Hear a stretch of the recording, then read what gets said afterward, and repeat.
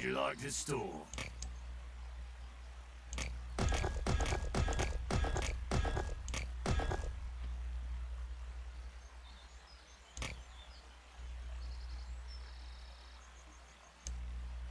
Don't worry about your things. I'll keep them safe.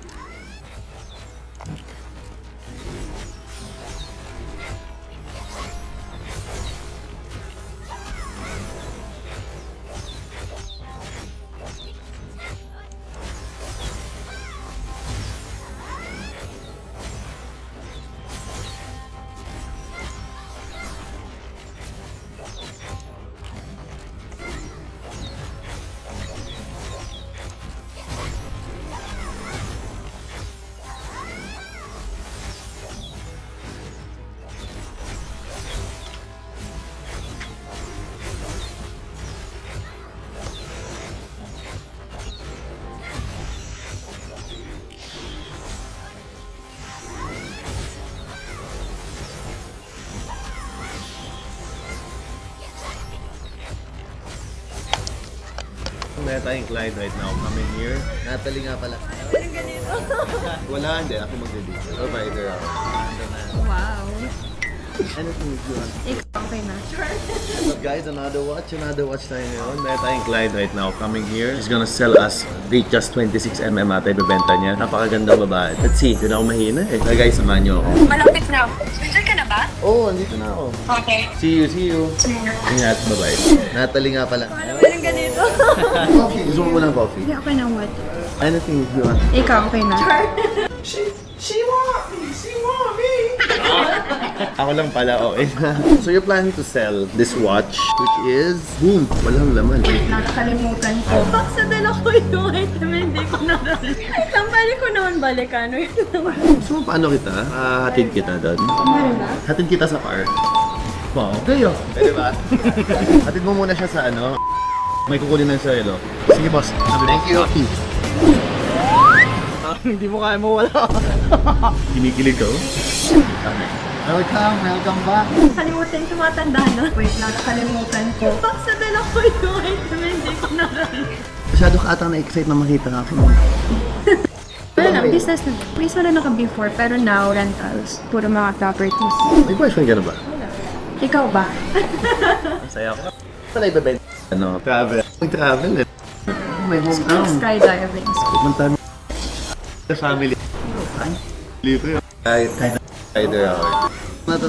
Okay, anniversary dial na 36mm, big diamonds, no tone, all steel, fluted jubilee. No papers talaga, certificates lang. Nabili siya doon. How much you plan to sell it? 520. Hindi kaya tayo. Tanong ko sa purchasing department namin kasi sila yung may ano neto. Si Patrick 69 bo. Good lang. Check ko lang na. Tanong ko lang sa kanya. Huli natin sa meeting. Yung... Ito? Watch only mo eh. Service papers from Rolex. Luma pa eh. Sa 400 kasi gusto mo na eh. May 300 kaya. Sige. Max. Ano?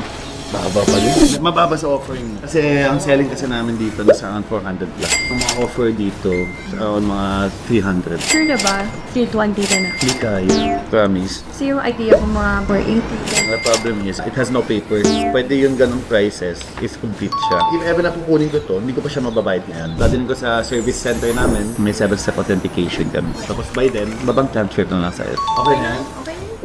Done deal? Done deal. Thank you so much, Madam Natalie. Sagutin yung lunch mo. Sige po. Bili ka din sa Rolex, no? Ngayon, puno Cartier ako ngayon. May watch ka din ang mga card doon. Hindi na ako sasama sa lunch niyo. Hindi na, kaya na lang.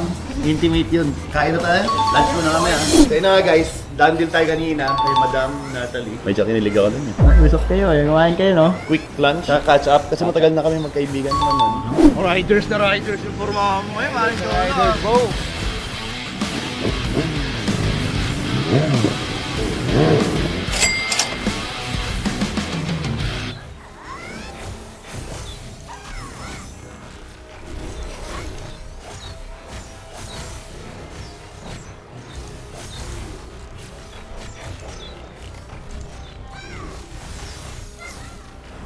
Ayoko yung bumuha pa ako magaling. Gusto ko mukha mabait. Ibig sabihin ng G is May bago tayo lakad. Wala tayo kikiyan si Priano. Magpa-podcast sila ni Paring Ives. Nakikinig si Paring Ives sa motor eh. Ba't ikaw wala pa? Gusto ko yung mga Harley Bus tas pihikan eh. may gas-gas na. Ayun. Another watches. Tayo ng Pampanga. Pampanga o Tarlac? Ayan ang hindi ko alam. Paulaan natin. Sumama ka na lang ha. Baka po, bibenta tayo ng kliyente. Men, kasi alam mo na masipag ako pag linggo. Tapos Paring ready. Para makoy. Good morning guys. How are you? See you. Mabait ako sa vlog. Hi team. Girl power. Magagang wata dito po. Ano? Ang aga ko, 7:30 dito na ako, tumakbo ko, nag-coffee ako. Tapos nag-yoga rin. Dami kong ginawa, sa hindi mo na videohan. Hoy men, ano, stop over lang. Dito mga 1 hour na lang, doon tayo sa destination natin para ipaghahandaan daw tayo eh. Ano yung handa daw? May Pagkain na masarap. At likinda po kayo. Pati gugupitin ko lang yung damit ko. Mahaba kasi. Meron pare, ba't mo ginugupit yan? Mahaba pare. Ito na. Ate, okay na po, thank you po. Ba, okay na, kaya haba. Hoy, welcome! Andito tayo sa Tarlac. Hello po. Magandang hapon po. Kamusta po? Kamusta po? Ano, bagal ako umakit. O, tignan mo, na-turn ka. Ako magiging supply mo. Dito ka pabayaan. Sobra ka sa buhok. Sige. Hi, boss. Hello.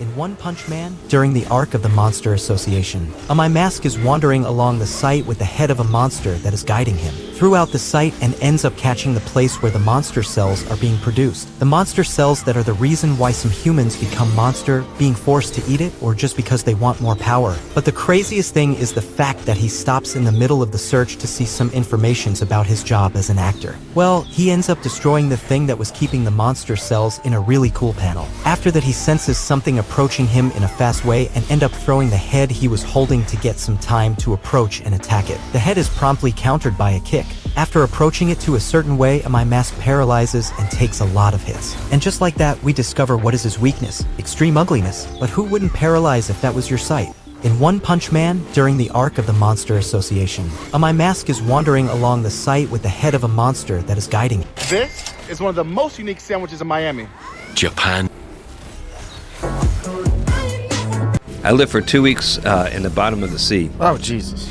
The scariest thing I saw was one night I was taking a dump. The way you do this, you go into the pool. You don't take a tank, you just take your mask and your fins. And you go down. You have to swim 10, 15 feet. It's not that far. And there's what we call the gazebo, which is just a little dome, has air inside. Now you're out in the middle of the Atlantic Ocean. You can't see a thing. But you can see this little gazebo. You swim to that, you pop in, take off your trunks, and you just let it rip. And then you finish, and you put your mask back on. And I took a big breath, and I went down, and I opened my eyes in my mask in the darkness with my flashlight, and I saw, like, right in front of me, this huge eyeball about the size of a saucer, and I freaked out. I'm screaming, and my crew come running thinking I've been bit by a shark or something, and I'm like, giant fish! And What was it? It was a Goliath grouper. Oh, I've seen those things before. They're enormous. Size of a cow. I lived for 2 weeks in the bottom of the sea. Oh, Jesus. The scariest thing I saw was one night I was taking a dump. The way you do this, you go into the pool. You don't take a tank, you just take your mask and your fins. And you go down. You have to swim 10, 15 feet. It's not that far. And there's what we call the gazebo, which is just a little dome, has air inside. Now you're out in the middle of the Atlantic Ocean. You can't see a thing. But you can see this little gazebo. You swim to that, you pop in, take off your trunks, and you just let it rip. And then you finish. You put your mask back on. And I took a big breath, and I went down, and I opened my eyes in my mask in the darkness with my flashlight, and I saw, like, right in front of me, this huge eyeball about the size of a saucer, and I freaked out. I'm screaming, and my crew come running thinking I've been bit by a shark or something, and I'm like, giant fish! And What was it? It was a Goliath grouper. Oh, I've seen those things before. They're enormous. Size of a cow. I lived for 2 weeks in the bottom of the sea. Oh, Jesus. The scariest thing I saw was one night I was taking a dump. The way you do this, you go into the pool. You don't take a tank, you just take your mask and your fins, and you go down. I had the opportunity to train with these Delta guys. Like, it's the most elite special.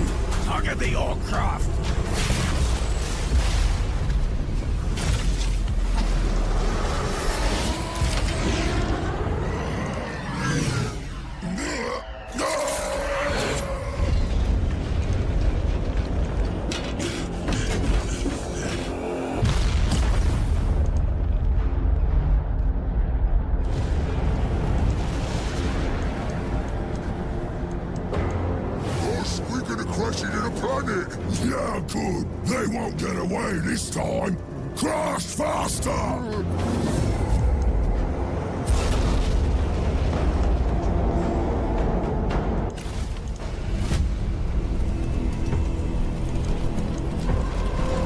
In the grim darkness of the far future, every soul's survival hangs by a thread.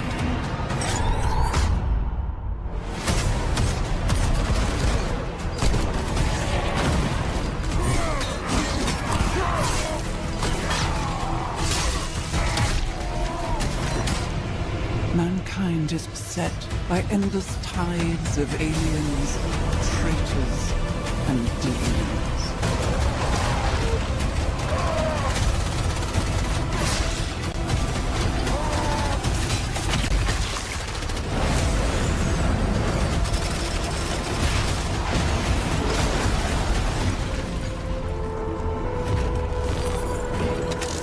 Across countless worlds, battles rage.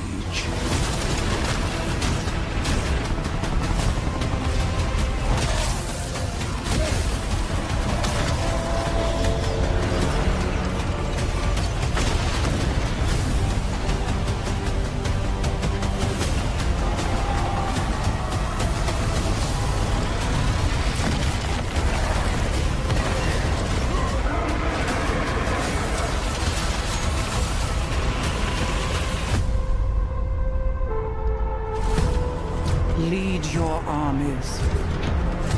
Conquer worlds. Fight on as the galaxy burns.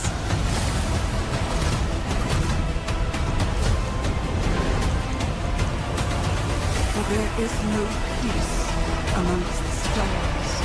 There is only war.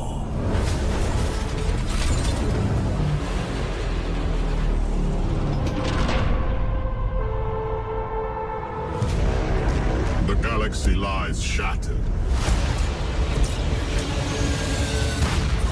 The Blood Ravens stand alone. We fight. We bleed. We die.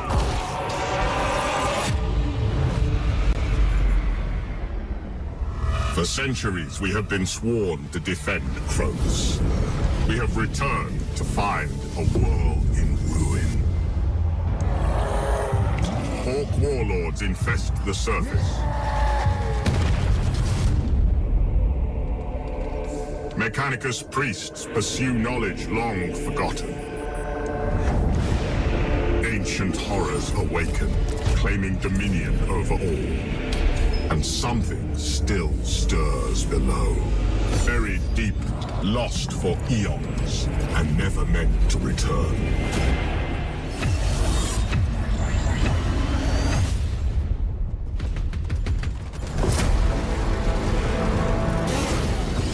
We stand defiant.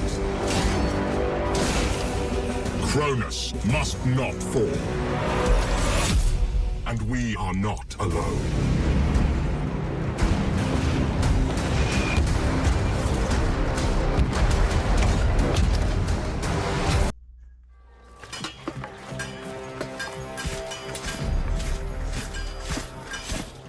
For weeks, we've been supplying the province of Glenmore. Our troops have secured a foothold in the region, clearing campsites full of bandits.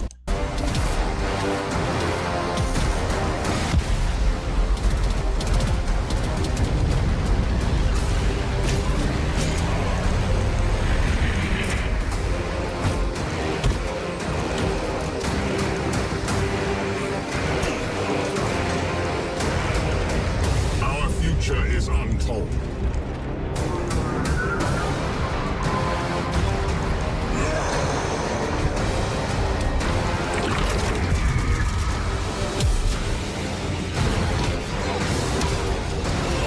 Only one thing is certain. War has returned to Kronos.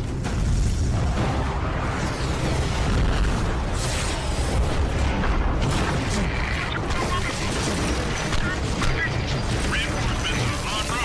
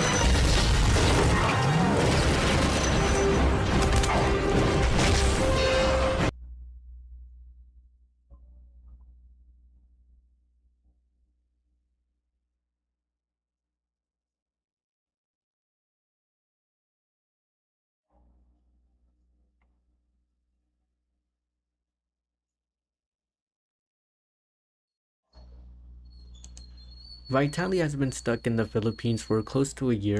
He is very happy to finally leave the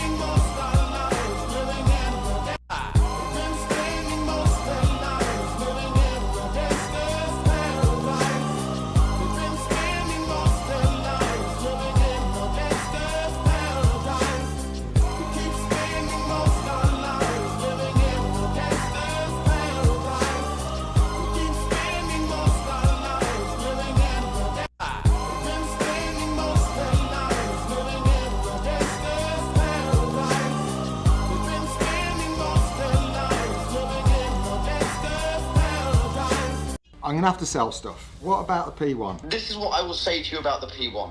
I would pay you more than you paid me for the P1 if you want to have a deal for the Veyron. But they're on the way up, they're climbing, and I don't think it's a good thing to get out of, considering you have so many other cars. You don't do anything with them, you don't use them, and if you were mounted that one, and that one, all of a sudden you've got a Veyron sat in the garage. I'm happy to give you 100 grand profit on the P1. Wow, really already?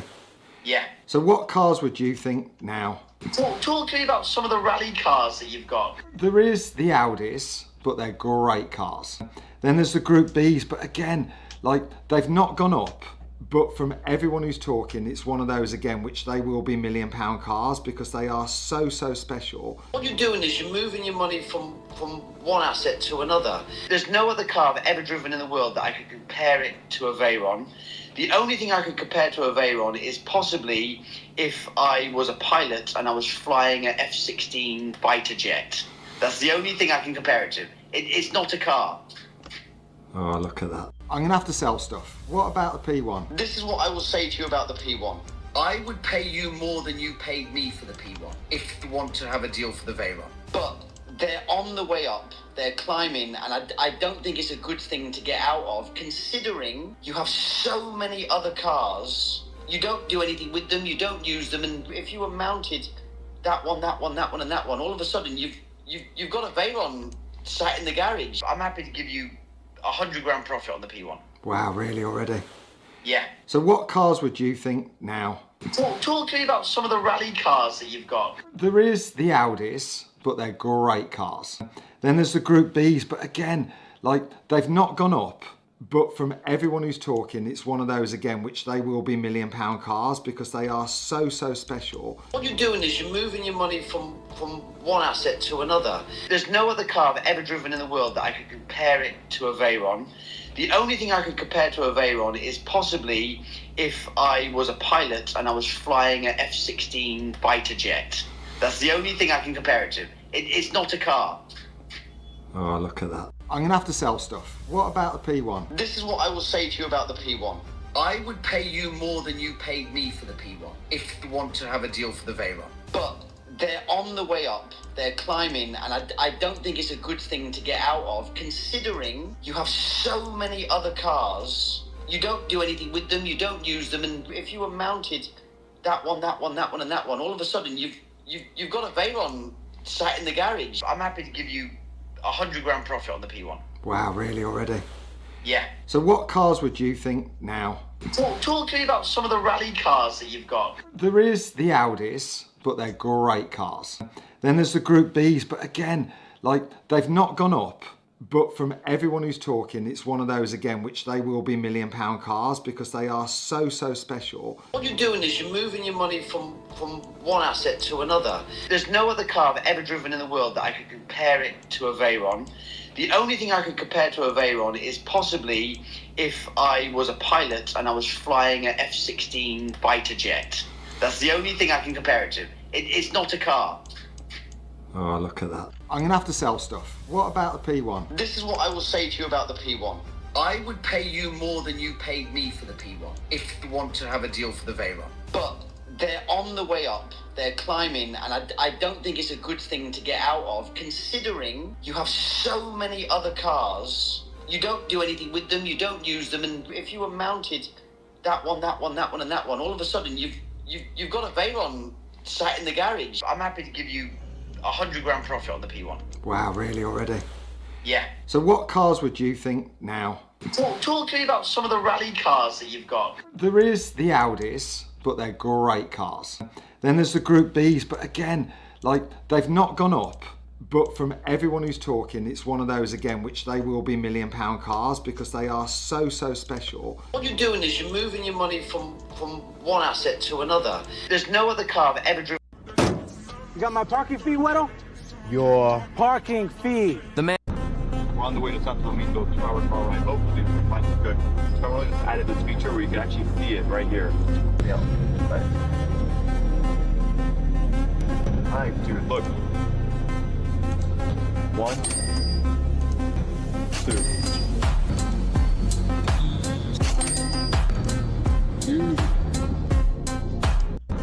We're on the way to Santo Domingo, 2 hours far right. Hopefully we can find some good. So just added this feature where you can actually see it right here. Yeah. Right. Alright, dude, look. 1, 2. Seriously, take a... What happens to Leman Russ after the Horus heresy? After Terra is saved, Russ reaches the throne world and sees what the war cost. The Emperor is broken, entombed on the Golden Throne, and Russ is left furious and hollow. At the Grand Council of Reconstruction, he sides with Dawn and the Lion, pushing for a crusade of vengeance instead of slow rebuilding. Even when Gilliman's plan wins, Russ still goes hunting, tearing through the Sol system for surviving traitor pockets. Then comes the Codex Astartes. Gilliman wants the Legion split into smaller chapters, so no single force can betray Terra again. Russ fights that idea hard, and the Space Wolves refuse to become a normal Codex chapter. In 211 M31, during a great feast at the Fang, Russ finally stands, speaks of returning for the final battle, and then he leaves. He marches out with his chosen warriors and heads into the Eye of Terror. He tells almost no one where he's going. He only leaves Bjorn behind to hold Fenris when the Wolf King is gone. The Space Wolves wait. Every year they lay Russ's place at the feast table, horn-filled, like he could walk in at any moment.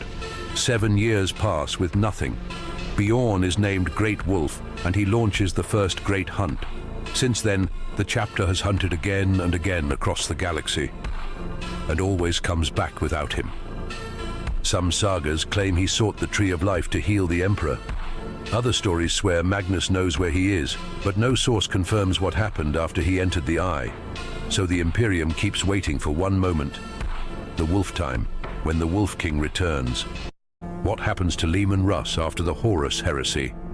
After Terra is saved, Russ reaches the throne world and sees what the war cost. The Emperor is broken, entombed on the Golden Throne, and Russ is left furious and hollow. At the Grand Council of Reconstruction, he sides with Dawn and the Lion, pushing for a crusade of vengeance instead of slow rebuilding. Even when Gilliman's plan wins, Russ still goes hunting, tearing through the... I've got this lovely Birkin bag. My mom gave it to me. She's got a massive collection. Personally, me, it's a bit too exquisite. I wouldn't be able to rock it as good, so... Okay, it looks like a big bag. It's a heavy bag as well. No. Yeah. yeah. Now my mom's wait, got a you massive guys collection. are not ready for this. I'm so sorry to cut you off because, oh my God. I've been doing this for years and years, and honestly, I've never seen a so black box in real life like that. Oh, okay. And it's got the ribbon with it. Do you know how limited this bag is? No, not at all. No, please. This bag came out in like 2010, 2011. The papers are literally pristine. My mom has got so many of them. You know, it's an early Christmas gift to me. You know, I'm trying to go to Vegas with the boys. Gift? Why not? She won't miss it. She won't miss it, honestly. I'm sure it'll be fine. What if she sees this video? No, it's all good. She doesn't have social media. She doesn't have social media? No, it's all good. Guys, I literally can't believe it. I was not ready for this today. This is an Hermes Birkin 35 So Black, and this bag came out in 2011. And look at it. It looks like it's unused as well. This is so rare. Look, even the pillows are black. Let's have a look at the bag, inspect it. Cool. And then hopefully get a deal done. Look, even the felt is black. Lock key and clutcher inside. Look at this, even the lock is black, and then you've got the keys as well. What's so unique about this bag is literally everything in this bag is made out of like black hardware. So like even the hardware, the feet, and even the stamp is like embossed within the leather. It's got the receipt with it. That means it's a full set, which is really rare to find in the secondary market at the moment. This is so cool. Your mom literally left every single detail that has got to do with this bag. Okay, since you said that you want to travel and go away, big time. I'm not even gonna bother with consignment because I'm definitely buying this from you. Cool. And our offer instantly would be that paid into your bank account. No way. Straight away after authenticating the bag. And the price that you will be paid is this, straight No way. Are you serious? Yes, Okay. way. No, that's crazy. That's This is crazy what you don't. Thank you, man. Good stuff. Congratulations to you too, bro. First big purchase. And you too, bro. I know you can buy it if you want, but you don't got your ledger, so you gotta wait. Kind of stuff. Just tell the camera how old you guys are. 17. 19. That's crazy. And you guys started trading at what age? Like 6 months ago. Yeah, we started trading meme coins like 6 months ago. Thank you, man. Good stuff. Congratulations to you too, bro. First big purchase. And you too, bro. I know you can buy it if you want, but you don't got your ledger, so you gotta wait. Kind of stuff. Just tell the camera how old you guys are. 17. 19. That's crazy. And you guys started trading at what age? Like 6 months ago. Yeah, we started trading meme coins like 6 months ago. Thank you, man. Good stuff. Congratulations to you too, bro. First big purchase. And you too, bro. I know you can buy it if you want, but you don't got your ledger, so you gotta wait. Just tell the camera how old you guys are. So 19. That's crazy. And you guys started trading at what age? Like 6 months ago. We started trading meme coins like 6 months ago. Thank you, man. Good stuff. Congratulations to you too, bro. First. Let's see how expensive a solo dinner at an upscale steakhouse hidden in the train station is in New York City. Going to have a lonely Sunday family dinner. You guys know how I have a fetish for hidden restaurants. Hey, this is Grand Central Terminal, and there's a hidden steakhouse here, right over there. Yeah, I do. How much does it cost to do a solo dinner? Yeah. I love your videos. Thank you, man. I appreciate it. Take care, guys. Oh, you are trying to do the videos, right? Yeah. Hey, how's it going? Do you guys have a table for one? Damn, this entry looks so gorgeous. Hey, I've been waiting for you, my man. Oh, yeah? Third time, right? Yes. I've Nice been to meet watching you. in that Ramadan period. Oh, wow. Thank you, Pleasure man. to have you, man. Welcome. Appreciate it. Thank you. No, I have no worries with you. Right here? Okay, thank you so much. How long has this been open here? 4 months. 4 months? Oh, wow. That's pretty new. Thank you so much. Okay, this is gorgeous and You've got a gorgeous seat in the house. Oh yeah, I'm having butterflies right now. Really? Like, that's how crazy it is. Oh yeah. I mean, it's just, you're in a piece of history. Yeah. We have a welcome drink for you, non-alcoholic. On the house mocktail, no alcohol. That's so good. I'm ready to order then. So I do want to start with the meatballs. Meatball does have pork. It does have. How about the steakhouse Caesar? No. Let's do that. How big is the steakhouse burger? About 7 ounces. I want to do that also as an appetizer. And for the steak, the cowboy steak, is that ribeye or? It is a ribeye cut. Okay, I want to also do that. Lovely steakhouse burger for you. The lovely steakhouse Caesar. Thank you so much. I'll just dog this down, baby. $62 steakhouse burger. Couple things I want to point out though. I was expecting onions and cheese. Beef patty with Wagyu meat on top. Smell. Oh my gosh, this is so delicious. That's the steakhouse burger treatment. Really good. I guess they want you to taste the flavor of the meat. It's so delicious. I'm gonna rate this burger 8.8 out of 10. Now let's have our salad to balance out our diet. $28 Caesar salad. One thing I wish about the salad was crunchier croutons. I give this a 7.5 out of 10. Thank you so much. So this is from the chef? This is from chef. Okay. Wagyu bone marrow and Wagyu filet. This whole chef experience, I'll give it a 9 out of 10. The cowboy steak with side of the cream spinach. And here's our trio of steaks. $112 bone-in ribeye steak. $19 cream spinach. Just dog it down, baby. Salt-based style, baby. Look at that. Perfectly cooked. Perfect crust on top. Medium, small. Chimichurri sauce. Without the sauces, I would give the steak an 8.2 out of 10. But when you put the sauces on it, the sauces elevate it to like a 9. It's really delicious. It's a very high quality meat. 8 out of 10 cream spinach. And when you get the chance, can I get the check, please? Sure. Thank you. Palate cleanser from our chef Nicole. Thank you, I appreciate it. I am so full, but try it out of respect. It's small. Well, that's delicious. Thank you so much. Yeah. Total $258. Left a $90 tip. Total $348. Have a good night. Nice meeting you. Nice meeting you. Have a good night. Nice meeting you too. Let's see how expensive a solo dinner at an upscale steakhouse hidden in the train station is in New York City. Going to have a lonely Sunday family dinner. You guys know how I have a fetish for hidden restaurants. Hey, this is Grand Central Terminal, and there's a hidden steakhouse here, right over there. Yeah, I do. How much does it cost to do a solo dinner? Yeah. I love your videos. Thank you, man. I appreciate it. Take care, guys. Oh, you are trying to do the videos, right? Yeah. Hey, how's it going? Do you guys have a table for one? Damn, this entry looks so gorgeous. Hey, I've been waiting for you, my man. Oh, yeah? Third time, right? Yes. I've Nice been to meet watching in that Ramadan period. Oh, wow. Thank you, Pleasure man. to have you, man. Welcome. Appreciate it. Thank you.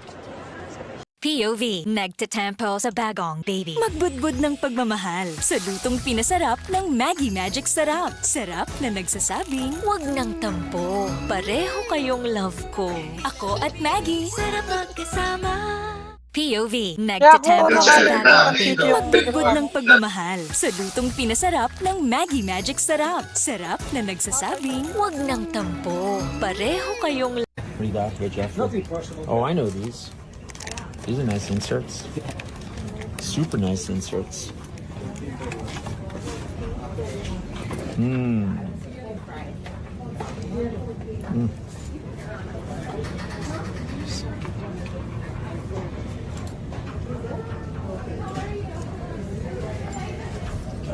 How much are all of these? $6K. For all of them? Yeah.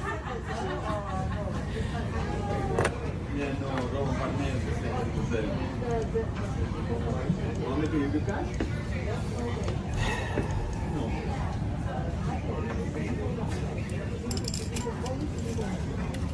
you more. I really appreciate you for real. We're still connected, my Muslim brother. One day, bro, if you ever go to the mosque off stream for Ramadan prayer that night, let me know.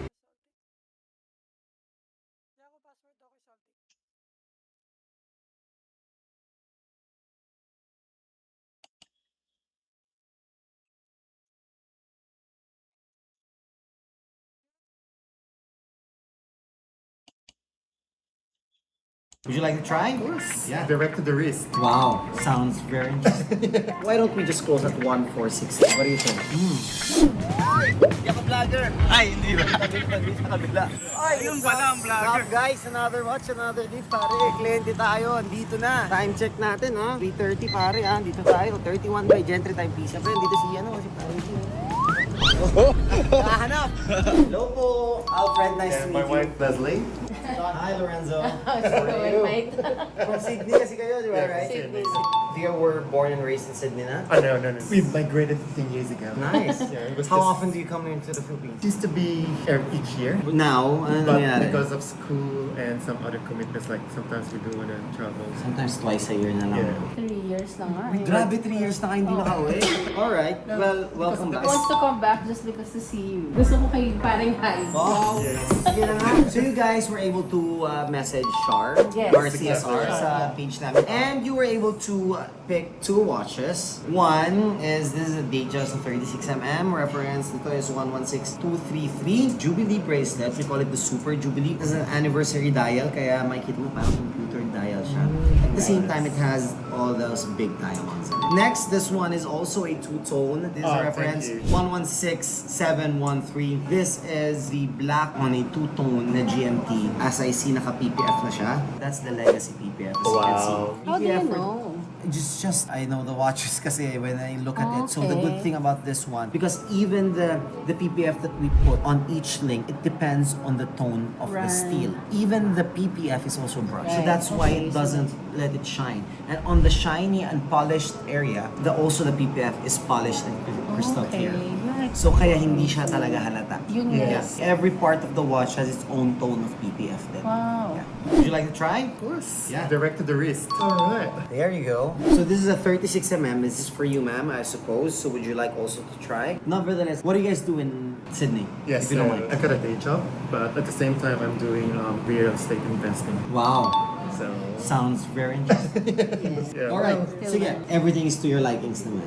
That's for me is the number 1 goal. So if Yeah. you guys are happy about it, let's talk about pricing. Okay. Okay, sige, 815 plus 615, right? So we're talking about 1,465,000 all the way from a supposedly almost, I think the discount was given to you was like 45,000. What do you think? Well, okay, so just a bit of information. I'll be celebrating my birthday on Christmas. Alright. I leave the wish to you. Pare, wala kaming birthday, wala na kaming Christmas. Paano yun? Di wala, di null yun, di ba? Pag gano'n. Why don't we just close at 1,460 and then that's another 5K for you. What do you think? I'll let you be the judge. I think that's a yes. 145. That 25,000 for that is quite the stretch. Are you sure you can't make it 1,460? He wants it to end with an 8. Sabi niya sa akin. 58. Okay, done deal. Done. Oh, the pleasure is mine, guys. We flew all the way from Sydney. This is the least that I can do for you guys. Para yung dandel coffee nga nila, bigay nyo. Alright. It's nice. Sige, pare. Do something for Shar. Yan natin ang gift si Shar. Alam mo ba, yes. Actually, si Shar kahapon, na ano siya, customer service award siya.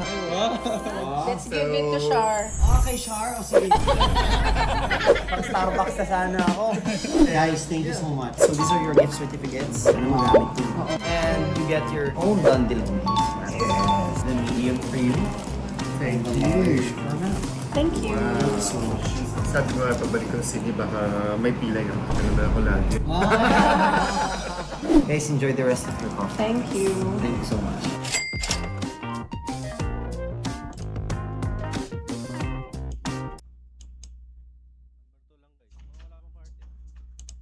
Napaganda lang ng konti. Huwag mo na lang tawaran. 600. Wag, boss. Ilang kilong calamares na yung nabibenta nyo per month? Kung andito si Makoy, yari ito. Ubus to. Alright, welcome to Lugsod ng Kainta. Kainta na ba to, boss? Kainta, Antipolo na ata ito eh. Boss, nice to meet you. Nice to meet you. Hi, kamusta? Ayun, tara. Dala nyo yung ano nila, yung order nila. Hello! Pasok tayo. Hi, nice to meet you. Kamusta? How are you? How's everything? Okay naman. Hi, how are you? Nice to meet you. Na Patrick 69 ng Germany, sinama ko. Bango amoy Ymir. Umiiyak nung umalis ako eh. Gusto sumama talaga eh. Galing. Galing kami ng Marikina. Malapit lang. Yeah. Nagkaroon kami ng deal doon and then we came here to finish the last deal of the day. Yes. Sino pala sa inyo ang bibili? That would be me. That would be Yes. You already have a Rolex Datejust, the Wimbledon. That's Yeah. nice. That's Yes. a 41mm. Since when? Recently lang din. Pero ito kasi binilin ko for the brand. Yeah, Captain Calamares. So since when you started the Captain Calamares? We started 2023. First of all, congratulations on your business. Grabe. What made you think na gagawin ko tong very highly commercialized establishment, di ba? Siguro naging advantage namin yung unique concept niya.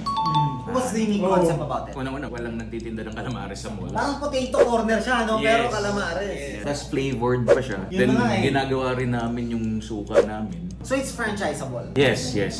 Ilang kilong calamares na inabibenta nyo per month? Every 3 days, 1 ton of squid ang inaano namin. Every 3 days, 1 ton. So Yes. you're talking about around 10 tons pare. Yes, Of yes. calamares. Yes. Of squid. Tao ng Pinoy. Without further ado, you ordered in 2016. Yeah. Now 114060, this is the no date na Yes. Submariner. Ceramic na siya. 40mm. Actually, one of my personal favorite din kasi gusto ko yung no date. Ayoko na masyado maraming complication. We gave you a price, the 629. Tama? Yes. Now I have a surprise for you. Gusto ko yan. It's just napaganda lang ng konti. Okay. Huwag mo na lang tawaran. It's a 2018 yung nakuha. So, it's a 2-year newer lang siya. So, this is the 2018 na Submariner 114060. Wala namang any significance yung 2016 sa'yo. Wala naman. Yun yung kinakakaba ko eh.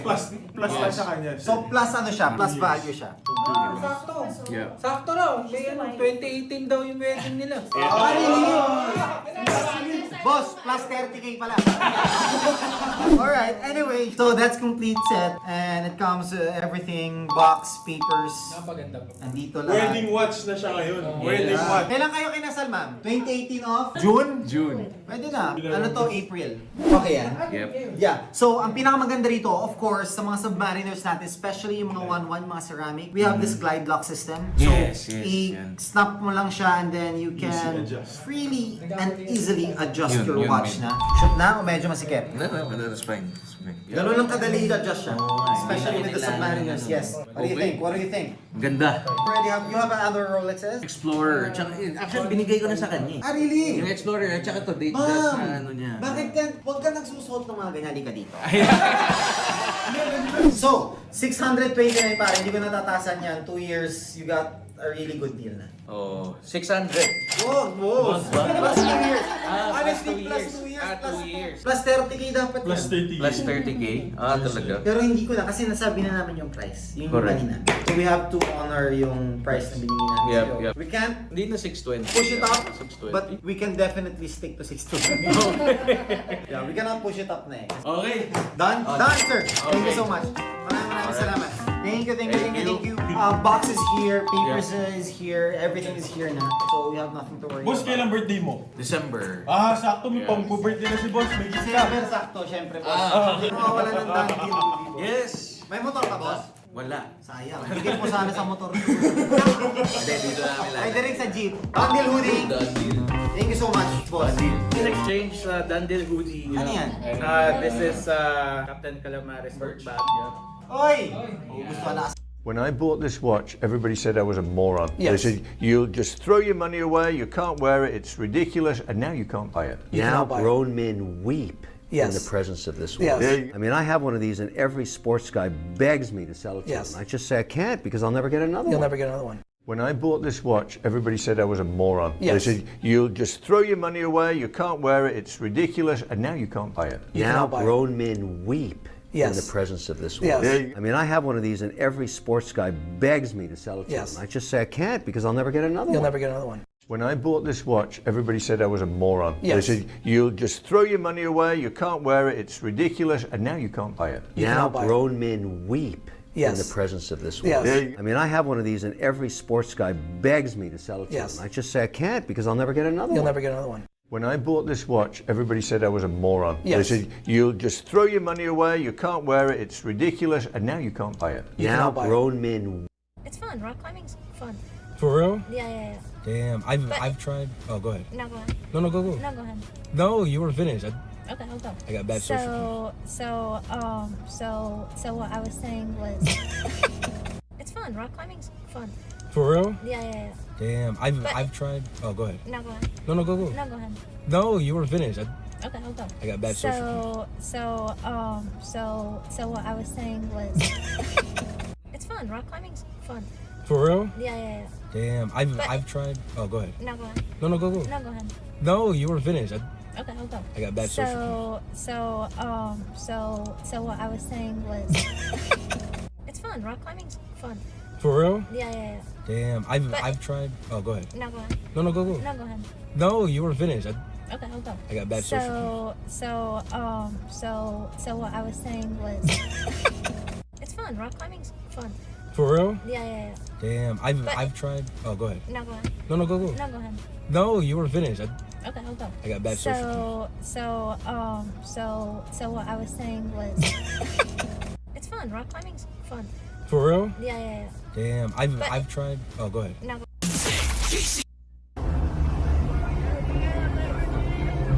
Let's race! Let's race! 3, 2, 1, go! Ha, ha, ha,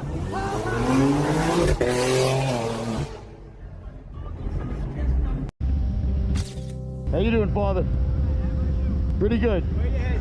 Home. You getting home? After riding in the rain all freaking day. Thank you. Thank you very much. Honk for the church, okay? Yes, thank you. God bless. Doesn't get better than that. How you doing, Father? Pretty good. Where you headed? Home. You getting home? After riding in the rain all freaking day. Thank you. Thank you very much. Honk for the church, okay? Yes, thank you. God bless. Doesn't get better than that. How you doing, Father? Pretty good. Where you headed? Home. You getting home? After riding in the rain all freaking day. Thank you. Thank you very much. Honk for the church, okay? Yes, thank you. God bless. Doesn't get better than that. How you doing, Father? Pretty good. Where you headed? Home. You getting home? After riding in the rain all freaking day. Thank you. Thank you very much. Honk for the church, okay? Yes, thank you. God bless. Doesn't get better than that. How you doing, Father? Pretty good. Where you headed? Home. You getting home? How much do I need to start trading? 100? No, just $20. Oh, really? Yep. All right, I'll make you a deal. Start trading tomorrow, and by January 24th, you will be thanking me. Dude, I'm 41. Is that realistic? I started at 40.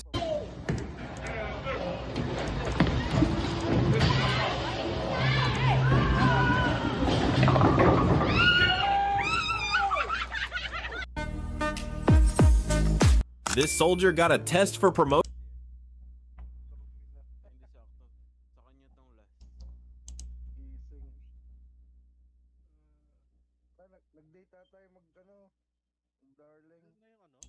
Blast has just exposed Saitama's true power. He told Sitch that the Caped Baldy was so strong he couldn't see the bottom of his endless pit of power. Just like how Garo said there was nobody on Earth that could measure Saitama's limitless ability. The number 1 S-Class hero saw their battle on Earth before the Baldy landed the finishing blow. Luckily, Blast senses no malice from Saitama, meaning it's fine to let this god-level hero roam freely. But little does he realize that there's even more to the Caped Baldy's power level as he avenged Genos, destroyed planets, and became the very fist that went against God. Now Blast knows of God's prophecy and has been battling him for 20 years, where he realizes that Saitama is the key.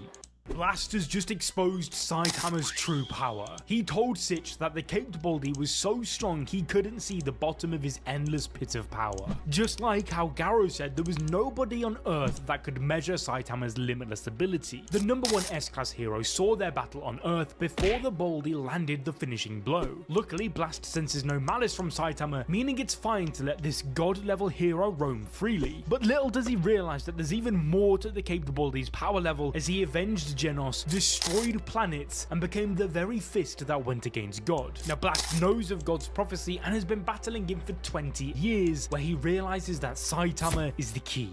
Blast has just exposed Saitama's true power. He told Sitch that the Caped Baldy was so strong he couldn't see the bottom of his endless pit of power. Just like how Garo said there was nobody on Earth that could measure Saitama's limitless ability. The number 1 S-Class hero saw their battle on Earth before the Baldy landed the finishing blow. Luckily, Blast senses no malice from Saitama, meaning it's fine to let this god-level hero roam freely. But little does he realize that there's even more to the Caped Baldy's power level as he avenged Genos, destroyed planets, and became the very fist that went against God. Now Blast knows of God's prophecy and has been battling him for 20 years, where he realizes that Saitama is the key.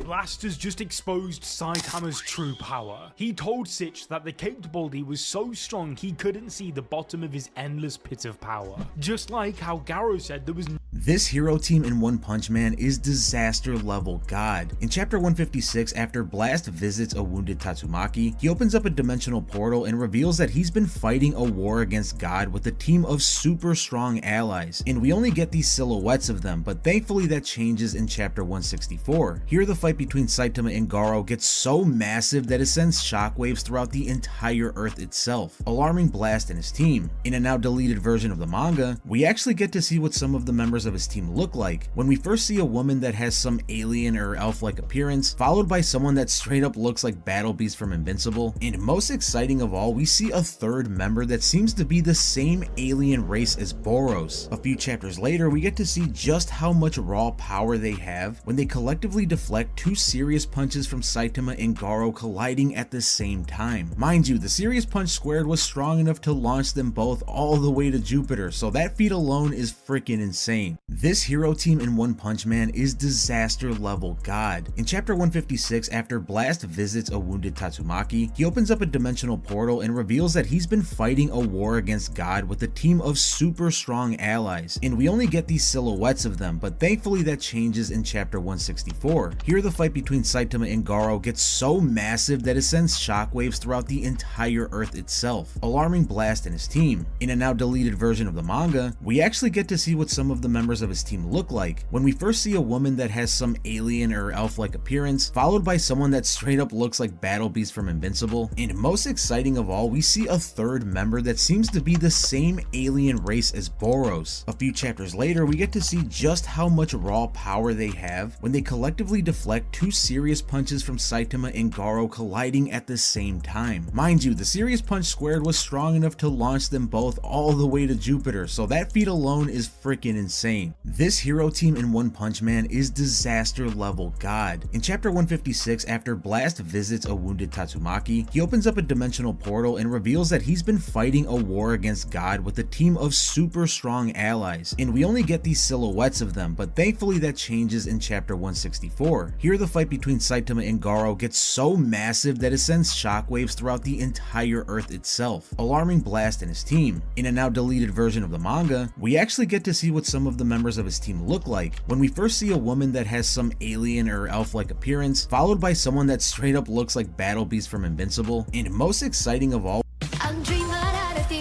Ahmed, what are you doing? This right here is 11 cars that we can no longer rent. Why? The RTA have a rule. If the car is worth more than 600,000 dirham, you can keep it in your fleet for up to 6 years. But if it's worth less than 600,000 dirham, it has to be in the fleet for only 4 years. So basically, for example, the STO, it's only 2 years old. So it's not 4 years old, but it's got already 100,000 kilometers on the dashboard. Already ran out of warranty from Lamborghini. It might start facing us some problems. So we'll sell this car this year. The Aston Martin Vantage, it's a 2019 model. This car can no longer be rented in the fleet anymore. So we're gonna have to list it online or sell it to a wholesaler. This car will probably end up in Nigeria, Africa, anywhere else in the world. How much would you sell this Vantage for? So this car online is around 400,000 dirham. we'll be selling it for around 300,000. But next year, for example, the GLC will have to be sold. Then the year after, the Cullinan. But what we do, we keep on replacing the cars. We've ordered 2 new facelift Cullinans that should be here next month. We just added, for example, the Aston Martin 707. Every 2-3 years, we have to renew our fleet, make sure the clients are happy with all the new cars. Ahmed, what are you doing? This right here is 11 cars that we can no longer rent. Why? The RTA have a rule. If the car is worth more than 600,000 dirham, you can keep it in your fleet for up to 6 years. But if it's worth less than 600,000 dirham, it has to be in the fleet for only 4 years. So basically, for example, the STO, it's only 2 years old. So it's not 4 years old, but it's got already 100,000 kilometers on the dashboard. Already ran out of warranty from Lamborghini. It might start facing us some problems. So we'll sell this car this year. The Aston Martin Vantage, it's a 2019 model. This car can no longer be rented in the fleet anymore. So we're gonna have to list it online or sell it to a wholesaler. This car will probably end up in Nigeria, Africa, anywhere else in the world. How much would you sell this Vantage for? So this car online is around 400,000 dirham. We'll be selling it for around 300,000. But next year, for example, the GLC will have to be sold. Then the year after, the Cullinan.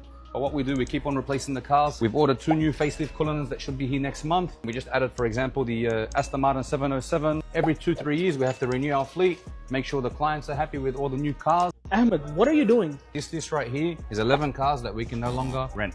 Why? The RTA have a rule. If the car is worth more than 600,000 dirham, you can keep it in your fleet for up to 6 years. But if it's worth less than 600,000 dirham, it has to be in the fleet for only 4 years. So basically, for example, the STO, it's only 2 years old.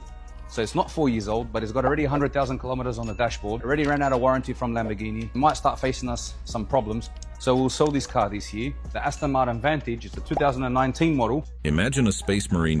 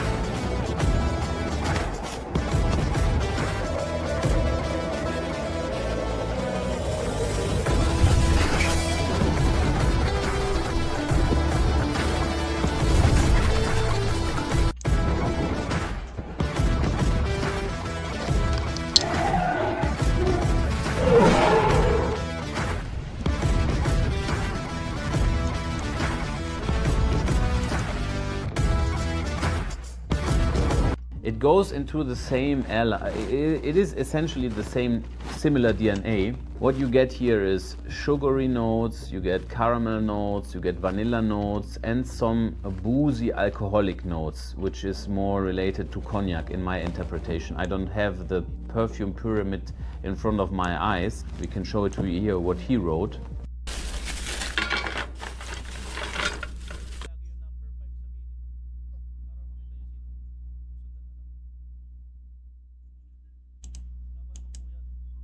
So I want to ask you something. In the hearing yesterday, I don't know if you were able to watch the whole hearing. There were two, in Zaldico's video, do you remember, Senator, Zaldico's video claiming that former Speaker Martin Romualdez was asked by President Marcos Jr.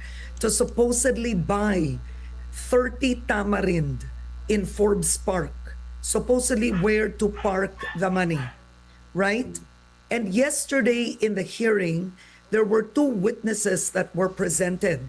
They were staff who were renting 30 tamarind, and they claim that they saw Curly Discaya inside the house, and it was Curly Discaya who said Martin Romualdez owned the house. So that was a claim made in yesterday's hearing.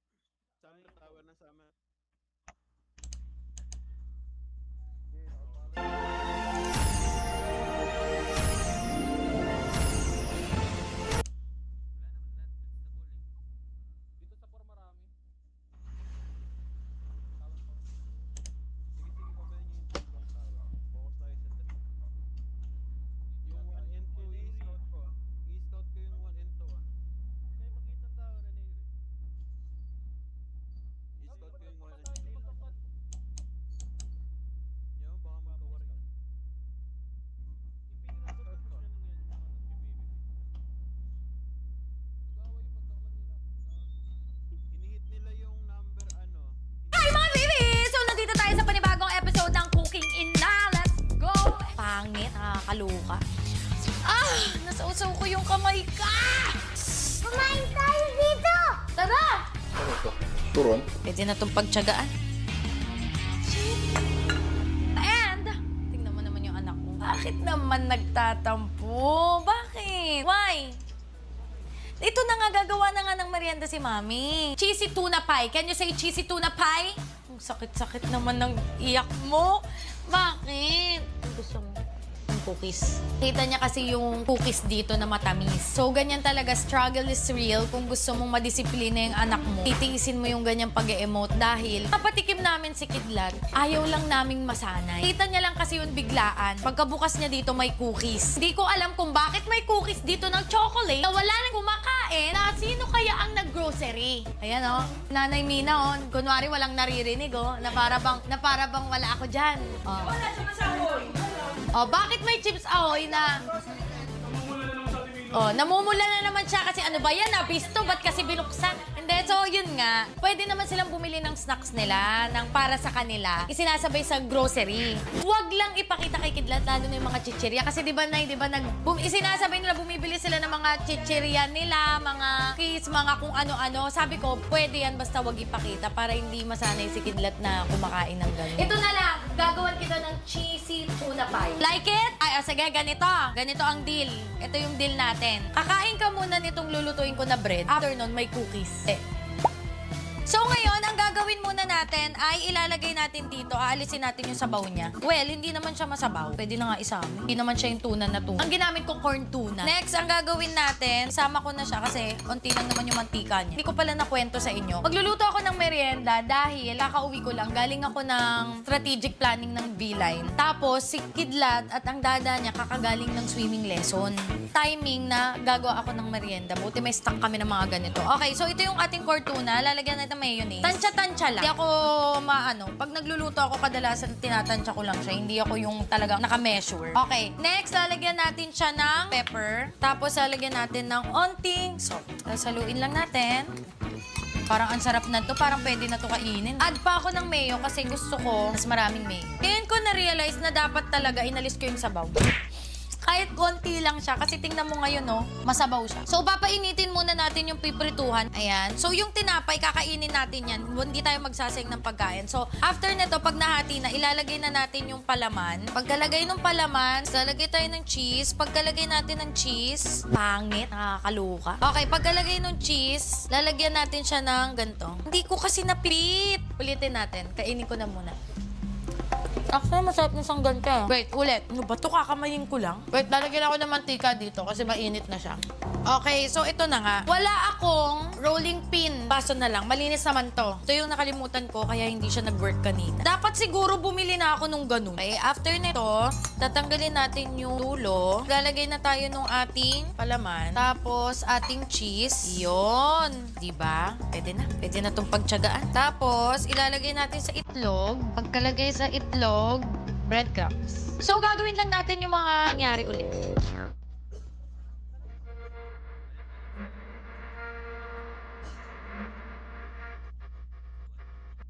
Ilagay na natin siya sa ating... Nasausaw ko yung kamay ka! Ate, ba't sinausaw ang kamay? Akala ko kasi yung mga napapanood ko sa reel, yung ginaganon-ganon yung mantika. Okay, next. Mag-aano na ako, gagamit na ako nito kasi kit. So, gawa lang tayo ng iba pa. Shit! May mali akong nagawa. Hindi ko nalagay yung sibuyas. Nakalimutan ko yung sibuyas. Alam mo ba ang nagsabi yung editor ko? Sabi, para saan sibuyas, te? Alam mo, ito kasi biglaan talaga. Talagang di ako magvi-video ngayon. Sabi ko lang, gagawa ako merienda pero gawan na natin ng video. Ngayon, hindi ako prepared. Nakalimutan ko yung mga dapat ko gawin. Kasabog-sabog na ang cooking show na to. Ito nga pag pumunta ba kayo dito sa Cooking Ina, matututo ba kayo? Hindi. Kako ang tuturuan nyo, mag-comment kayo kung ano yung mga yung iba kasi, di ba, pinapanood ninyo para matuto. Uy, may segment si ganito, baka meron akong makuhang idea. Sa akin, sakit ng ulo ang inyong nakuha. Kasi, hala, ba't walang ganito? Hala, ba't ganyan? Kaloka! Okay, pinuhin lang natin tong sibuyas. Na-stress ako talaga. Ang hapdi ng kamay ko, nilublub ko sa ano. Okay, lalagay na natin yung sibuyas. Masarap na maraming sibuyas. Hindi ko lang ba't ito pa yung nakalimutan ko. Okay, so i-flip na natin to. Yun. Ay, talaga, may mga bagay-bagay ka talagang dapat na learn na lang, wag ka na maggawa kaya. So, ito ang ating cheesy tuna with nails. So, sana wala na akong nakalimutan. Talaga, day. So, pitpitin muna natin. Pagkapitpit natin, kuha tayo ng... Nakalimutan ko yung konti. Sabi kasi, aalis pa ako guys. Magliligo lang ako. Meron akong dinner meeting after nitong paggawa ko ng merienda. Diretso naman ako sa dinner meeting. Okay, so maglalagay tayo ng tuna, corned tuna. Tapos lalagay tayo ng cheese. Ito yung gusto ko, yung may sibuyas. Pamagkasya. Then, natin ng tinig. Para siyang kariman. Ito na ang ating kariman. My own version of kariman. Alam niyo yun? Alam niyo nung high school ako, yan ang, at saka college, yan ang panawid gutom ko, kariman.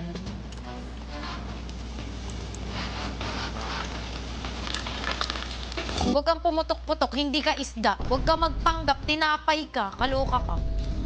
So guys, ito na ang ating cheesy tuna sandwich. Wow, you want to try? Look.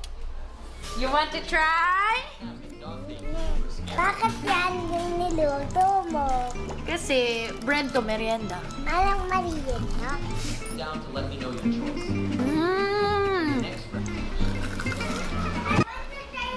Okay, let's go. Kumain tayo dito.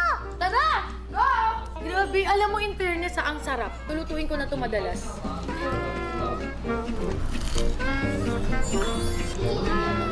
What will you say to Mama? Thank you. I love you. Love you. Hindi na naman nakatingin sa kay Mami. Thank you. Love you. Ang sarap nitong merienda. Gusto mo pa? Bigyan ka sa plato? Bigyan ka sa plato? Yeah. So, ready ko lang yung pagkain ng dalawa kong anak. So, ito na, pagkain ng dalawa kong anak. Dad, here's your food. What will you say to Mama? Thank you. Food for that one. Para sa isa kong anak. Here's again. Ito.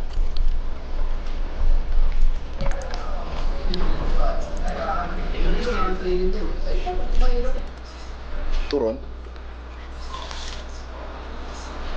Sarap. Ano nyo ka nito? Punta. Corn tuna. So, syempre, hindi pa pwede yung babaita ko kumain. Yun yung panganay ko talaga. Ito yung pangalawa. Yung bunso ko natutulog na sa taas. Baby pa, hindi pa makakakain ng cheesy corn tuna. So, ayun! Thank you so much sa panonood, mga babies. Mag-suggest kayo dyan ng gusto nyong try ko sa sunod. Bye! If you're not subscribed to Team Payame, why not? Coconut Paknot. Subscribe now and ring the notification bell. Gago! The epic online action game War Thunder lets you dive into massive battles and experience the full power of legendary military vehicles. From World War II to the modern era, tanks, planes, helicopters, and ships from different generations have been recreated in incredible detail, so you can feel like the hero of an action movie. Fight on historical battlefields where terrain and surroundings play a crucial role. Immerse yourself in the chaos of realistic combat with cutting-edge graphics and advanced physics. With the latest update, War Thunder looks better than ever. Thanks to stunning shot effects, you'll feel the fury and fire of battle. Plus, improved aircraft controls make it easier than ever to pull off an insane flip in the top-tier FA-18. Command tanks, engage in high-speed aerial dogfights, and take part in epic naval battles. Play solo or team up with friends in the most massive action game ever. Download War Thunder for free at warthunder.com.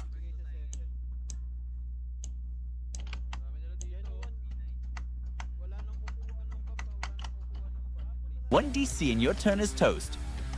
Rock solid connection till the match kicks off. Exit lag on. Always locked in the fight.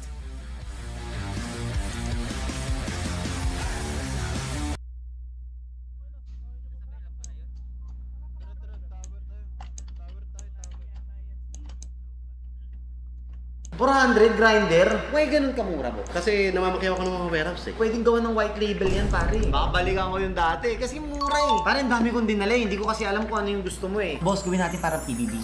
Bahay ni Kuya. Ang dami oh. Mag-ibig tayo. Patawarin mo ko. I forgive you, boss. Now forgive me as well. Hindi pa rin nalalaos ang isang paring hype, pare. Oh, what's up guys? Another watch, another day, pare. Ang ganda ng episode natin today. Si Christian Garnica, few days ago, nag-post siya sa social media na because he's looking for us. So sabi lang niya doon sa post niya, I finally wanna buy a watch. Please tag him kasi hindi ko alam yung mga legit accounts nila. So ang dami nag-tag sa akin doon. Nakita ko yung post, tapos of course, kinausap ko siya na approach. So he's been doing really great sa business niya. Recently, I think his CAG Power Tools, yung name ng ano niya, shop niya. Pupuntahan natin, check natin kung ano ba talaga yung business niya doon. Pero ang dami niyang followers eh. Nasa 1 million followers. Ang pinaka first pick daw talaga niya is yung Batgirl. However, kagabi, nang nasa around 4 AM ata yung nag-usap kami. Sabi niya, boss, baka kaya, dalawa na lang na use. Magkakasya niya yung pera niya. He also wants to get for his significant other. Bukawi, Bulacan pa to. So, babiyahe tayo doon. Really, I'm curious about sa business niya. Kaya, puntahan natin. Samahan niyo ako. Punta tayo sa third floor. Uy, nakakamiss nun. Nahimili lang ako na rilong dadali ko doon. Hello po!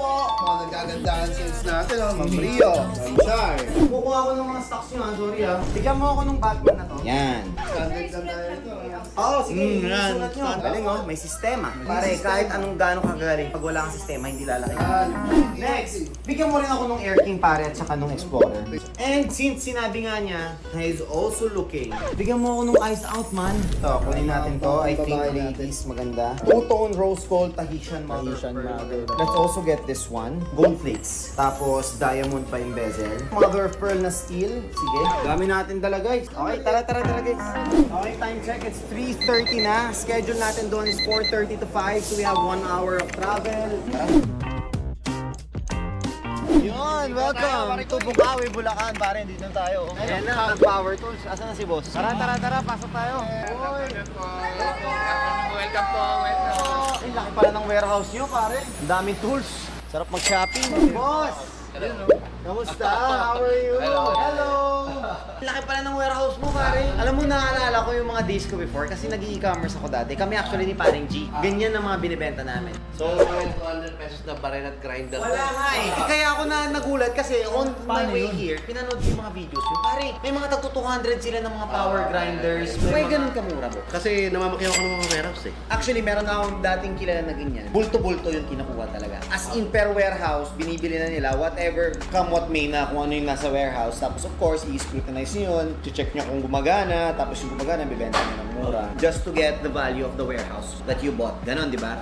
Grabe. Very high risk yung negosyo nyo, boss. Pero congratulations. Gano'n nakatagal, boss? 7 years na. Kaya pala, wala, nakasado na. Mga hustler na yan dito. Huwag kayong papasok sa mundong to. Kakainin na kayo. Anyway, boss, congratulations sa Cag Power to. Gold treasure to sa mga nag-e-commerce. Ay, talaga. Kasi ako nag-e-commerce ako dati, pare. Binibili ko lang sa Divisoria, sa Binondo. Tapos pinipicturean ko, inayusan ko, ginagawa ko ng website, tsaka page. Tapos nirarun ko ng ads. Ganoon ako nakaipon before. Pwedeng gawa ng white label yan, pare. Dami ko naman naisip eh. Baka mag-iba ako. Baka balikan ko yung dati. Kasi mura eh. 400 grinder. Pero nasa magkano ba ang usual na price ng Patulong ako dito. Number. Ito sa tower 2. Wait lang. Tower 2. TP sa 9. Number 2, TP9. PT number 2, punta sa 9.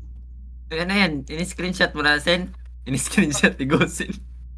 O tsaka sabi mo kasi di mo in-screenshot eh. Kaya sinend ko.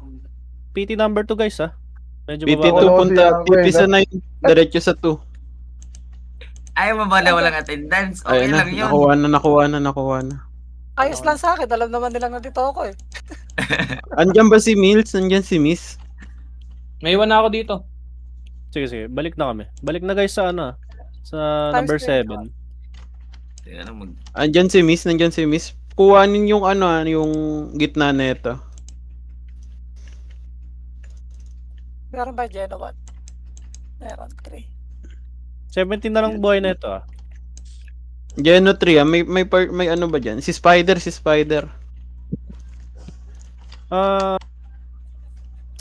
may hawak ng 2? Tayo no? Sino may hawak ng 3? Genoa 1. Kami, Geno 1. Geno 3 to. Si Spider nandyan ba? Papawak ko sana yung 4 at 6. Sabi ko kunin yung 4, 5, 6 na mga wala. Times 8. Spider, pasok ka na sa loob, Spider. 7. Kunin mo yung loob. Spider-Man. Yan. Guys, pengen akong box guys. Sa lang. Hindi, kuhanin nyo lang yan. Ay ako lot. Ako nakalit kanina. Wala nang Puro pulot dyan. PvP. Nakapulot na PvP dyan ako ng 5. Huwag na sila magpulot. Yan, nakalot ako ng brown. Bigyan na lang natin sa iba. Yung nakalot din ng brown. Putang na ngayon. Guys, gitna na. Geno 1. Genoa 1. Talonin niyo na. Talonin nyo. Talon na sa bakod oh. Kaya ko na yung phone. Nandito sila? Epic power lang hanggang wala pang kalaban. Tara, maganda to. PvP to. Sarap na ito. Dami na ito. Yun! Sarap. Yun! Kaya kayo mapagbakbakan. Sarap! Ngayon yun na sulitin. Wala nang kukuha ng buff ah. Ito na. Andito yung rank 1. Nasa akin. Ang gawin niyo ano? Yan lahat. Putang ina. Kinukuha nung 1. Mamatay na. Tower 1. Si Spider kukuha nung 1.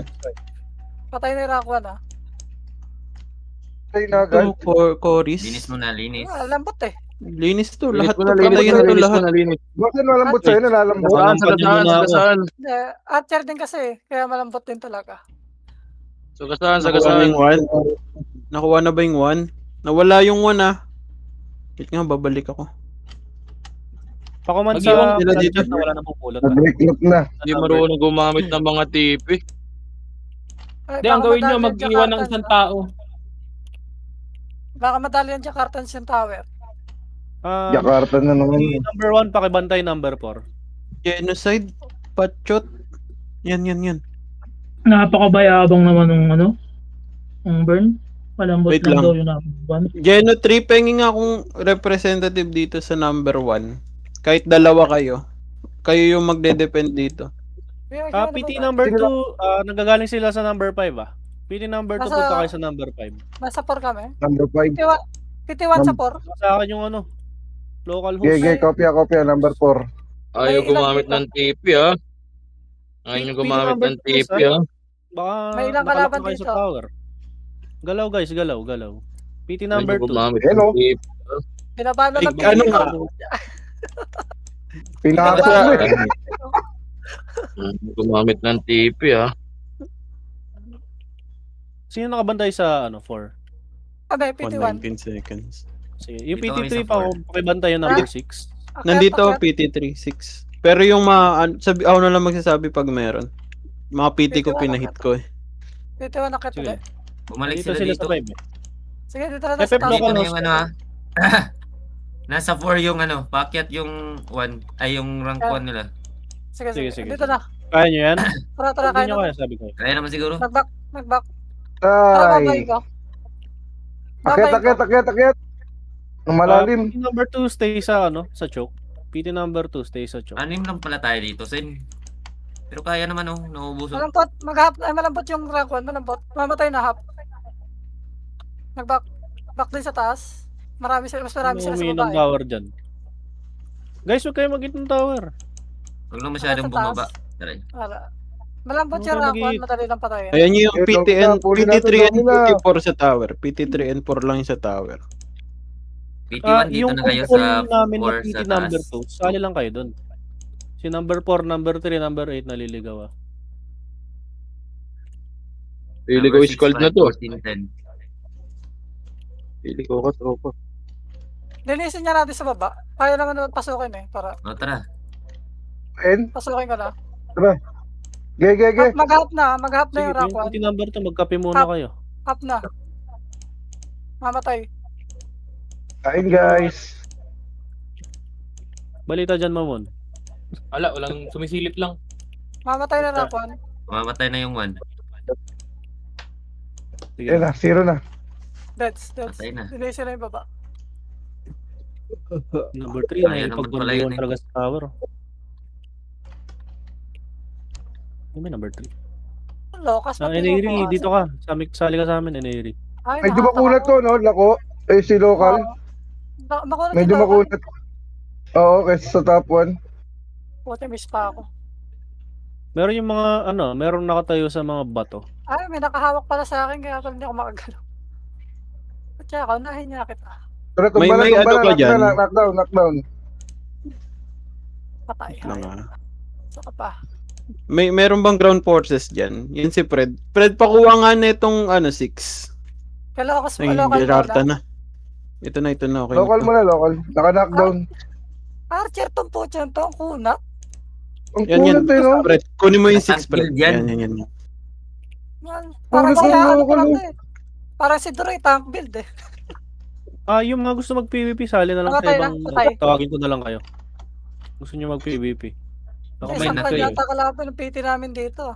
Yan. Tingnan mo po, ganito yung buff dapat eh. 1, 2, 3, 4, 5, 6. Para yung inner circle sa atin. Wala silang matitipian. Tara, balik sa taas. Patay naman na yung rank 1. Ito, Sige, sige. Ayun, low na yun. Tara mo na yung scald, mamatay na. Patay. Tinutukan nila. Yung mga, yung mga walang ginagawa, number, Tara, Tayo balik. guys. Tara, balik. pwede kayo mag-hit ng tower. Atras na. Kung trip nyo lang 1, mamatay. PT1. Back. Libo. Patay naman yung rank 1. again. Tapos ko ba oh? Kailangan natin tumubo. Nasaan kayo? Nasaan kayong tower? 4? Kailangan. Nasa 4 kami. Benta ka ng isang tools. Wag niyong bigay yung wag niyong bigay yung Kailangan mabenta mo yan. yung tower dyan para di nila matipihan. Dito tayo sa tower. Kaya bulin nyo lang yun. Sino na bulsa Talaga tayo mag-get. Magbarat tayo medyo babaan nyo. Oo. Kahit hagdan lang, yung kita nyo lang yung tower. Ang dami dito oh. Ang dami oh. Number. May kaya naman dito sa 4. 4 kaya. Sa 6 wala eh. Walang tao. Sa 4, madami sa 4. Kaya Wala. namin. Kaya na yan. Kaya. Ang titira ko, Kulang kanina pa nga. matay pa rin. Kulang pa nga eh. Yung PT number 2, mag-hit lang kayo ng tower kung nainip na kayo. Dito lang, babantay lang ako dito. Uy, gago Pero yung 1 na wala. Gusto ko PVP para masaya. Pag bigay kayo ng mga bantay, pag Ayan, knockdown. Sino sa one? Geno 3? Local. Spider, kala ka Spider. Kala Mills. Isang Gen 3 magstay sa 1. Ang unang kunot eh. Yan, nakuha na. Kaya nag-French ako dyan, no? Okay, naka-print yun. Luminipis na. Nice. Kung sino yung kumuha sa 1, stay na lang doon saglit. Ay, lalim natin. Balik na sa tower. Lalim yan. Ulit yung puto. Lalim na natin, malalim na. Ano yung uwi na safe zone? Hindi mo makukuha yung tanga. Yung uwi na yata na safe zone eh.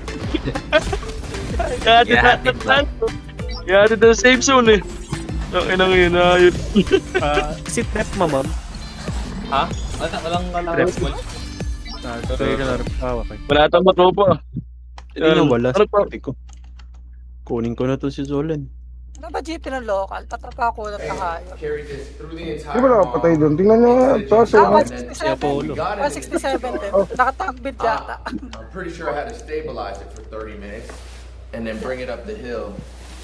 But this is my... Pengen ko player sa akin. Saan? Happy dito, balik kayo. Hindi naman. Mga 5 lang. Yung 5 kinukuha yung 5 ah. Inner circle yun. What do you mean? Under this? 5? Kaya ba kaya? All of this. Nawala sila sa 4? Wala na rito? Wala na sa 4. Nakuha yung 5 ah. Wala. Retain na lang, 30 seconds. Ay, 300 seconds. May kukuhang Geno, sino yun? So, 11. Gago yun, 2 nawala. Yung 1 din nawala. Nawala ako, nandito ako, nakabantay ako.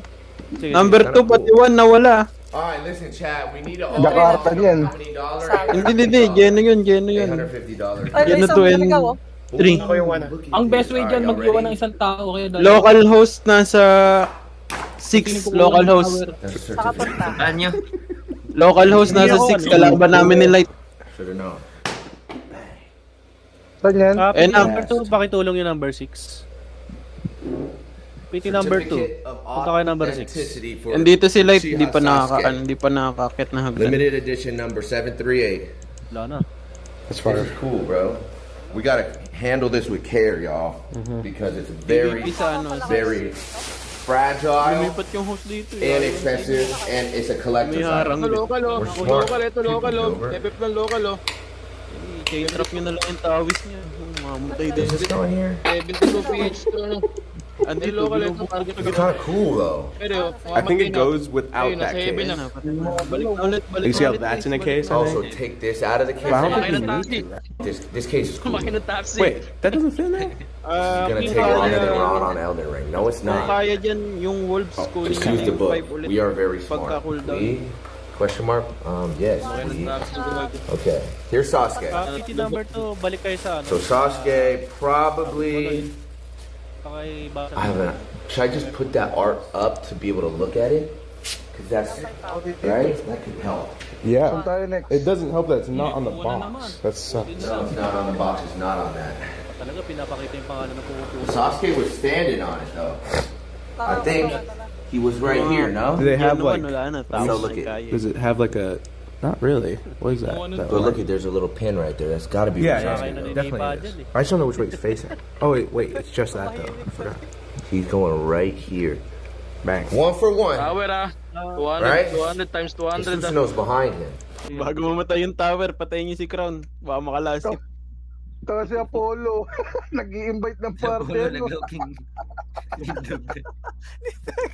This is every character in One Punch Man that's strong enough to be an S-class hero. Today we have a My Mask. Now this seems like a pretty easy one to argue. He's already strong enough to be in the S-class, and he just chooses to stay at the top of A-class to keep weak heroes from moving up. That being said, his placement in the S-class, if he ever decided to move up, is actually a pretty interesting conversation. He's clearly strong enough to handle bottom-level S-class heroes like Puri Puri Prisoner and Tank Top Master, seeing as how he's been shown to handle demon-level threats much easier than both of them, but along with that, you could also argue that heroes like Zombie Man and Metal Bat would also fall to Amai. This is because Amai Mask has been shown to ruthlessly take out his opponents with great speed and force, and characters like Zombie Man and Metal Bat tend to win in the long game as they become harder and harder to beat as the fight goes on. This means that Amai Mask could in theory take them out before they get going, giving him the upper hand on 4 S-class heroes and placing him at rank 13 at the minimum. This is every character in One Punch Man that's strong enough to be an S-class hero. Today Today we have a my mask. Now this seems like a pretty easy one to argue. He's already. You know what I mean? But for real, you can't pick up a little bit? 10 stack, need 11 too. Yo, 10, your decision, no push. You want to take the... Come on, why not? 10 is low, bro. It's not low, bro. Bro, it's 15 points. Doesn't matter, bro. Doesn't matter. $10,000 Benny is playing. That means he's worth like $12,000 Benny. Yeah, exactly. So, give me a little more. Give me a little more. You know what I do for you? What? I do the 10-2. Because you like that number. I do love that number. That's just because of the respect. Post me 10-8, no. Done deal. 10-8, man, come on. Let me cost a little bit. This is a fucking hell of a deal. Look at this shit. 15 pointers. VS. If I do good with it, I'll hit you back. This is on it. Done? Fair enough. Just because he's my fucking brother, that's the only reason I close this deal. 10-2 Mazal. 10-2 Mazal, that's still a good number. There's no deal like this in the world. You're not going to find 15 pointers VS like this in your fucking life. No. Nowhere. Benny Mazal.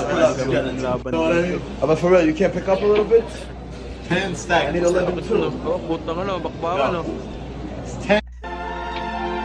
The Emperor did not often take part in the wars of the Great Crusade, but when he was compelled to, he revealed his full majesty. Once, the Master of Mankind punished the Orcs on the planet Gyros Thravian, who were led by Garkle Blackfang. The Imperial Fists, the Lunar Wolves, and the Death Guard with their Primarchs took part in this campaign. During the decisive battle, Garkle's forces came close to crushing all 3 legions. They would have succeeded if not for the intervention of the Emperor with 1,000 custodians. They teleported directly into the center of the clash and began slaughtering Orcs left and right. It is said that more than 100,000 of Garkle's finest warriors perished instantly, and the Emperor himself struck off Garkle's head. In this battle, only 3 custodians fell, and the Emperor engraved their names upon his own armor. The Emperor did not often take part in the wars of the Great Crusade, but when he was compelled to, he revealed his full majesty. Once, the For Renee? I'm Renee.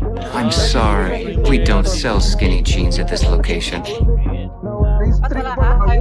Harvey tell you I was coming? Or Harvey Specter sent you? That's another story. I'm Mike Ross. I work with Harvey. Dito na yung tropa ni local. Tapos na yung laban. PT number 2 guys. Baka nagkape na kayo. G-Force, tingin isa. Atras tayo ante. Win streak tayo. Yari nga tayo. Dyan si Fred. Yan na si Fred. Ayan si Ising kay. Okay. Sarap. Kot. PT number 2 guys. Dapa. Huli. DC pala nagtampo. That he's been gushing about. He was gushing. Well, he mentioned that you existed. For Harvey, that's gushing. Mike Ross. Wala na, hindi na umak. May wolves ba dyan? May wolves ba dyan? Sa Call? Wala no? PT number 2 guys. PT number 2. Yung PT namin, wala na. Yung naliligaw. Nandito na lang kami tambay. Saglit lang, Boss Pink. Sigosin na bala dyan. Tara, PT1, kaya tayo. Nakatayo na ng PT namin dito, lalo bumalik.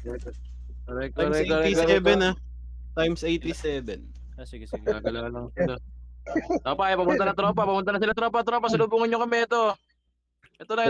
Salubungin mo. Ayan. Balatan mo nga, boss. Okay, tirahin mo yung mga bulbul na yan. Aiding ko. Linis kupol. Ihatid na lang natin to sa base nila. Tara, hatid lang natin. Yan. Sugod kayo ng sugod, Sino pupulot? Domino ulit? Si Domina. Nandiyan yung PT4. Nandito yung PT4. Sugod kayo ng sugod, Bantay choke ng number 5. Tingnan nyo. Bantay choke ng number 5. Sumakay ng taxi. Di na inatid. PT number 2, sige. Lumalim lang kayo. Hatid natin tong mga tarantadong to. Buhay na monolith. Sa gitna. Ano to? Patayin to. Ano buhay na monolith, guys? Patayin si Arbangis. 63. Sino magulot dito? Si ano yan? Domina. Mag-times 10. Domina. Sabi kayo Domina. Si Domina para sulit yung trash talk. Arbangis. Domina. I-rotate natin yung Conqueror. Wait lang, yung 1. Yung 1. Si Sino mag-ano? Yun, Boom! Ubus. Putang ina. Nagwalis. Agawan sa Kron, agawan sa Kron. Para makakuha yung Geno 3, 4, 5. Yung sige, PT sige. namin, babalik na ba dyan o dito pa rin sa ano? Tara na, balik na. Times 50 na to. Kunin nyo muna yung 1. Sige. Balikot pa lang kamay ko nito. Yung 1 nawala. Trapit mo na lang yung crown kung sino yung hindi pa nakakahawak. Yung 1 nawala. Sino ba di nakakahawak? Power 1 nawala. Sino ba di ba nakakalut? 2, 4, 5, 2, 4, 5. Ay, 3, 4, 5. 3, 4, 5. Wala pa yun. Geno to nakahawak na eh. Power 1 kunin nyo na yun. Geno 1 hindi pa. Geno 1 hindi pa. Geno 1 hindi pa. Power 1 nawala. Power 1. Power 1. Geno 1 hindi pa eh. Power 1 nawala. Hawak na ng crown. Tara na. Iwan nyo na yung 1. Tara na. Tower na tayo. Times 35. Times 35. Okay, on daw. Geno 1 Geno 1 kukuha ng crown. Wala pa nakakakuha ng crown sa Geno 1. Tara sa 1. PT1 Sa 30 na lang kaya. All in na, all in. PT1. Bigay nyo kay kanino. Wag lang sa Jakarta. Pati sa ano. Ay, di ako lang kukuha Puta na pa. Mega na to. Patay natin yan. Kukuha ko Wala na kayo. yan. Nag-war pala ako. Balikot pa lang may kamay ko. Ano to, sa ano na? Random na? Sino makuha? Random yan. May loot pa nga dyan eh. Random. Paunahan daw yan. Balikot pa lang. Regardless Balikot kung pa lang ano may. Geno. May gold Balikot chest pa lang dyan may ah. kamay ko. May gold chest dyan. Kuha yan. Kuha lang ng gold chest guys. Okay. Eri na sila. Gosen. Sa chok natin. Ito na. Tara, local host nga. Makita sila. Chapol yan, Chapol. Tara, PBB. Down si local. Baka maglasip to ah. Wala na yun. Pwede muna na malasip kayo. Kaya pa si local. Puchang bilis. Anong dash Tawin yun? mo. Ano yun? Okay na. Times 1. Times 1. Boom! Akin yan. Yo. Copy. Oh, loot. Loot. Busin nyo na yung loot. Sige. Busin nyo na. Doon si local. Tara, ako na Ay, inom mo naman siyang box. Kayo Ay, siyang box. Kari oh. Apollo, Kari. Ang siyang polo po. Swerte mo ngayong Bunjing. Kung ano, nag-i-invite na lang rin yan. Invite lang ng raid ni Kari. PBB. PVP nga. Madami sa gitna. PVP May Bunjing kalaban nakapulot. sa yung ano ko. Sa PT ko may kalaban. Sarap niya, Apollo. Sharp pay. Kanino yung ano? PT1, sa front tayo. Bukasin yung sharp pay. Hindi, ubusin nyo muna yung mga nasa gitna. Ubusin nyo muna yung nasa gitna. Ubusin yung mga nasa gitna. Wala na. Yung makuha? Ay, stress mo, Jack. Sige, Bunjing. Teka lang, wala akong nakitang kalaban eh. Sino nakakuha? Si Bunjing? Sino si Bunjing? Geno 2, Bunjing. Pigay nyo na. 3 na. Pigay nyo na. Tara, galaw na. Palapit nyo muna bago nyo ipigay. Oo, para malipat lang. Malapit. Huwag niyo iwan. Ito ba ngayon? Geno to? Sayo ako dyan, Bunjing. Geno to. Ganyan na. Diba, hindi pa nakakahawak? 3, 4, 5? 3, 4, 5, oo. Eh wala, Rapol din. Chapol eh. Si Geno 1 di pa nakakahawak eh. Dyan na 1. Ako, hindi pa ako nakahawak niyan. Pahawak nga. Kaya nawakan ako para mapatay. Para mapatay. Ay, local. Yung PT ko, kay local, nasa akin. Local host. Oo, baka may gusto mag-trip oh. Patayin nyo na kami ako ng crown oh. Nagawa no. Patay na sa local. End of story. Kasado namin yan. Ba't papatayin yan? Geno to yan. Itong inang dash yan. 10. Okay, Disney. Ano ba si Disney? Geno to. Geno to. Hindi. Panalo din ano? Panalo din kay Robert. Bobo talaga yung bangko. At talaga kay Domino parang masulit yung trash talk eh. Sana, kung sila yun yan, ako papipikay eh. Bigay nyo kay Lion D yan. Kinadro na ata eh, no? Mga lalo nag-contest. Hindi ba Arbangis? Patay. Asan yung 190k nila? Ano yun? Patay na rin. Hindi na. Mas malambot pa nga sa ano eh. Mas matagal pa. Mas malambot siya kay local. Sino sa local? Mobs bill. 167 na archer. Uy, kakampi yan. Tinapo tayo. Ay, putya ka. Hindi natin ibibigay yung kampero sa ano. Nakamar kasi. Streak ba talaga kayo?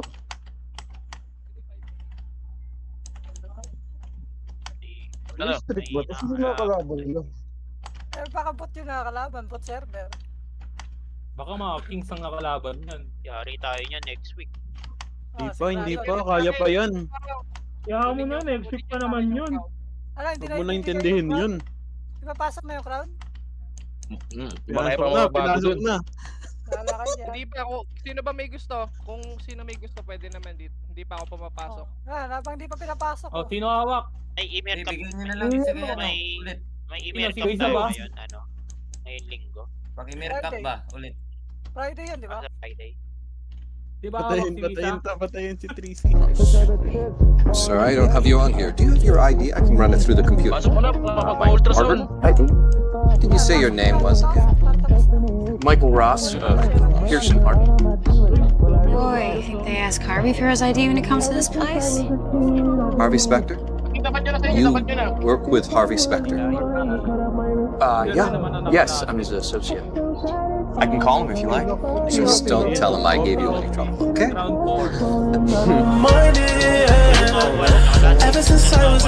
For Renee? I'm Renee. I'm sorry. We don't sell skinny jeans at this location. Ay, huwag niyo kalimutan yung screenshot niya. Did Harvey tell you I was coming? Or Harvey Specter sent you?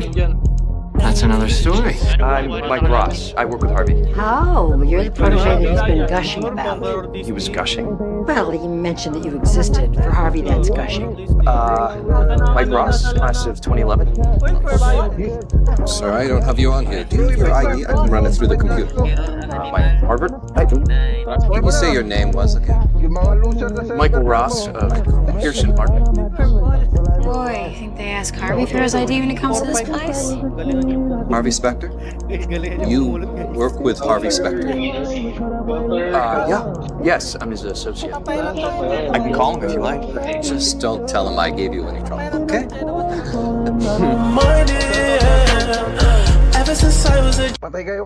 For Renee? I'm Renee. I'm sorry. We don't sell skinny jeans at this location. Did Harvey tell you I was coming? Or Harvey Specter sent you? That's another story. I'm Mike Ross. I work with Harvey. Oh, you're the protege that he's been gushing about. He was gushing.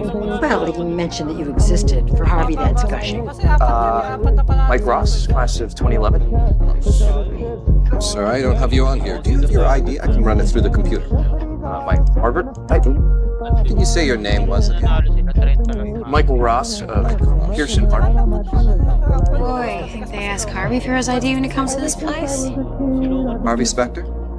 You work with Harvey Specter? Yeah. Yes, I'm his associate. I can call him if you like. Just don't tell him I gave you any trouble, okay?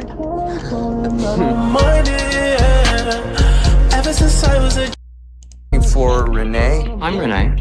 I'm sorry. We don't sell skinny jeans at this location.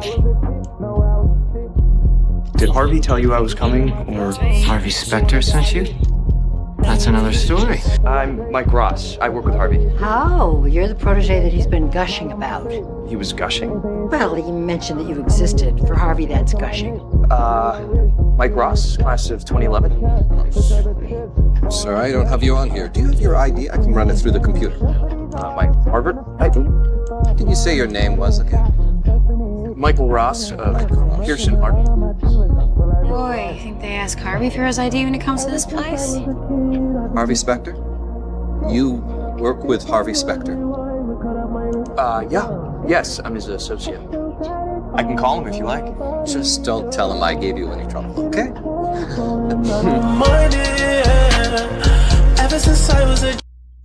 For Renee? I'm Renee. I'm sorry. We don't sell skinny jeans at this location. Did Harvey tell you I was coming? Or Harvey Specter sent you? That's another story. I'm Mike Ross. I work with Harvey. Oh, you're the protege that he's been gushing about. He was gushing. Well, he mentioned that you existed. For Harvey, that's gushing. Mike Ross, class of 2011.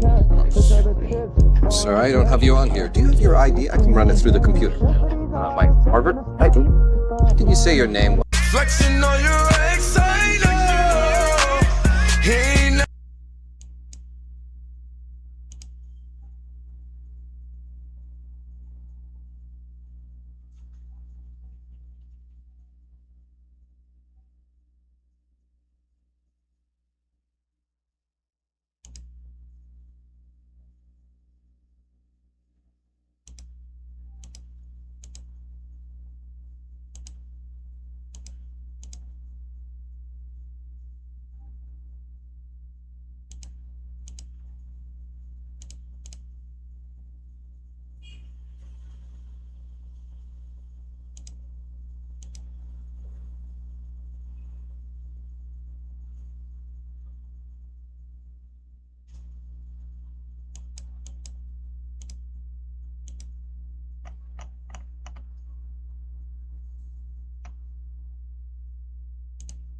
Let me respawn in Rome, please. Yes! Our city currently has a population of 9. Huwag naman mo offend yung iba, no? Parang hindi ganun ka, ano, no? Medyo support ng konti sa akin. Sa iba, Senator, ano yung observation ninyo? Well, mas mataas kasi yung expectations mo kaya sa akin.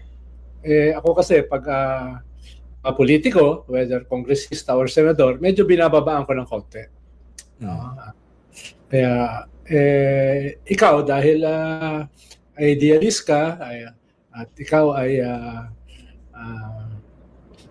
naniniwala sa kabutihan ng bawat tao, no? Kaya medyo mataas ang iyong pagtingin sa mga politiko. At pag hindi sila nag-deliver, siyempre, mas masama ang pakiramdam mo.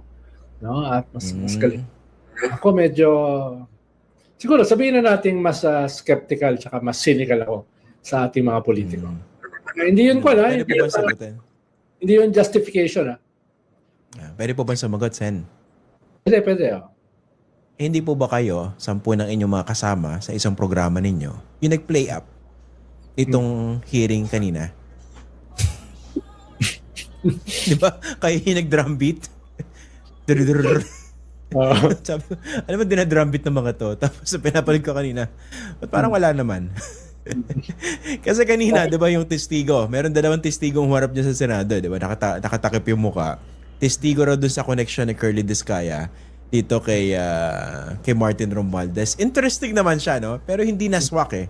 Kasi unang-una, nag-deny si Curly Discaya, di ba? Number 1. Tapos, number 2, of course, binanggit nung katiwala na na-meet nila itong si Curly Discaya. At sinabi, ang bumili raw ng property sa Tamarind Street ay si Romualdez. Pero base sa dokumento, di ba, nakapangalan dun sa Golden Pheasant. Tapos yung main shareholder ba, connected dito kay Martin Romualdez. Medyo I was thinking na meron lang mas malalim na follow-through. Pero yun lang pala, yung lead. Diba? Ganun din yung kay General Torre.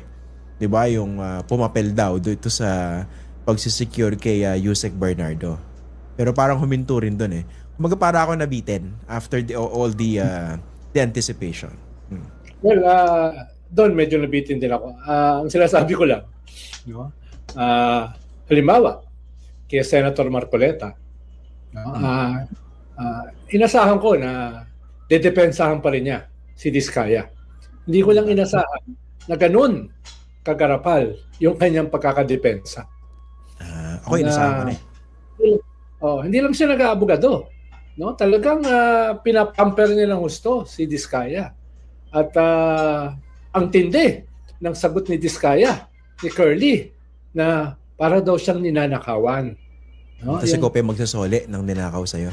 Oo. Ba't siya magsasoli? Para pa siyang ninakawan. Na hinihingian siya. Si Curly, no? Soli. Diba? Yung medyo napamura ako eh. Hindi ko na uulitin dito yung mura ko. Pero hindi ko alam saang kapal ng muka, no? Kumukuha itong si Curly Discaya. At saang kapal ng muka, kumukuha ng itong defender niya na senador. Hindi ba yung medyo, dahil senador ka, medyo ipapackage mo ng kaunti. Ito walang packaging eh. Talagang garapalan. No? Ako ang defender nito. Tsaka talagang binabalik niya rin sa restitution eh, no? Kaya kanina uminit na rin yung ulo sa kanya ni Fadul yun eh, no? Ano bang meron dito na kailangan paulit-ulit na ipunto yung restitution? Di ba? Kinanto na nga siya ni Fadul yun eh. Sinabi na, anong masama ron? Willing nga magsoli. Pare kahit paano makakuha tayo dito ng bahagi ng ninakaw nito mga ito. Ano ang problema ni Marcoleta? Bahagi na nga yung isosoli. At kasunduan yun ng dalawa. Diba? Gobyerno at saka nitong testigo. Pero pinipilit pa rin na dapat ay tinanggap sa witness protection. Dapat tinanggap eventually as state witness. Talagang talo pa yung mga abogado. Kahit pa paano yung mga abogado may hiya eh. Ito, senador hindi nahihiya. Hindi ko sinasabi walang hiya. Sinasabi ko lang hindi nahihiya. No? May pagkakaiba ba yun? Hindi nahihiya sa walang hiya. Magkaiba ba yan? Oo, magkaiba yun. Magkaiba. Tapos talagang pinapamper, no? Hindi man lang, pero mo nung sinabi ni Curly na para siyang ninanakawan, aba, Tinanggap lang, nilunok lang yun. No? Nilunok lang yun. Kaya medyo umiinit yung ulo ko.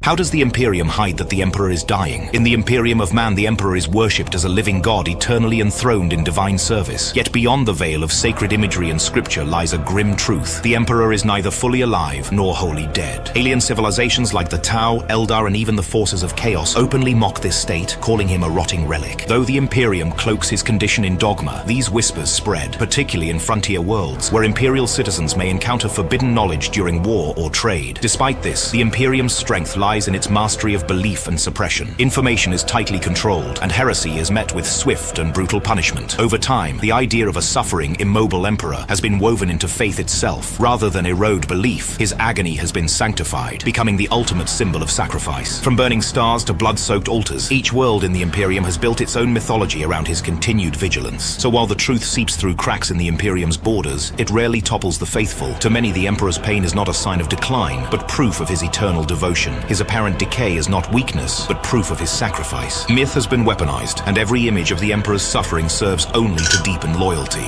How does the Imperium hide that the Emperor is dying? In the Imperium of Man, the Emperor is worshipped as a living god eternally enthroned in divine service. Yet beyond the veil of sacred imagery and scripture lies a grim truth. The Emperor is neither fully alive nor wholly dead. Alien civilizations like the Tau, Eldar, and even the forces of chaos openly mock this state, calling him a rotting relic. Though the Imperium cloaks his condition in dogma, these whispers spread, particularly in frontier worlds, where Imperial citizens may encounter forbidden knowledge during war or trade. Despite this, the Imperium's strength lies in its mastery of belief and suppression. Information is tightly controlled, and heresy is met with swift and brutal punishment. Over time, the idea of a suffering, immobile emperor has been woven into faith itself. Rather than erode belief, his agony has been sanctified, becoming the ultimate symbol of sacrifice. From burning stars to blood-soaked altars, each world in the Imperium has built its own mythology around his continued vigilance. So while the truth seeps through cracks in the Imperium's borders, it rarely topples the faithful. To many, the Emperor's pain is not a sign of decline, but proof of his eternal devotion. His apparent decay is not weakness, but proof of his sacrifice. Myth has been weaponized, and every image of the Emperor's suffering serves only to deepen loyalty. How does the Imperium hide that the Emperor is dying? In the Imperium of Man, the Emperor is worshipped as a living god eternally enthroned in divine service. Yet beyond the veil of sacred imagery and scripture lies a grim truth. The Emperor is neither fully alive nor wholly dead. Alien civilizations like the Tau, Eldar, and even the forces of chaos openly mock this state, calling him a rotting relic. Though the Imperium cloaks his condition in dogma, these whispers spread, particularly in frontier worlds, where Imperial citizens may encounter forbidden knowledge during war or trade. Despite this, the Imperium's strength... Good answer, Get a flip. 500 coins from a DM. He traveled all across North Africa. Where'd you come from? Atlanta. He came in there hot and ready, but after a few whiskey shots, he's warm and fuzzy. Let's go.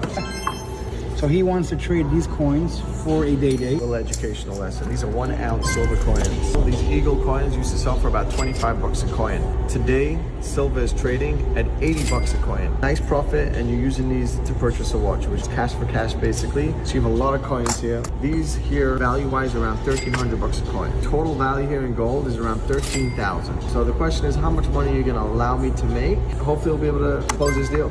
In my head, silver for this, silver and gold for this. I'll break it down to silver. I'm at 37.5. We're selling this 48,000, so we're already off. Yes, Benny. Special appearance. Silver.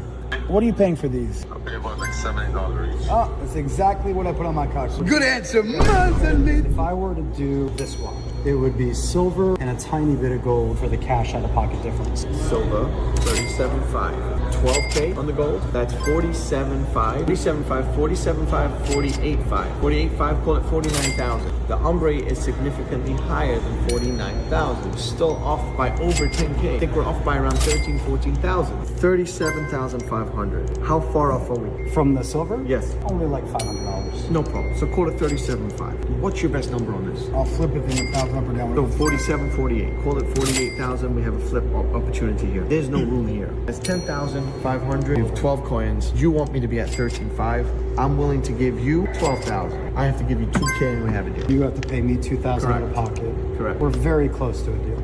Ari offered all the metal plus the watch, 2,000 2K. back. I'd like to get 5K back. Let's flip up and down for 3K. All the metal of 5K, $3,000 flip, all of the gold for the watch, plus 2K back or 5K back. Let's do 2K, 4K. Not forget the fact that I'm a fan. We're just negotiating it up. I love you. I'm the Koosh. I haven't even done a deal yet. Final deal. 2 and 4. Let's shake hands on 3 and 4, baby. Let's get a flip. Ari's right. We need the flip to figure out the flip. I'm gonna flip with your coins. I'm calling in the air. What do you think? Heads. Tittles, motherfucker! 3 and 4. That's not 3 and 4. 3 and 4. Wait. Let me pull Moses for him. Go ahead, play it. 3, 4 heads. Wait.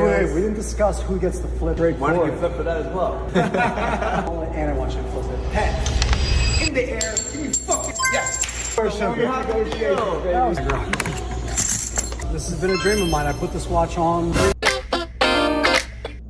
All right, John, I purchased these as a package deal. Can you evaluate them for me? Is there anything interesting? Is there one that stands out? Let's take a look. This one has a refinished dial. I mean, it's a price point. You know that. Well, you're the pro. I mean, the fact that this has a refinished dial. That's definitely refinished. Gun to my head, I wouldn't be able to say so. This looks like single quick. You single, double.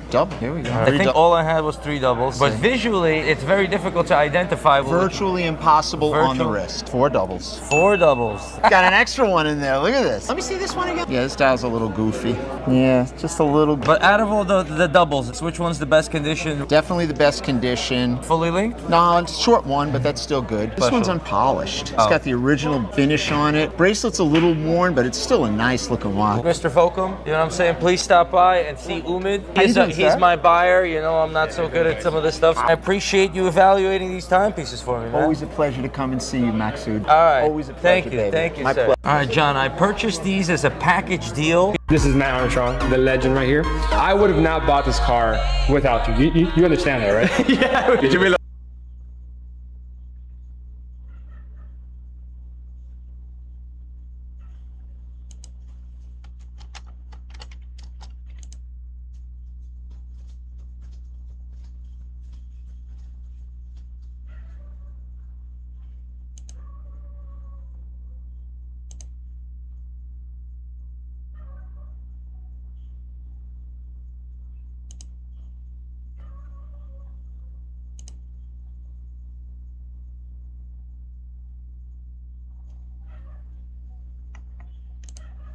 All hell has broken loose. Right now, the tension around this Bugatti Chiron rebuild has officially reached boiling point. And I'm guessing most of you haven't even heard about this yet, because things just escalated in a way nobody expected. Bugatti CEO Mate Rimac has finally stepped in and uploaded a video directly addressing the viral claims about Bugatti parts costing absurd, almost unbelievable amounts of money. Claims that have shaped public opinion around this entire rebuild. And honestly, this probably would never have happened if this guy hadn't stepped in. That's why he's the GOAT in this business. But before we dive into everything that was said, everything that was implied, and everything that was very carefully avoided, make sure to like the video, subscribe to the channel, and turn on notifications so you don't miss what's coming next. Now let's continue. Bugatti CEO Mate Rimac made some very bold statements in his response. And instead of paraphrasing him or twisting his words, I'll let you see it directly from him. And then there's just so much information out there that's simply not true. All the prices you hear about Bugatti service and so on, it's rumors, it's not the truth. Just an example, there's online stories about Bugatti headlights being 150,000 per pair. But it's not the case. It's actually 25,000 per headlight, so 50,000 for the. If you noticed, Rimac pushed back hard against the idea that Bugatti parts cost millions for simple components. He explained that many of the prices floating around online were exaggerated, misrepresented, or taken wildly out of context. According to him, the viral figures people were using to paint Bugatti as unreasonable simply weren't accurate. But that wasn't the most important part of his message. What really mattered was what came next. Rimac insisted that the Chiron must be sent back to the Bugatti factory for proper repairs. Not suggested, not recommended, required. A very valuable asset, this car, right? A Chiron or a Tourbillon or whatever. And if something big happens, and that car was in a big accident, you don't see all the damage, unfortunately. Like there's the gearbox broke, the gearbox housing broke, and also there's structural damage on the monocoque from underneath that you don't see, not the front, but underneath. And if you want to repair that properly, you can't just do that in a garage. I'll just show you a simple example on an airbag. So this is the Tourbillon airbag, and this is how it should work in normal conditions on 23, like room temperature, 23 degrees. So the leather on top of the airbag has some weakening points, which you can't see from outside. That's quite important that you don't see it. So, and it needs to be like that. His reasoning was simple but serious. The Bugatti Chiron can suffer from hidden structural damage that cannot be detected from the outside. Specifically, he pointed to potential damage to the carbon fiber monocoque. And according to Rimac, damage to the monocoque may not show visible cracks or obvious deformation, yet still compromise the integrity of the entire car. He also noted that the gearbox housing on this Chiron is broken, not scratched, not cracked cosmetically, broken. And when you're dealing with a car capable of approaching 400 kilometers per hour, close enough simply isn't acceptable. Rimac made it very clear. Repairing a vehicle with this level of performance, complexity, and speed requires factory-level tools. And those are things Matt Armstrong and his team simply do not have access to. From Bugatti's perspective, this isn't about ego, it's about safety. Rimac explained that Bugatti cannot support this rebuild because if something goes wrong later, if the car fails at speed, if an accident happens, that responsibility comes back to Bugatti. Not the YouTuber, not the independent workshop, the brand. He then went even deeper into safety concerns by explaining how specific the Chiron's components really are. The airbags, for example, are not generic units that can be swapped in from another high-end car. They are engineered, produced, and calibrated specifically for the Bugatti Chiron, using an airbag that fits, but is not calibrated exactly to the Chiron's sensors, crash algorithms, and deployment logic is dangerous. According to Rimac, using non-calibrated or substitute components could pose a serious risk to the owner. And from Bugatti's standpoint, allowing parts to be sold into an independent rebuild opens the door to liability they simply cannot accept. Rimac also stated that Bugatti did make a fair offer to repair the car themselves. The option was there. Factory repair, factory certification, factory responsibility. But FX Alex G chose the independent route instead. According to Rimac, that decision wasn't about necessity, it was about content, about clicks, about visibility. At the same time, Rimac made sure to say that he respects Matt Armstrong. He acknowledged Matt's skills, his passion, and his craftsmanship. But he still believes that supporting this rebuild is neither safe nor appropriate for the Bugatti brand. And on the surface, that all sounds reasonable. But here's where things start to get complicated. Because Matt Armstrong isn't trying to do what Bugatti is accusing him of. Matt is not attempting to restore this Chiron to factory specifications. That would be impossible without Bugatti's cooperation. What Matt is actually doing is something very different. He's proving that independent hypercar rebuilds are possible, even when manufacturers completely refuse support. This project isn't about certification, it isn't about resale value, and it definitely isn't about pretending this is factory correct. Without Bugatti selling parts, Matt is forced into fabrication and creative sourcing for almost every single component on this car. The front aluminum structure is a perfect example. That entire assembly needs to be reconstructed from scratch. And it's not just a random piece of metal, it's load-bearing. It manages crash forces. It supports cooling systems, suspension components, and aerodynamic elements. That iconic horseshoe shape isn't just a design feature, it's structural. Replicating it so it can handle the forces generated by a 1,600 plus horsepower hypercar requires extreme precision and serious metalworking expertise. Then there are the radiators. These aren't off-the-shelf units Matt can order from a catalog. They're shaped specifically to fit the Chiron's packaging, airflow channels, and thermal demands. Without Bugatti supplying them, Matt has to either find aftermarket equivalents or commission custom units that match the required performance envelope. The carbon fiber body panels are another nightmare. Bugatti won't sell them. That means Matt has to rely on specialist composite repair techniques or aftermarket reproduction parts. Both options are expensive, time-consuming, and nowhere near as straightforward as calling a dealer. And then we get to the headlights. Even after Rimac corrected the price, stating that the headlights are around $50,000 for the pair, that number alone completely destroys the feasibility of an independent rebuild. That's just for headlights, not sensors, not calibration, just lights. For Matt, those are simply out of reach, which means aftermarket solutions, custom housings, modified internals, workarounds that Bugatti would never approve of, but that allow the project to continue. This is exactly why Matt asked his community for help before the project even went public. He wasn't being dramatic, he wasn't chasing hype. He needed people with Bugatti connections, former factory technicians, specialists who've worked on these cars privately, anyone with access to knowledge, parts, or experience that official channels refuse to provide. Because this rebuild isn't just difficult, it's intentionally blocked at every step. The transmission is another looming issue, because just 21 hours after Rimac posted his explanation video, FX Alex G dropped 2 comments that completely dismantled Bugatti's entire argument. The first comment was devastatingly simple. "Okay, so can you sell us headlights, please? It has nothing to do with safety." That single sentence exposed the fundamental flaw in Rimac's safety narrative.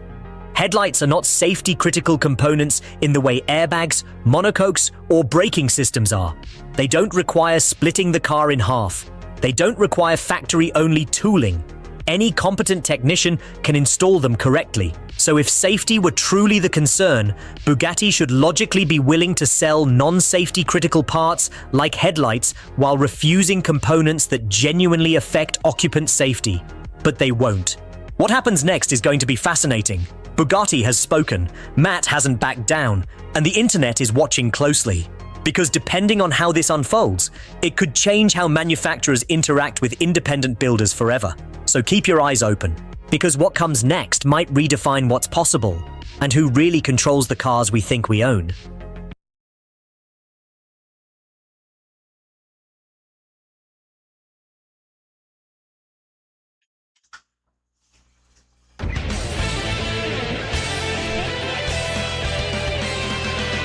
We've brought together the biggest names in the supercar business so they can drive each other's cars. This is the Top Gear test track, the sun is shining, and boy have we got a lineup for you. All the way from Ängelholm, Sweden, we have the one and only Christian von Koenigsegg, who's brought along the Koenigsegg CC850, complete with the cleverest gearbox the world has ever seen. Flying in from Croatia, we have Mate Rimac, CEO of Bugatti Rimac, who's brought along a prototype of the 2078 brake horsepower Rimac Nevera R and a bonus Bugatti Mistral, the final hurrah for the W16 engine before the tourbillon blows us all away. And finally, from Norfolk, but now residing in California, we have Rob Dickinson, founder of Singer, who's brought along the sensational DLS to drive and a DLS turbo for us all to gawp at.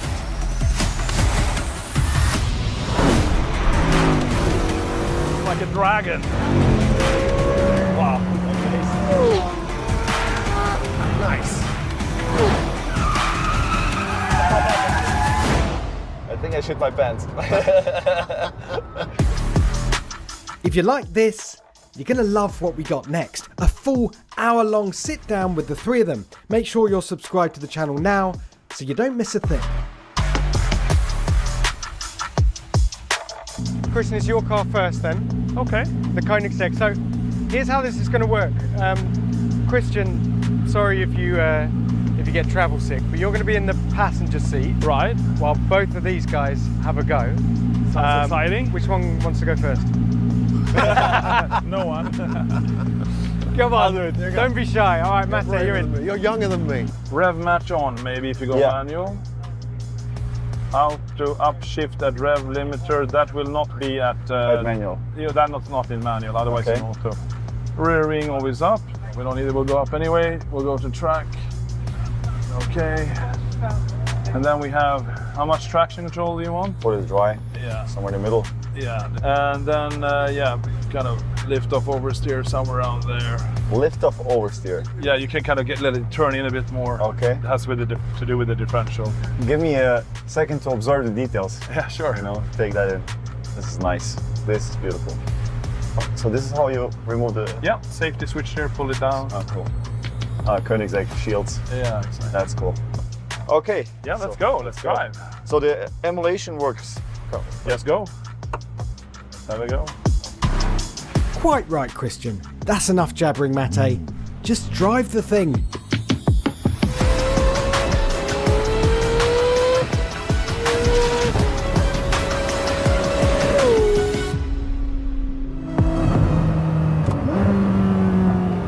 Okay, definitely heels and toes better than me.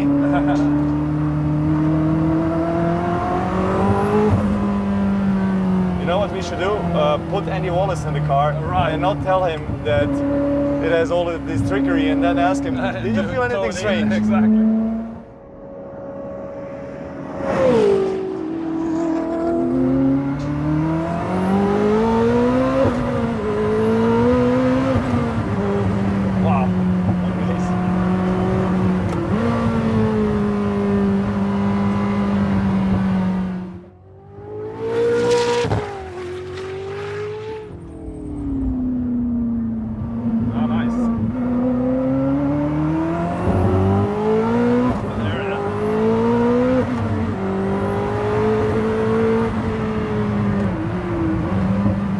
Corner here, is it?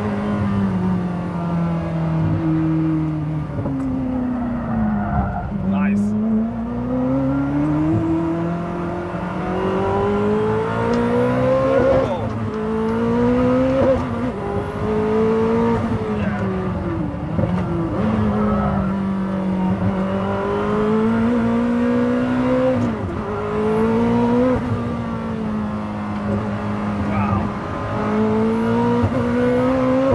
Like a motorcycle.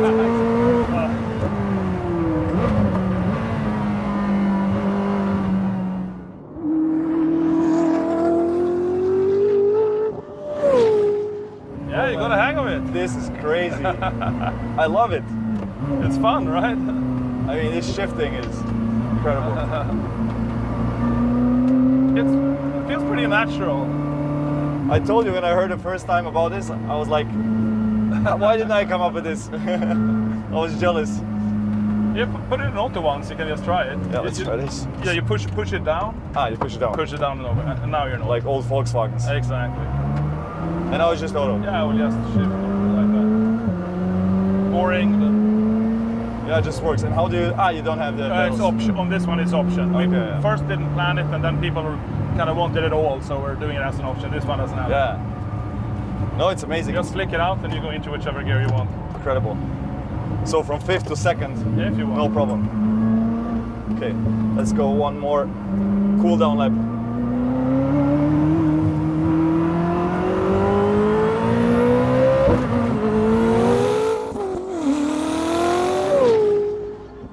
This was incredible, Christian. Wow, Thanks. what a machine. Glad you liked it. What a machine. It's emotional. It's just analog, but techie analog mixy thingy. Crazy.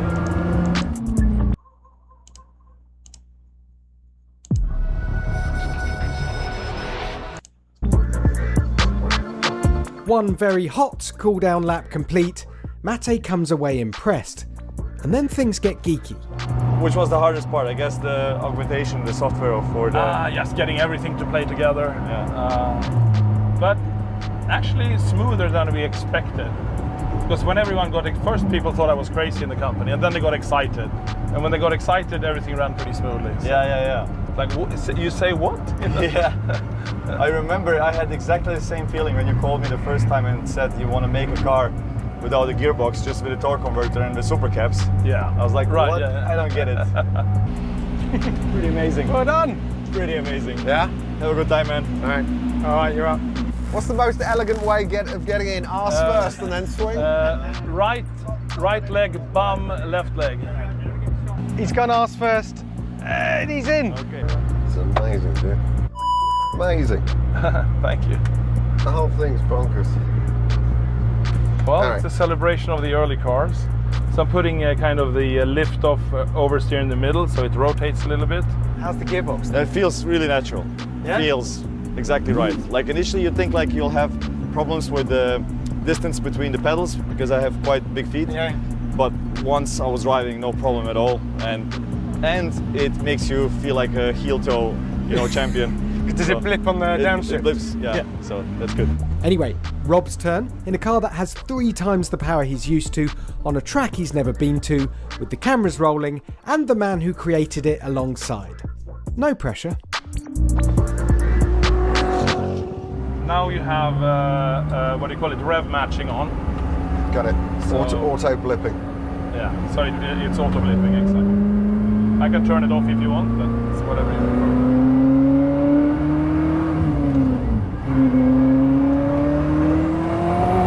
Jesus.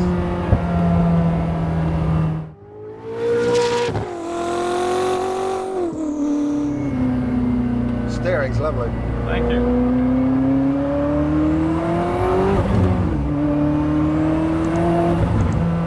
Now we're in here.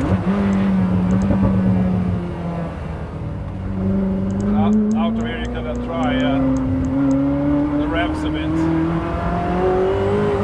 Rev it. Christian's a reassuring passenger, isn't he? Encouraging Rob to use all that power. It's just a pity he's not sure which way the track goes either. And left here. Sorry, right. Yeah, turn. There we go. Yeah. Brake in a straight line. Yeah, exactly. Good idea. And then over there. My rules of the 911. There. This is a slow one, right? And then a crossover. This is fabulous. Thank you. And then just a crossover here. Oh, yeah.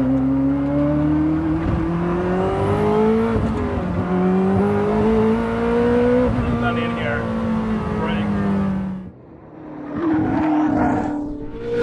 Brake. Rob soon settles down while Mate divulges why this is a rather unique day out the office. Do you find this useful? Is there going to be like ways that Christian goes about his business that you go, Oh, absolutely. think about that with the Tourbillon or whatever's next? No, just now discussing, before we started filming, we already touched on 5 different things, about technical solutions, about the organization, about suppliers, like this supplier is good, this is not so good, oh, you shouldn't work with these guys, they are maybe better. We learn from each other. And yeah. I think that's the great thing about such things, because there's not so many opportunities we get together.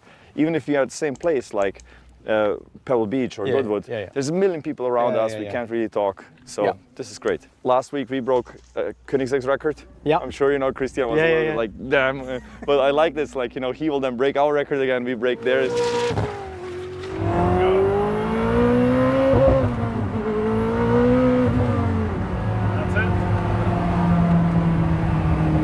Dude, you're a magician. Incredible. Well done. Well done, man. Thank you. I'll show you the gearbox quickly. Yeah. Here. When your mate says, pop the bonnet, I just want to show him the gearbox. Bring a camera in here. Are you on? Forget the gearbox. Look at the sun visors. Fabulous. Cue many men looking under the bonnet. And I just blip it for you once when you stand behind there. It's just crazy.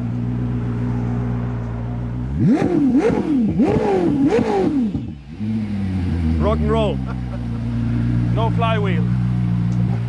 It's like a motorcycle. Amazing. And still it's like super smooth on idle. Yeah, it's incredible. Next up, Mate's Bugatti Mistral, with Christian behind the wheel first. I'm not gonna drive it like I stole it like you did. You're crazy, man. Well, you have to properly try it, Christian. Go flat out. I know. That's what it's made for. Yeah, I'm not as confident on my driving style as you are. Don't worry, man. Yeah, actually never properly driven one. I mean, a modern Bugatti. Do it now Mistral properly. for sure not. What's great about it, lots of space. Right. It's very nice, very roomy. Very comfortable. You have this big tunnel here. I guess the gearbox is here. The gearbox is here now in the Tourbillon. The gearbox is behind the engine. So you're closer, sitting closer together. Sitting closer. Shrank the frontal area. Exactly. Sportier, but yeah, it's nice. I mean, it's comfortable. What Christian knows but isn't saying is that the smaller frontal area of the Tourbillon will likely give it a higher top speed than any previous Bugatti. These two are friends, yes, but also record-setting rivals.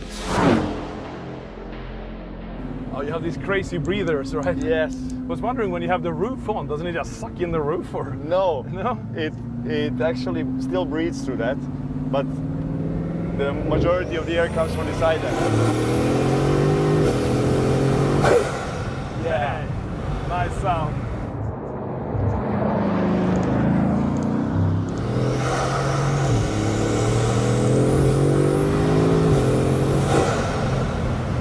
Whoosh.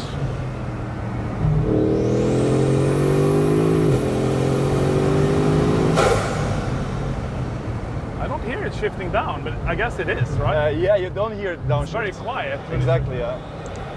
But you see it on this, yeah, you can see it, right?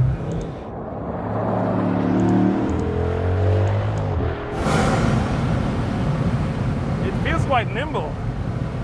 It's nice. You know, when people say Bugattis are just for the straight line, that's when you know they never drove a Bugatti. Exactly. And the wind, there's not a lot of wind buffeting, that's nice. Also, it's super high speeds. Right.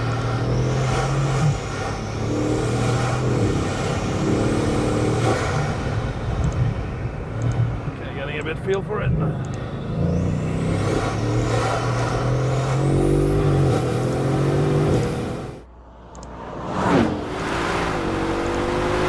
The blow-off valve is crazy, right? Yeah, it's so cool. Right over your head. It's absolutely wild.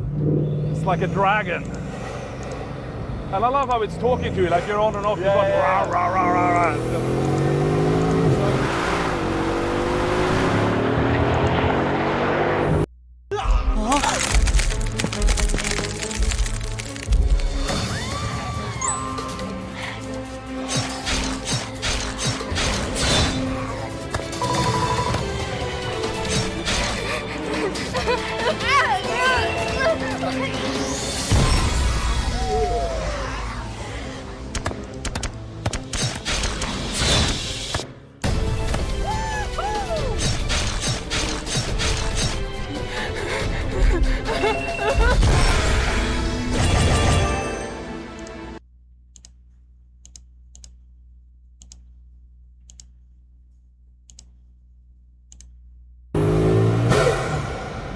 That's nice.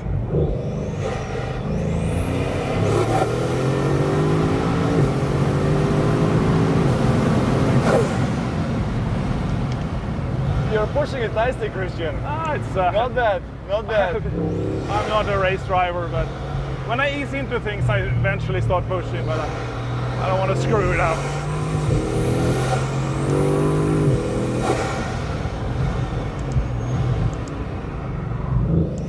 A little bit on the side.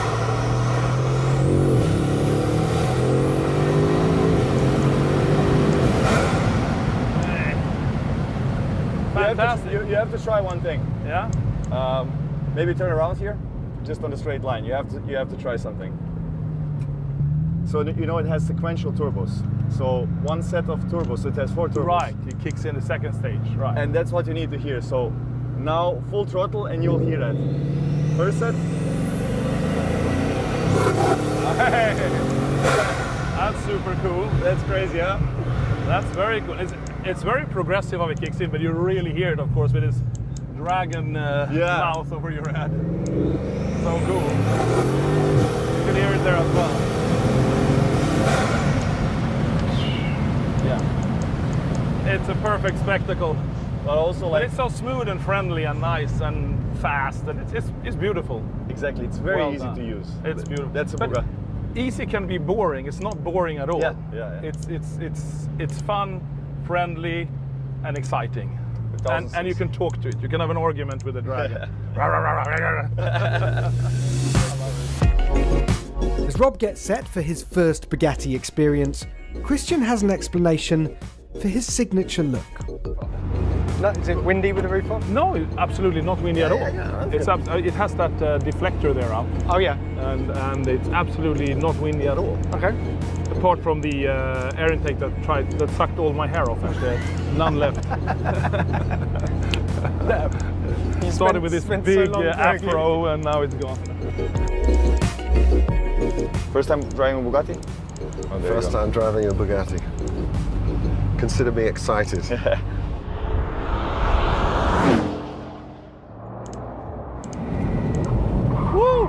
Oh, there you go. Tell me about these noises, man. What? So the engine air intake is right behind our heads. So that's where the W16 is taking the air in. Let me show you something cool. So you are in which gear? Second gear? I don't know. It tells you here. Wait. It's in fourth gear. Go into third. Now full throttle. First set of turbos. Yeah.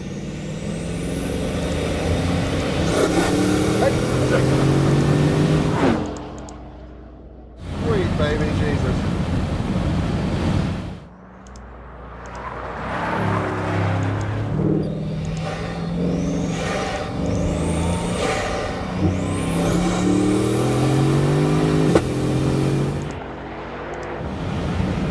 I don't have the bravery for this one.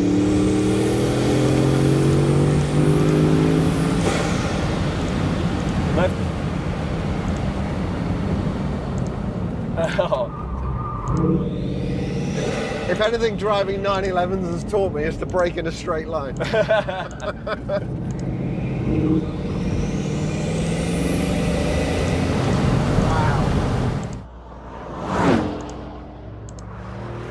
I can see that you like to throw it around, like to get the back out.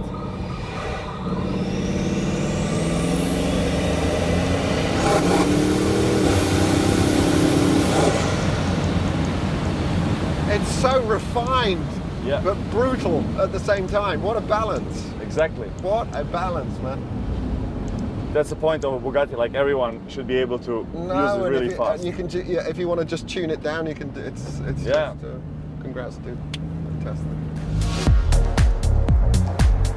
Looking good. Suits him. Yeah. Smoking brakes. A little bit, maybe. A little bit, just a little bit of smoke on the brakes there. Nice. Yeah, nice work. We did some sideways action as well. Really? Dab of Oppo in a Bugatti.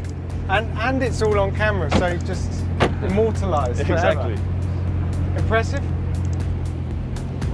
Just where Christian's car is brutal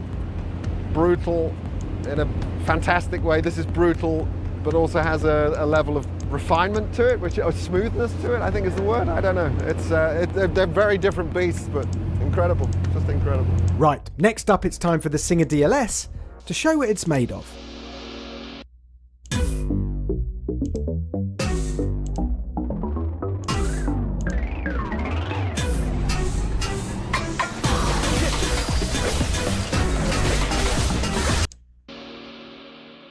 Who's going first? You, Christian? Doesn't matter. Yeah. Rob, you're in the. I'm riding shotgun. I'm riding shotgun. Yeah. Oh, belt first.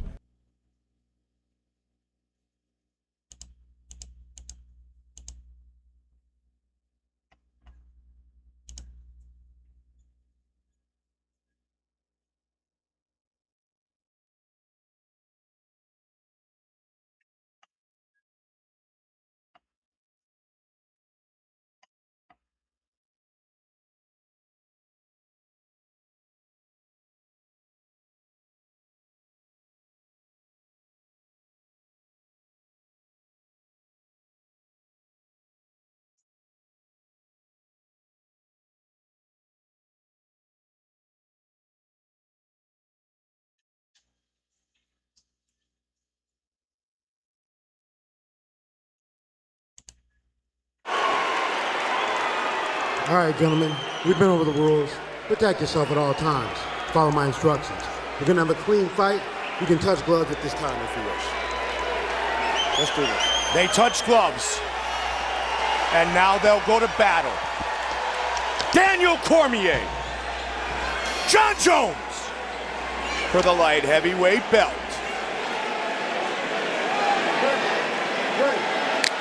Here we go!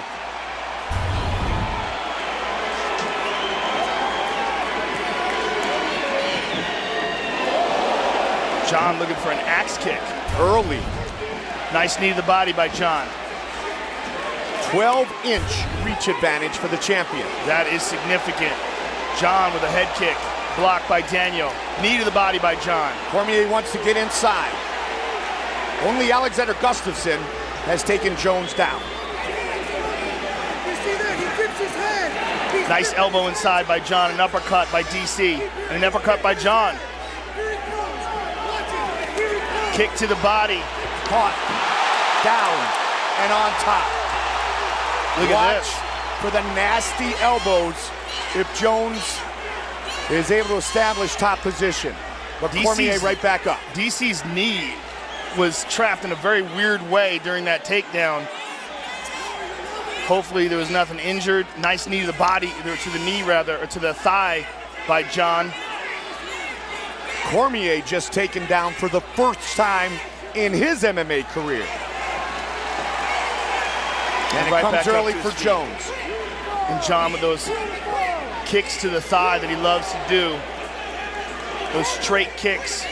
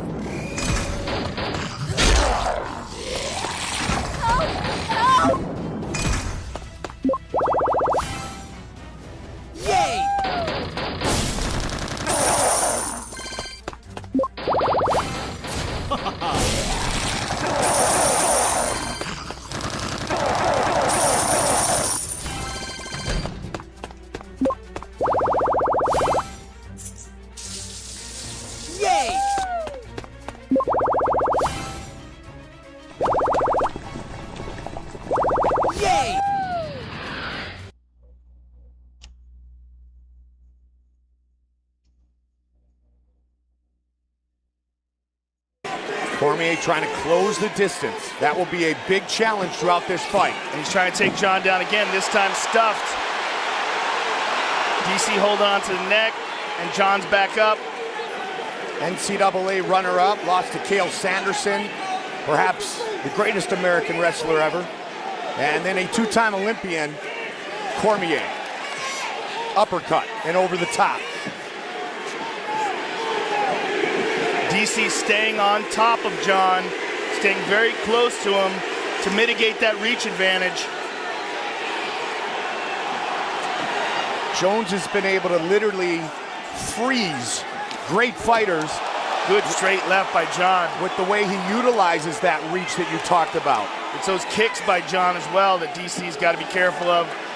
As he's closing the distance, nice elliptical kick to the thigh.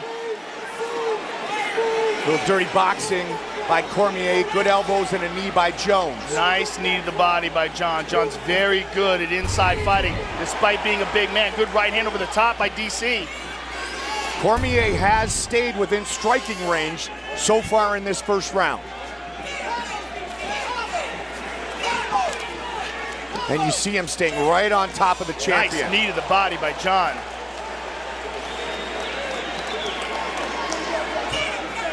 Good jab by Cormier. John moving away from it, calling him in.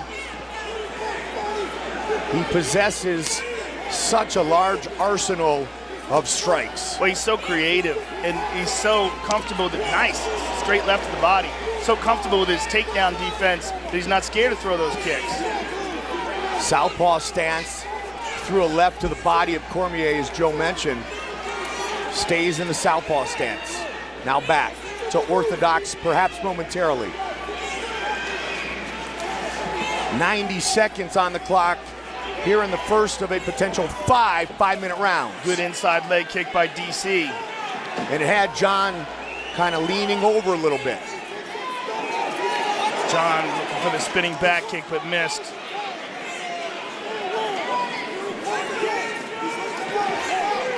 August 4th was the press event that started all these fireworks. Jones so far 2-1 in significant strikes landed. Good left hook to the body by John. And DC is obviously having a hard time closing the distance. That 12-inch reach advantage is just absolutely gigantic. This fight originally scheduled for September. And man, the bad blood just continued to boil. And here they are tonight as our main event. John able to get just out of the way of DC strikes. That looked like that left landed, but a good uppercut by Cormier. Cormier welcomes the clinch game.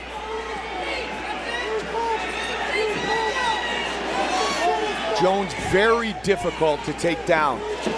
Got a great Greco-Roman wrestling background.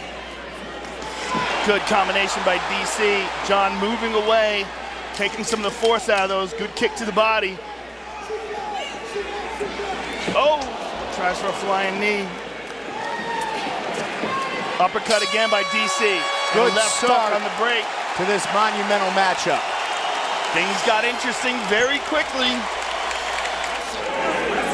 There's a nice left by John, and there's a right hand by Daniel Cormier.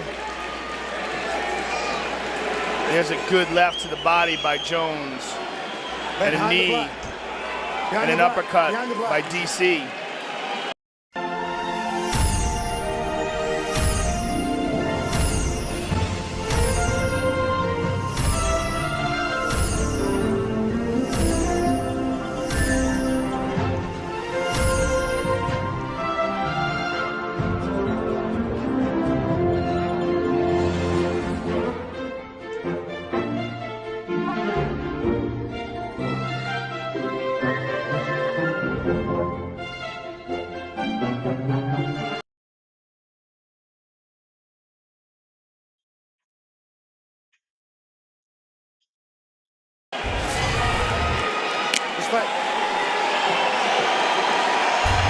Round two. Good kick to the body by John.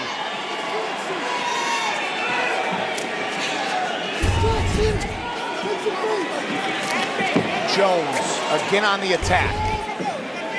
DC has to cover that distance, and John is able to hit him before DC can get a hold of him. Watch for the elbows too. He likes to catch his opponent with the elbows coming in.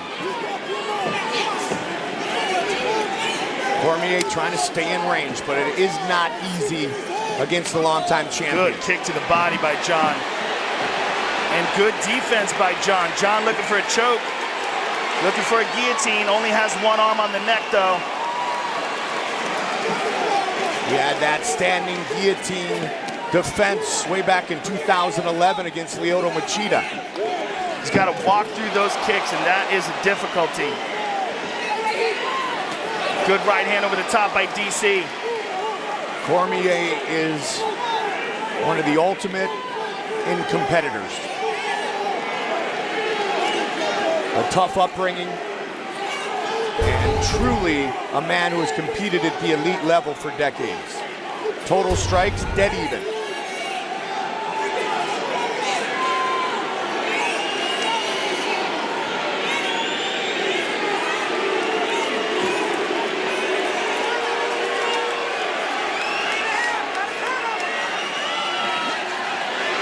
Now Jones has got to be careful. He's out. Cormier had not lost a round. John looked for that same shoulder wrench that he used on Glover Teixeira there. The loose underhook. And he yanks on it with an overhook. Joe, as I was saying, DC had not lost a round coming into this fight. Was round one the first? Good right hand and left by DC.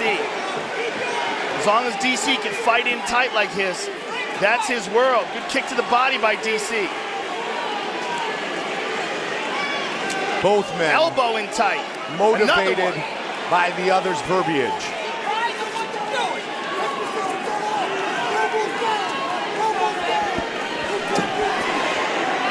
Jones with the knee. Cormier staying on top of him. And he stuffs that takedown attempt. Good uppercut by DC rather.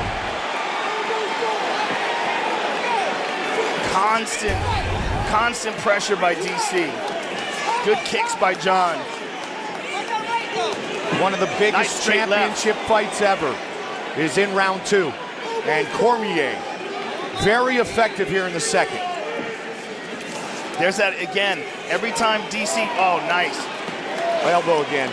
Nice short elbows inside. Every time DC goes for that loose underhook, John tries to wrench that shoulder the way he did with Glover Teixeira. Good knee to the body by DC. Catching him in the clinch with those uppercuts, Joe. Right up the middle. Daniel Cormier is scoring. 90 seconds on the clock here in the second round.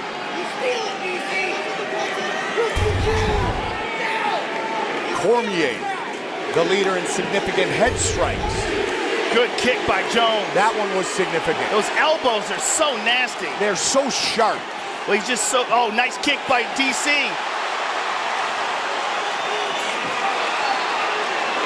Cormier trying to ragdoll the champion.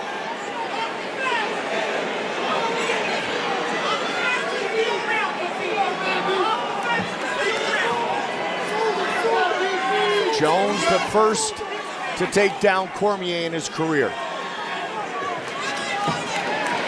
DC again looking for the uppercut on the break.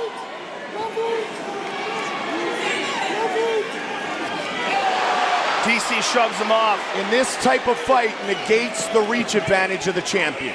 Well, John is exceptional at fighting inside, even though he's a tall guy. We saw that in the Glover Teixeira fight. Good right hand by DC.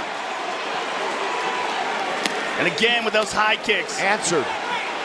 Cormier able to duck under trouble. He looks at the clock, 15.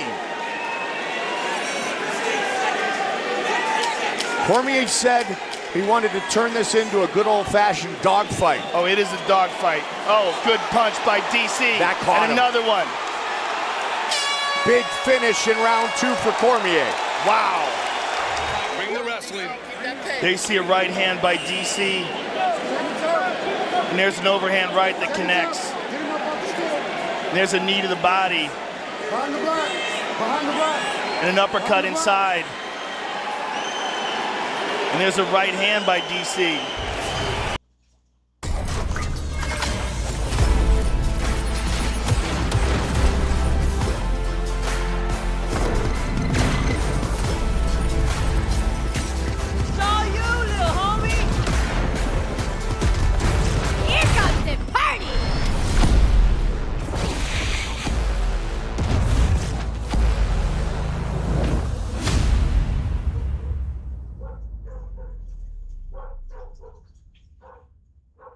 Есть ли вообще по-настоящему хардкорная стратегия в реальном времени? Конечно. Project Entropy. Работа в космосе становится смертельно опасной. Шлифовальная машина дает отдачу. Артерия перерезана. Кровь заливает шлем. Тело уносит в открытый космос. Ты врезаешься в заброшенные капсулы. И буквально возвращаешься с того света. Повсюду инопланетяне. Алое заражение расползается по станции. Хватай оружие и давай отпор. Отрази вторжение. Станция пробуждается. Вспышка синей энергии. Модули раздвигаются во все стороны. Одна аварийная капсула превращается в огромную крестообразную крепость. Сокрушай пришельцев. Уничтожай боссов. Ресурсы хлынут рекой. Параллельно ремонтируй системы. Выращивай еду. Расширяй базу. Строй последний оплот человечества. Другим игрокам нужна помощь. Отправляй оружие, медикаменты, объединяйтесь и восстанавливайте станцию вместе. Entropy. Честная игра без донатного преимущества. Скачивай прямо сейчас. Стартовые награды уже ждут тебя.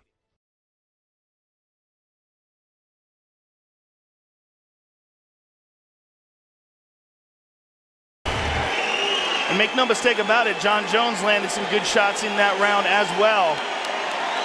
The heavyweight champion watching his good buddy try to become another belt holder from AKA. They call Daniel Cormier the team captain at AKA. John loves that front leg side kick to the thigh, and Daniel responds with the same technique. John goes to the body. When Jones is able to land that kick that you talked about on frequent occasion, it makes it almost impossible for his opponent to get inside. Big kick to the body there by DC, and John responds with one of his own. We saw Jones get tested to the highest degree in his career by the Swede Alexander Gustafsson. Cormier doesn't want to test him, he wants to beat him. Good right hand by Cormier. Uppercut again. Inside leg kick by Jones. Daniel Cormier, a true wrestler, embracing the grind. Kick to the neck. Excuse me, side kick to the neck. To the body again with that left. From the southpaw stance. And DC continuing to stay on him with the pressure. Good left by John. Good jab by DC. Oh, the first eye poke.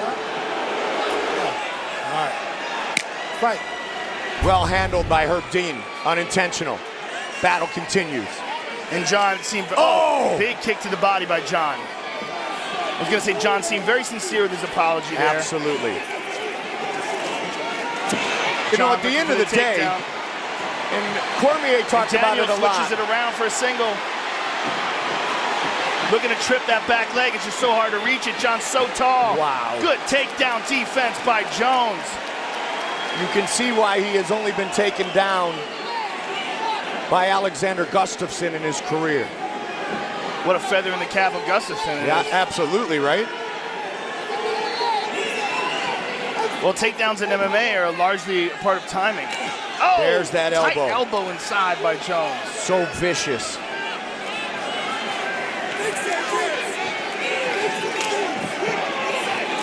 Cormier continuing to try to stalk the champion. A constant pressure. And one of the things that Cormier has an advantage of is the training with Cain Velasquez is always like this. Yes. These guys are constantly pushing each other to the limit.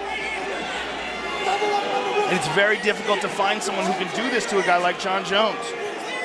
I mean, other than rotating fresh training partners over and over again, it's going to be very difficult for him to find something like this in training. Nice Cormier combination again. there by Cormier. Good uppercut on the inside. Yep, in that clinch. Highly effective one more time here. And again, looking for that takedown. Excellent defense by Jones. Past the midway point of this championship fight. Joe, so much has been said back and forth John with the kicks between these guys, but they respect each other's talents. Big time. Good shots to the body by Daniel.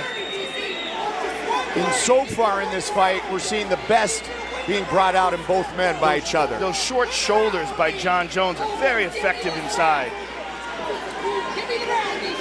Likes to use those and then the elbows. Don't grab inside the glove. There's a nice knee to the body by Jones. Keep your fingers outside the glove. That's fine. Yeah, I actually meant elbows when I said shoulder. He used those very well against Glover Teixeira as well. Just so good being a tall man. It's unusual. Ninth time Jones has been scheduled for 5 rounds as he looks for his 8th consecutive title defense. Last minute of the 3rd. Constant pressure by DC. Jones with landing the more left over the top. strikes Knee to the body by here the in the champ. 3rd. Big right hand by DC. An uppercut. That uppercut is so another short elbow effective by in this fight, but it's so often used by Cain Velasquez as well. Flying John knee. looking for the knee. Cormier pressuring him on the fence. There's a shoulder from in tight. Fighting in a phone booth again here at the end of the 3rd. Oh!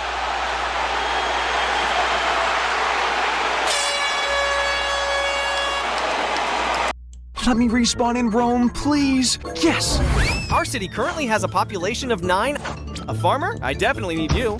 Aha! We have 21 now. Next, I gotta build houses for them. Too many things I need to spend money on, so I'll just build simple houses for the time being. Build a road first. Limited funds. Let's make do with this dirt road first.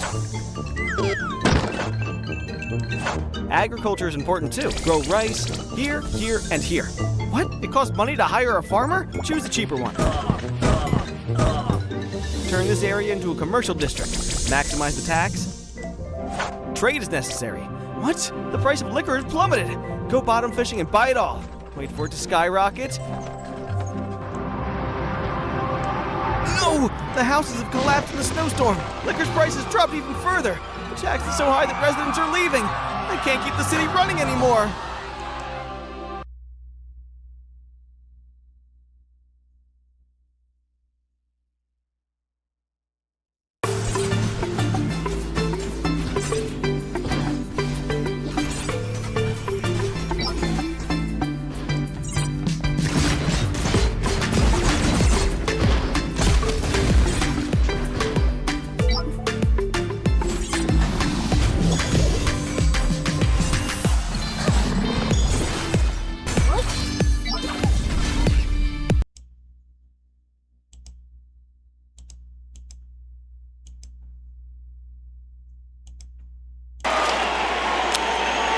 win the Strikeforce Heavyweight Grand Prix. This, the second 5-round fight of Cormier's professional career.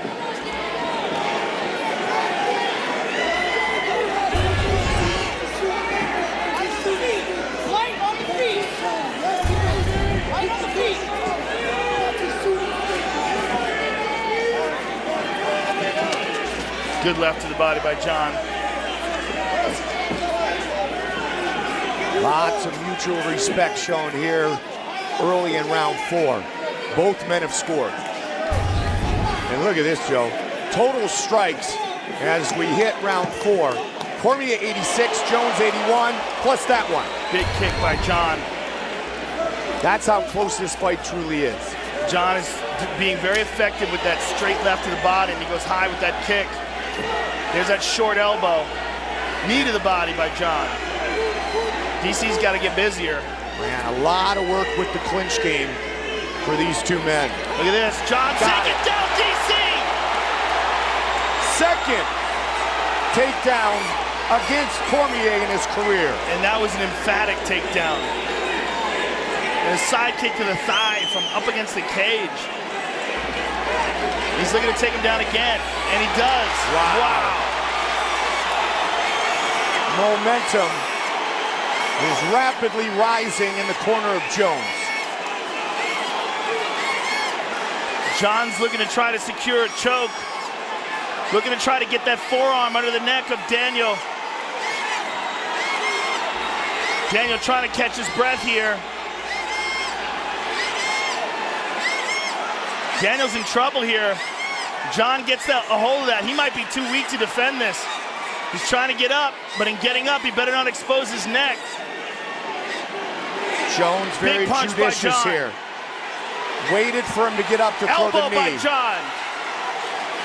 Watch for that uppercut. He's looking to take him down again.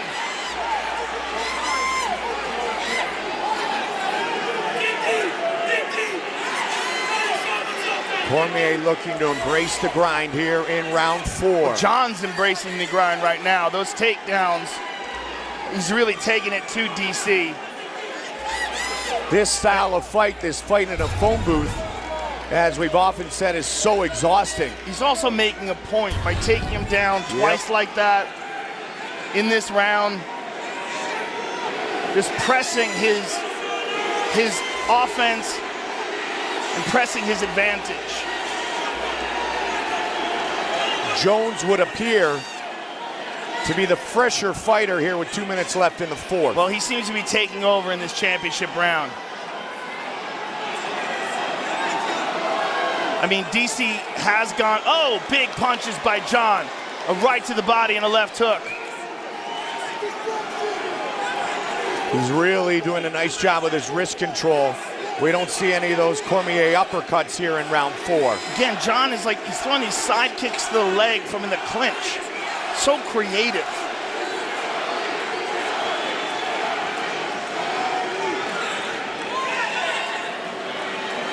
There's that elbow again. Under 90 here in the 4th. DC's on him. He's got some catching up to do here in round 4. Oh, he most certainly does.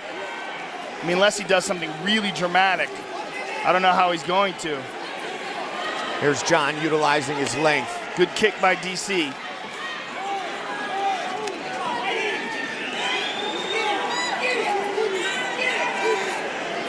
We saw a lot of basically toe-to-toe boxing, if you will, against Gustafsson.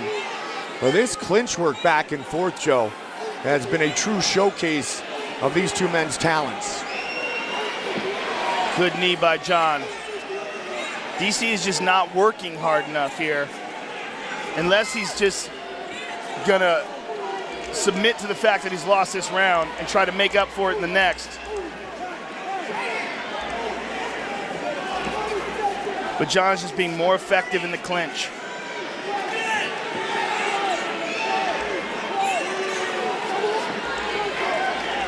With 22 seconds to go here.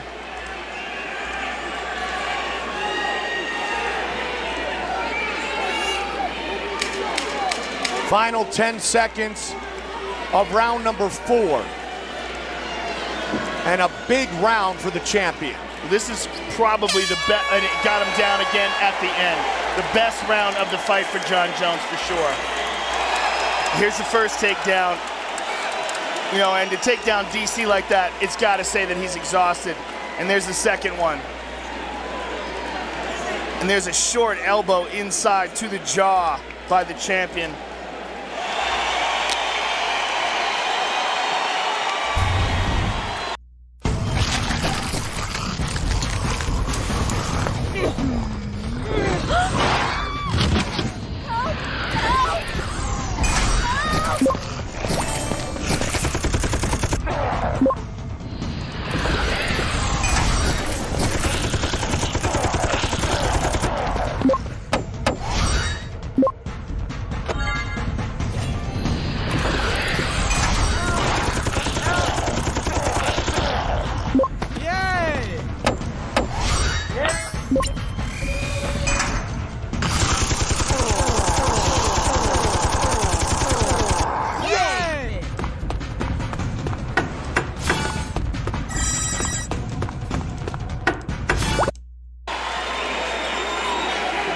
Bad blood, which is boiled over.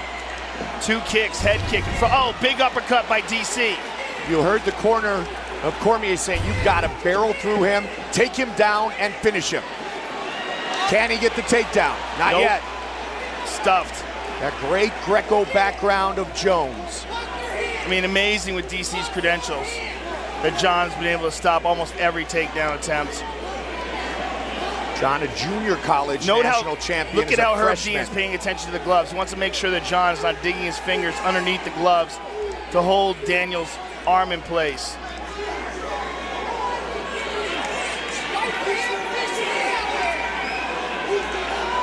First time 2 fighters with a win streak of over 10 have ever met in the octagon. Clinch control has been a true factor in this fight. Well, Daniel's having a really hard time getting that right hand back. He's got it free now, but Jon's got this excellent control of his wrist. Big shots by Jon here to the body. And that right hand, Joe, in the first couple of rounds was maybe the best weapon that Cormier had with those uppercuts. Jon looking for the takedown again. Cormier coming in had outlanded every one of his opponents in his 15 fights. Let's see what the stats say now. Jones by 11.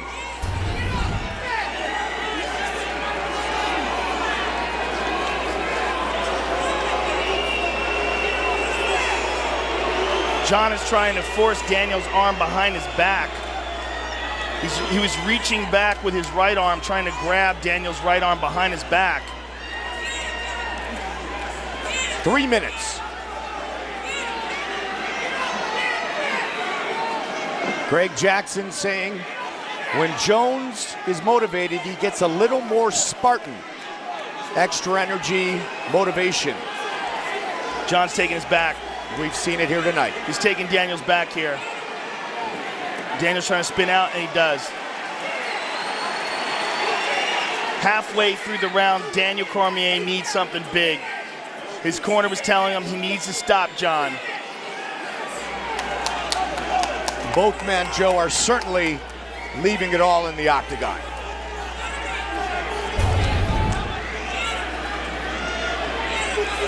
Three takedowns for Jones, none for Cormier.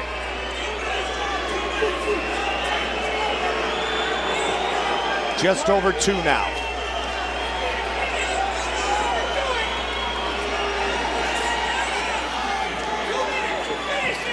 Cormier working so hard to get a takedown, but he just can't. Trips him momentarily. So good with his balance. We always wonder what Jones will do on his back, but we never find out because nobody puts him there.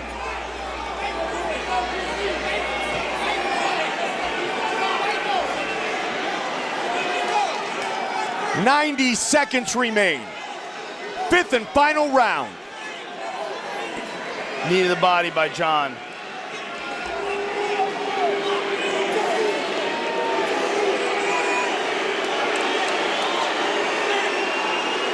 Cormier.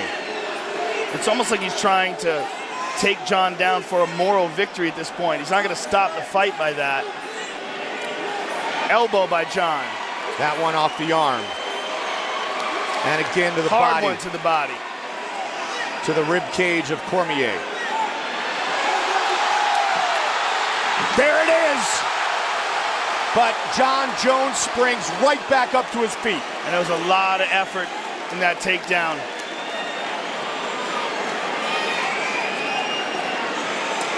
Picked him up, threw him down, but the champion right back in control here.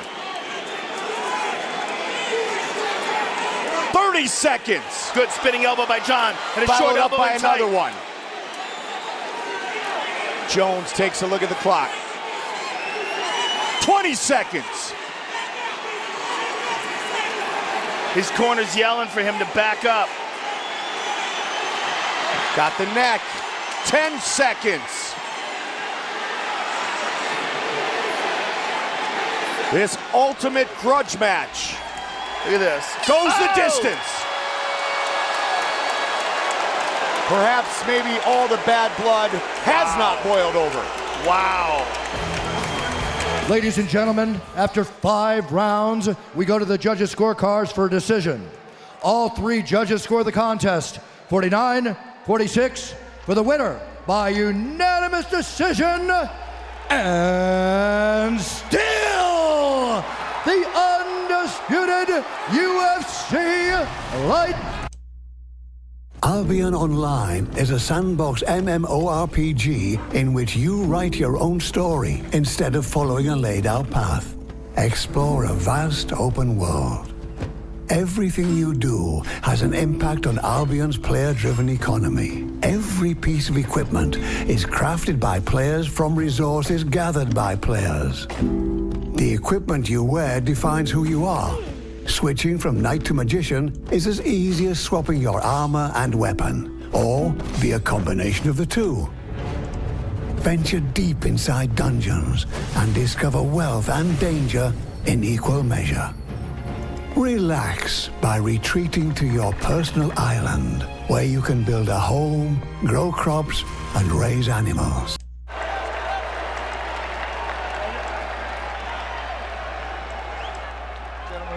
In the back, I want you to protect yourself at all times. I want you to listen to my instructions at all times. I want you to fight hard but fight clean. If you want to touch gloves, touch them now. Good. Step back. Good luck. Here we go. The wait is over. John Jones is back for the first time since April of 2016 to take on one of his chief rivals. If not his chief rival, the reigning champ, Daniel Cormier. Tonight's Fight Clock is brought to you by HSS, the world leader in orthopedics. John Jones in white getting off early here. Cormier in the black with gold. Cormier checking the kicks very well right off the bat. See if he catches it. Create wrestling from the catching those kicks at all. Oh, big. Looked like he knocked the mouthpiece out. He did. Huge Big John picked it up. Spinning back kick to the body by John. Jones is fighting without a mouthpiece right now. Big John looks for an opportunity to give it back to him.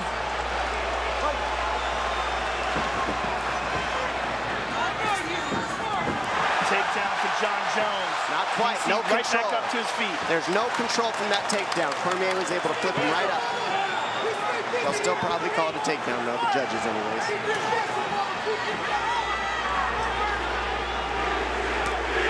Jones with left hand over the top. Southpaw stance from Jones. Watch the left high kick coming. See, Jones is eating the inside kick coming over the top of the Superman punch. Small cut underneath the left eye of Daniel Cormier. You can't help but notice the obvious size discrepancy. Jones just so long, he reaches so far. Spectre Gadget, arms and legs. Well, he's a guy who will have length over most heavyweights if indeed he chooses to move up one day. Cormier needs to keep the pressure, stay in the chin of Jones so he can't use his length so well. See the pressure from DC like he should be. The feints are going to do huge dividends, pay huge dividends for Jones if he keeps those fakes going on DC. John loves those oblique kicks to the thighs, the hyperextending knees. Jones shuts Cormier off there. DC 13-0 as a heavyweight before moving down to 205 pounds. He's never been finished in mixed martial arts. Remember this, the height of Jones makes underhooks from DC not as effective. He has to jack John Jones up in order for an underhook to work. Nice and he's not able to. there. And those are the knees we saw Jones land on DC early to take the rounds 4 and 5 out of DC's gas tank. Let's see if he can do it again. DC felt like the John Jones that fought Ovince St. Preux looked rusty, he looked nervous, he looked hesitant to pull the trigger, and he's hoping that that John Jones is who he's facing here tonight. Some have suggested, Dan Hardy included, that maybe John Jones didn't want to reveal too much. Daniel Cormier was sitting in these seats doing commentary for that fight. Oh, I doubt that. Yeah. He would love to look spectacular. That doesn't make any sense at all. And it's not taking anything away from Ovince St. Preux, who's an excellent fighter. He's a difficult guy, and he's a guy that John took on short notice, so it wasn't a fighter that he was preparing for. Right. Big thing I noticed, look how calm DC is right now. He knows the strikes are coming, but he's seeing what's coming at him. So he's making reads right now, calm. It's very different than the first time they fought. Not emotional, methodical. Yep. See it in his eyes. Yes. Right here. Yep. He's getting clipped every here and there, just like every other fight, though. I mean, both these guys are getting hit. But nobody takes the shots out of the DC. Oh, no doubt about it. The only guy that's been able to absorb the bombs from Rumble. And heavyweights prior to Rumble Johnson. Very good point. Less than 2 minutes here to go, round one. So you've got to say, pretty good start here for Cormier, the betting underdog here tonight. We'll see for Jones, he grabs your hands, and comes over with an elbow. His elbows are like a right hand or a jab. Yeah, he used that very well against Rashad. But then when he gets you to start grabbing his hands, that's when he comes down the middle with punches. So he just mixes it up so well. That was an outstanding leg kick by Cormier, and John just checked the second one. Oh, the bottom of the left hook. I like that DC's going to the body of Jones. I think that's the best plan you can have. Rip the body of Jones and go to the head later on in the rounds. DC looks so much more composed in this fight. So much more relaxed. And you got to think, this is a guy who's fought Rumble twice and Gustafsson since their fight. 5 hard rounds with Gustafsson. And we saw how fantastic Gustafsson looked against Glover Teixeira in his last fight. Agreed. And DC is seeing everything as well. He caught him. Big punches landed by DC. And he's hanging on the head of Jones, looking for uppercuts, knees. There they are. There's the uppercut he likes. Less than 30 seconds here to go in the round.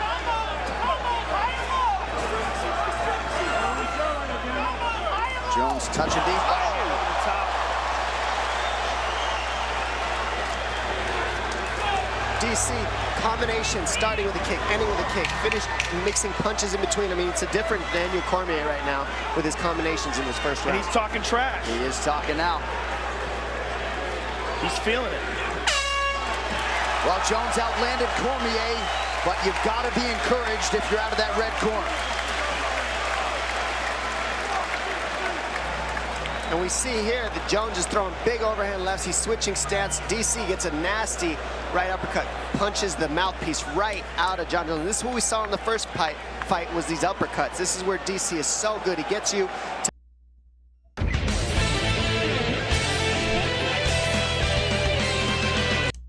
to bite on his shots, and then he hits you with the uppercuts. Here, a nice trip from Jones, no control on the takedown, but a good trip. Beautiful knee to the ribs of DC, and then a left hook, right overhand, left hook, right uppercut from DC to the body at the end.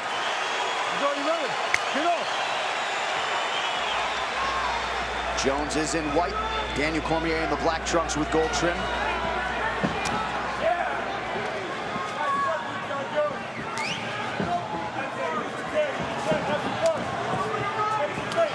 Nice left hook to the body, partially blocked. Nice knee to the body by John.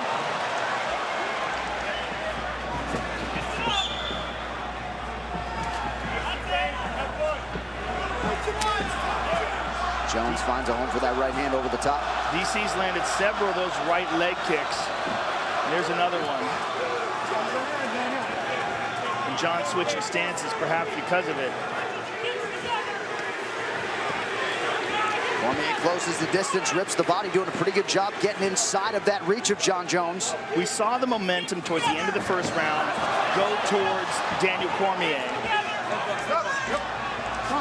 I DC said there was a headbutt possibly. All right, we resume the second round here, 1 minute in.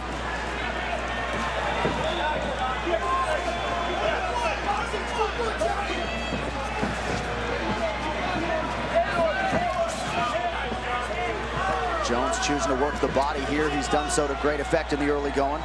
He's so effective with that stomp to the thigh.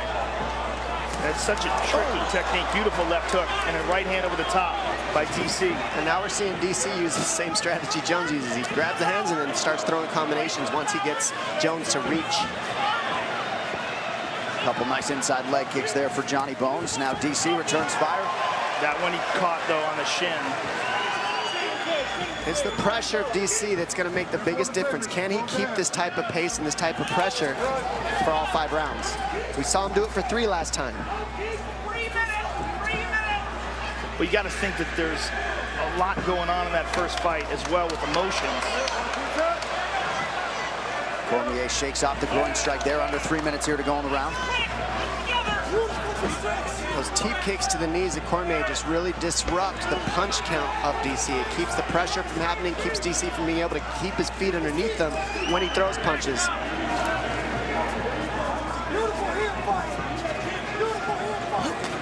Nice rip to the body by John. DC starting to chase John a little bit more instead of head him off. There we go. Now we see him head him off. That's what DC's got to do, is not get caught up chasing Jones, following him, but head him off. Another big right hand, double left hook right hand by DC. Looked like it landed right behind the ear. Now Jones. DC saying you're missing. Oh, beautiful 2 shots. Left hook and a right uppercut. Big uppercuts. Now DC's getting him coming in. Breaking his posture. Got Jones grabbing for a clinch and he's hitting him. Jones with a high kick.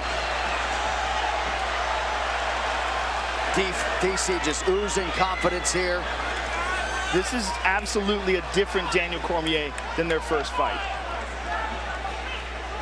Fighting Gustafsson helped him a ton. You gotta believe that. A longer, lankier striker. And that's paid dividends in this matchup with Jones as well. He's had experience while Jones was out, and he's made the best of it. Beautiful trip by Daniel, but he wound up on the bottom. Nice knee to the body. I mean, that trip was beautiful, and the recovery from Jones was beautiful. I mean, these guys are just... I mean, these are easily the 2 best light heavyweights of all time. In wrestling, they move like 125ers. I mean, they just have the right movements. They know where everything's at. Body strikes. Jones doubling up on Daniel Cormier thus far. 1 minute now to go in round 2. And the biggest difference is look how comfortable DC is underhooking, clinching with Jones. Nobody feels that comfortable, but DC with his Greco background, he's comfortable. He's smiling in the clinch with Jones. He loves it. That's where he wants to be. DC has been hyper-focused on this rematch since the first meeting 2.5 years ago. Took care of his business while John Jones was not competing. Nice 1-2 there from Cormier. So DC continues to be the advancing party here late in round 2.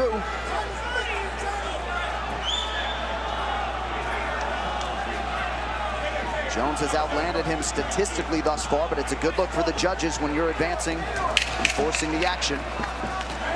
Oh!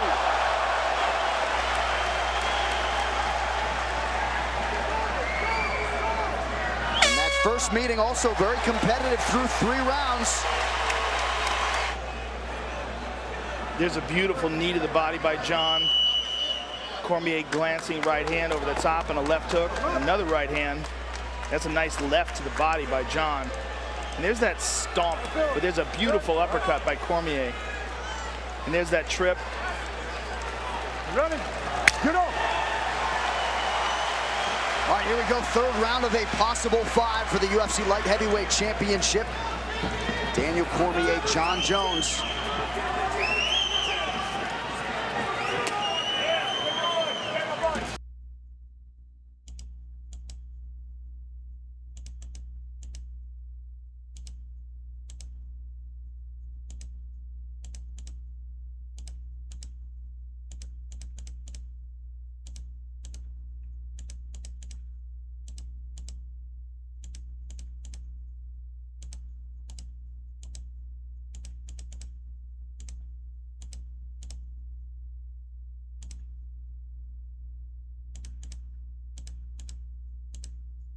Now, if you're looking at the statistics and the numbers and John is outlandy, you got to wonder, how does Cormier's corner feel about this?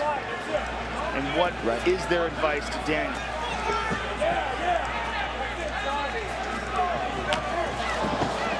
Right now we got Jones landing more because he's longer. He's able to touch DC first, and those kicks. DC's not throwing as many kicks as Jones. Those kicks are adding up on the tolls for Jones on the numbers. It's also the volume of strikes that John's throwing. He's never stopping. Well, the kicks set up the punches set up the kicks. It all flows together. DC's got to pressure, walk through the damage in order to get to a clinch or hit more in the clinch, in the pocket. Range is always going to be an issue to get by. Nice, beautiful uppercut left hook. That's been his best combination anytime he commits to the pocket with Jones. Cool.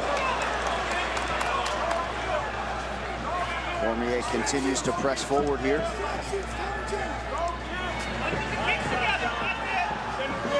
Jones keeping those eyes low. Cormier's taking a lot off of his strikes here, just looking for his range. Well, and you wonder how much he thinks about that first meeting, if at all, in terms of the cardio, specifically in that fourth round, one Cormier he had to sort of take off. Yeah, well. 9-2! Mike Winklejohn, Izzy Martinez, Brandon Gibson. Back in the kick, John. He's going to try to take us down. DC can't quite head him off. You see Jones get out there. DC wants to head him off, but Jones knows that. Gets off the fence wisely.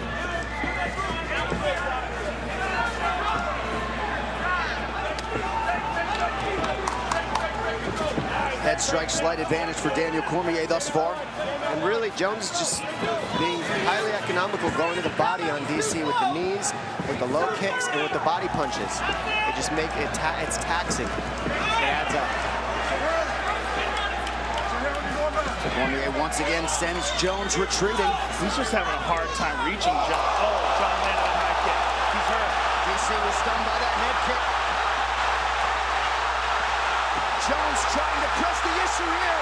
Cormier is down. Not out yet. Cormier's in big, big trouble. And John is all over him. Here comes Johnny Bones with the ground and pound. Cormier. That could be it. Trying to survive. That's it. He's out. He's out. John Jones has done it.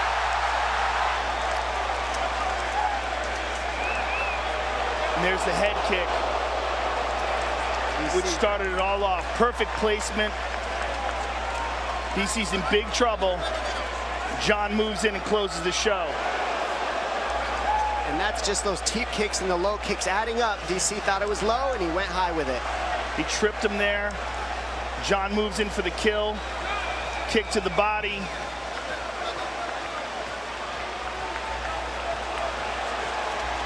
And drops some horrible elbows on him. And DC's just way too hurt here to do anything about it. And he's eating some big bombs. Big John gives him every chance in the world. That's a wrap.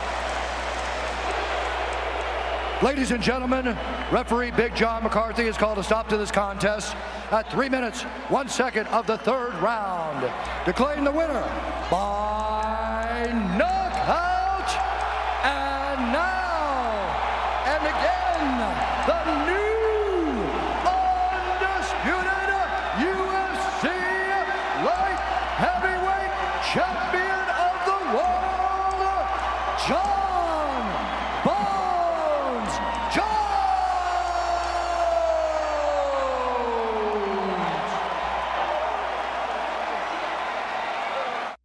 The epic online action game War Thunder lets you dive into massive battles and experience the full power of legendary military vehicles. From World War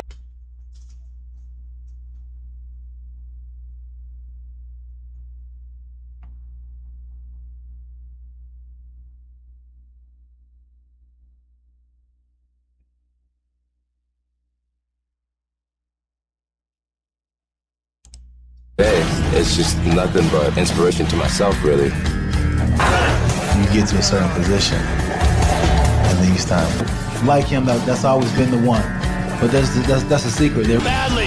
my inner dog is going to take over, and I'm not going to remember. That's when I train better. That's when I focus more. Big elbows. Sean Evans blows kisses and grabs his crotch and shimmies and do all this. A big chance to get a little payback. Have an opportunity. You know, he feels like it's about payback, then go get it.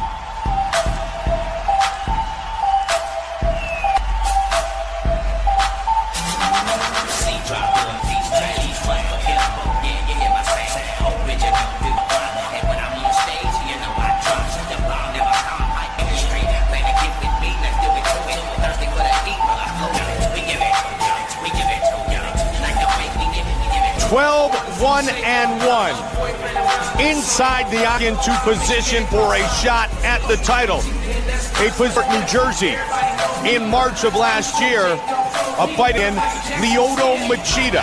He is beaten and knocked out Bill Davis. He may just be the best MMA wrestler in the in that Blackzilian camp with, you see Tyrone Spong, a fan believes it was one of the best moves for his career to go down there, and he is in Rashad Evans we've ever seen. He had scored the most by defeating Forrest Griffin back in December. Very well in the UFC primetime show. Rashad said, he goes, I just want to let go and I just want to have fun in there. You know, just to go in there and have fun and not be aware of the significance of stay calm and the enormity of the moment. To not be the octagon for the biggest fight of his life.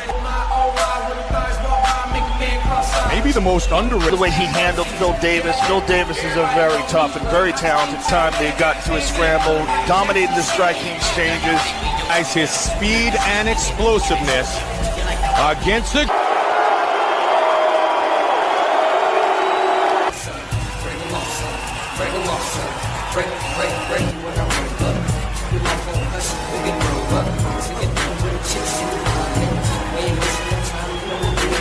Dancing enthusiastically to John Jones's...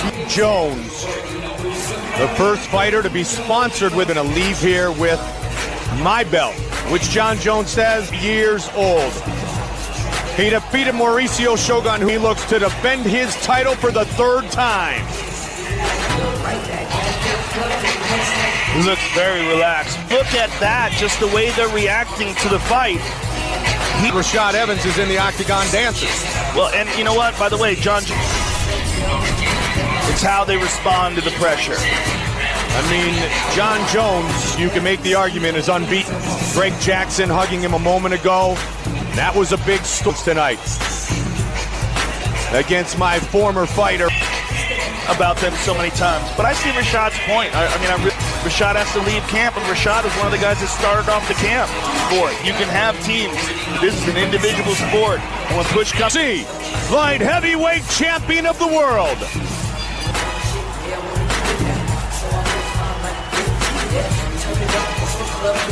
Sugar Rashad. And against 32-year-old challenger, John Jones is 6th with the official introductions, Bruce Buffer. Main event of the evening. Sanctioned by Chris Lee and Richard Bertrand. And when the action begins, our referee... this is the moment UFC Georgia.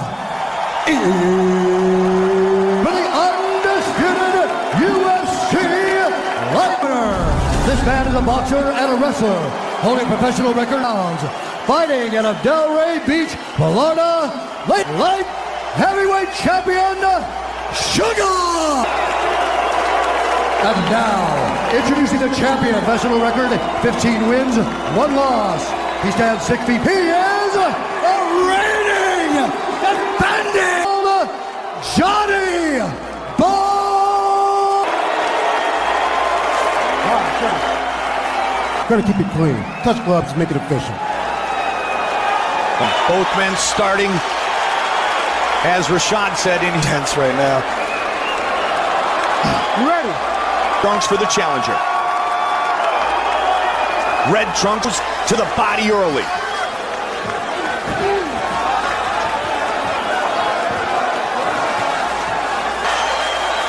Big head kick thrown by the champion. Did a ton of damage to Rashad, to Rampage with that. Controlling the center of the octagon. And he's the first to attack. Side kick to the knee. You know, he's so unpredictable. He's just such nation.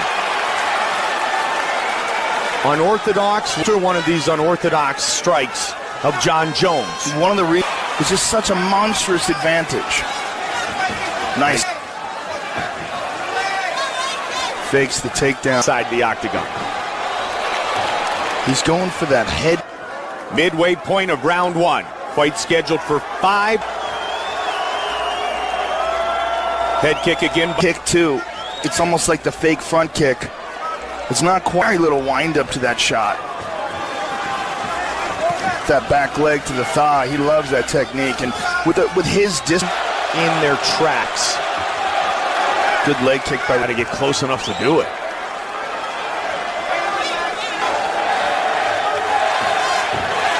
So athletic. To the body. Kick. Good.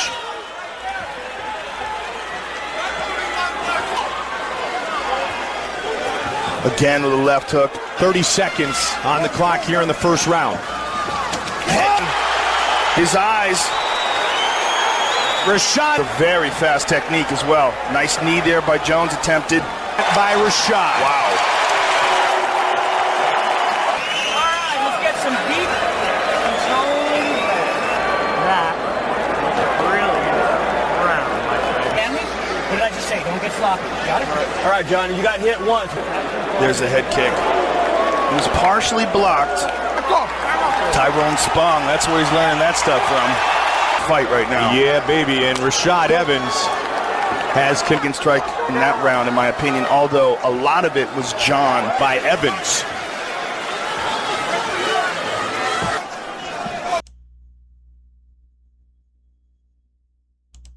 Hey, it's just nothing but inspiration.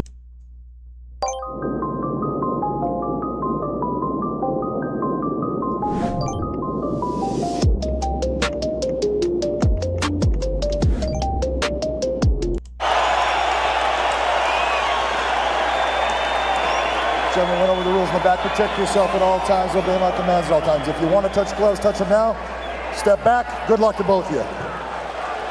John Jones and Alexander Gustafsson for the UFC Light Heavyweight Championship of the World.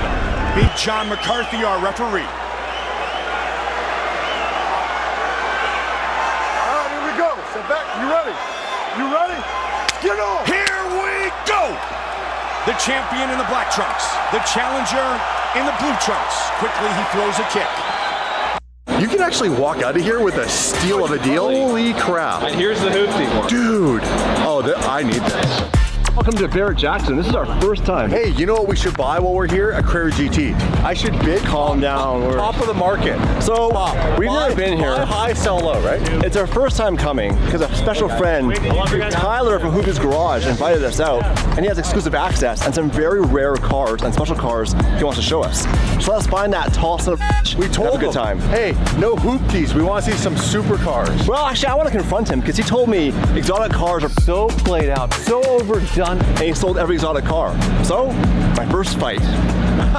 Hey, I know that guy. They said we're here to bid on either hoopties or exotic cars, but apparently you like exotic cars. They're played out and then sold You know, I did see that in cars. the video. I was worried you were going to beat me over the head with that. So No, that's him. First fight. You guys fight it out. You guys figure it out. Look at these guns. Like, yeah, I mean, have you ever been in a fight before? The two that don't work out, no. Just, I mean, this kind of fight, you know. I'm really good at that. I've actually never been in a fight before in my life. Really? I got punched in the face a few times. It sucks. Yeah. That's not the same as fighting back. No, it's getting beat up. So what are we doing today? You got some cool stuff. You work here, don't you? Rich. You're a big deal here. It says relax, not Rolex. But Could you imagine? You're like a presenter here, right? You do. Yes, I've been working for Barrett Jackson for 6 years now. They hired me, and it kind of keeps me out of trouble because I'm like talking about the cars instead of buying the cars. So it works a lot better. Talent. Oh my God. I think I'm talented. I'm almost arrogant. It says talent. Greatest car ever. I want one of those. That's actually Do you cool. have ones for us that say non-talent? I have one that says idiot, and the other one that says genius. Bitter guest or bitter guest. Oh, yeah, I guess Because I can't afford anything being here. So we've never been here before. This is our first time coming. Yeah, I've never done it. My first time, I begged my dad to go after seeing it on TV. Oh, so you've always been. And I was just you've been here for a long hooked. time. I was hooked. So in my ultimate dream cars, the 300 SL Gullwing, as the first time I ever saw one was in person at this auction. This is how we do it. Got gas power. That's real. Wow, that was aggressive. Yeah, that's a neutral drop there, right? A neutral. What you do with your rentals. So people that watching that don't know what Barrett is, what is Barrett? So Barrett Jackson started 50 years ago as a collector car auction, and he was the first to bring it to television on Speed Channel in the 90s.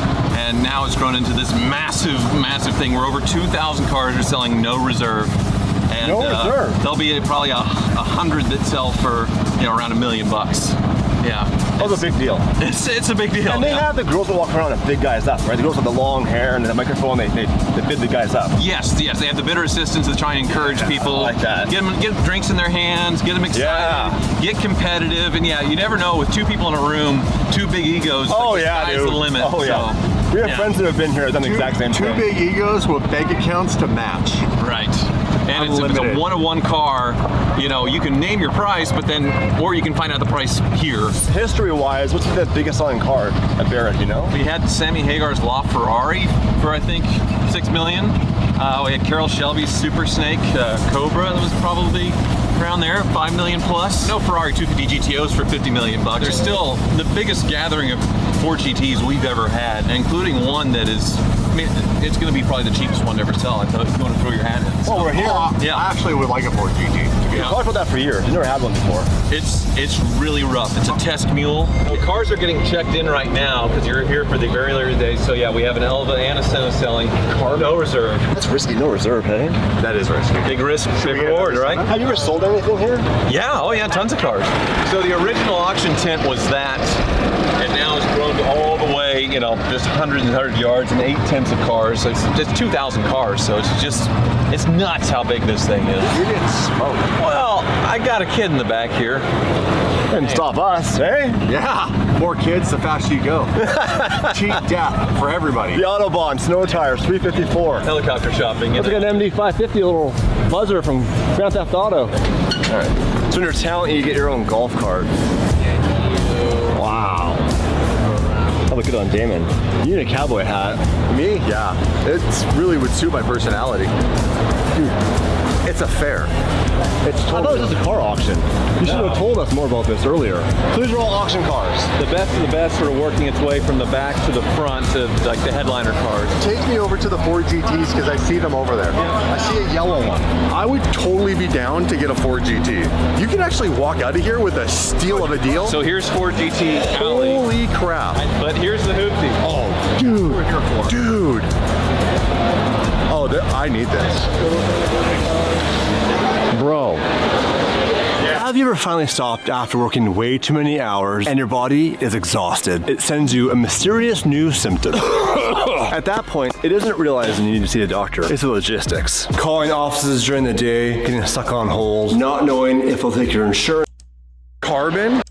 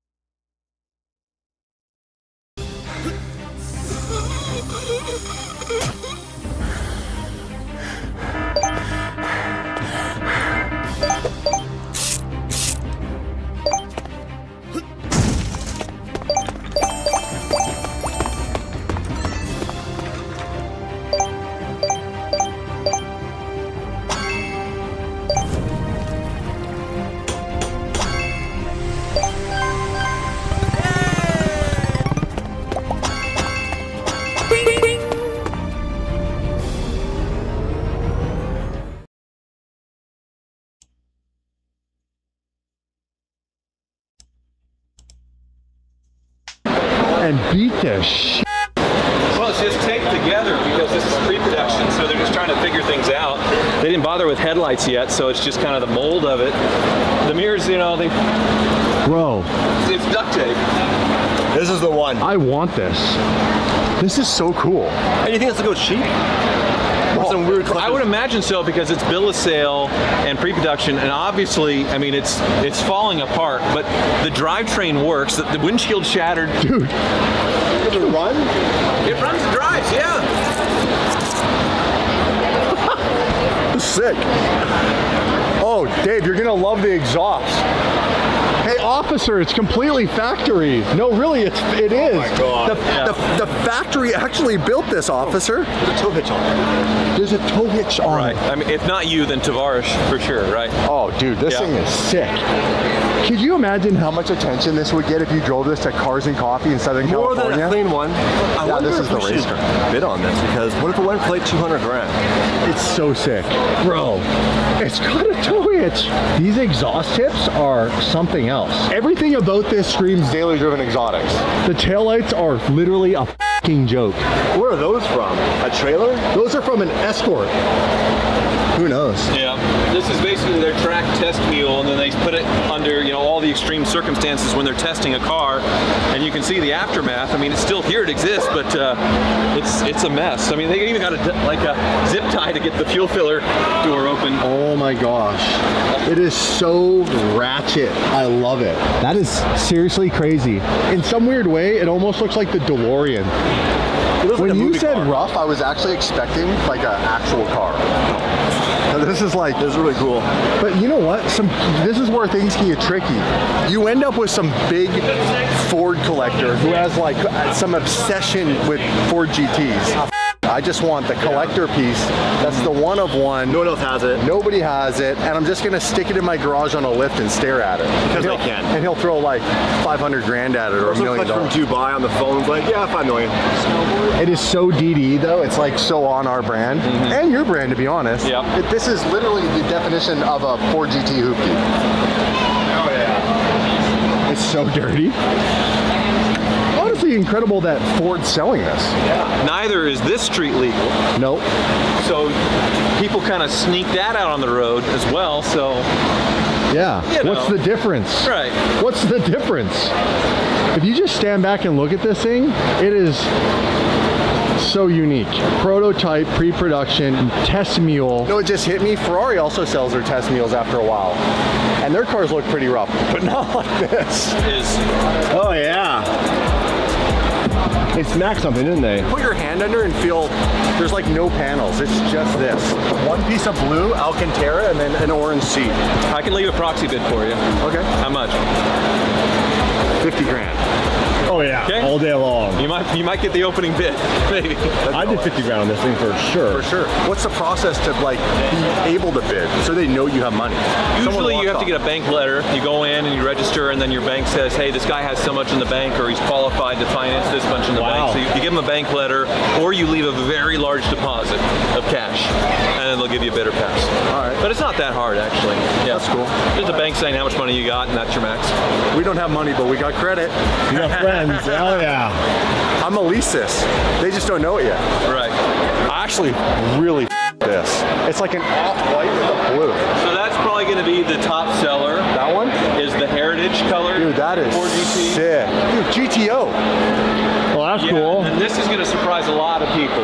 Because, we both had gated manual conversion 5.9s, and they're awesome. Convert the GTOs, this. I know, it'd be so insane. But the numbers of these it seems like every time one pops up, it's like a new record. So we'll see what happens. I think there was one that was $2 million. 2 million? I mean, it's a crazy spec, the yellow stripe. Oh, hell yeah. It is a gated Mercy. Look at the exhaust. What's happening with that? What is that? A happy face. Dude, it looks like an elephant's. It looks like a bear paw. A Ninja Turtle. We're all seeing different things. It's an elephant. We all need counseling. It's an elephant's trunk. And it's gated. A very classy spec, yeah. I like the green with the tan. I wonder what this brings in. This is really interesting. Yeah. How much? Big swing. They don't like me to guess since I work for them, but you know. Yeah, fair enough. 500, So- 500K? Could be more. So what's your absolute favorite car here this year? So the GTO and the Gullwing are crazy. I just recently bought a Gullwing, so I'm just crazy for A hoopty version or like a nice? It was pretty nice. I mean, this is the original supercar. People say it's the Mura. I don't think so. I think it's this. I agree. but- What is it that you like about this car? I've had the privilege of driving one right after it got restored from Rudy & Co. $1.2 million restoration. It came in what they considered red, but it was looked like, to my eyes, looked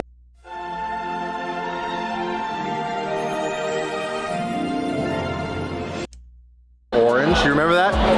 Video tanked. It was back in Victoria because it was like old exotics. These actually are really cool. They're actually really reliable.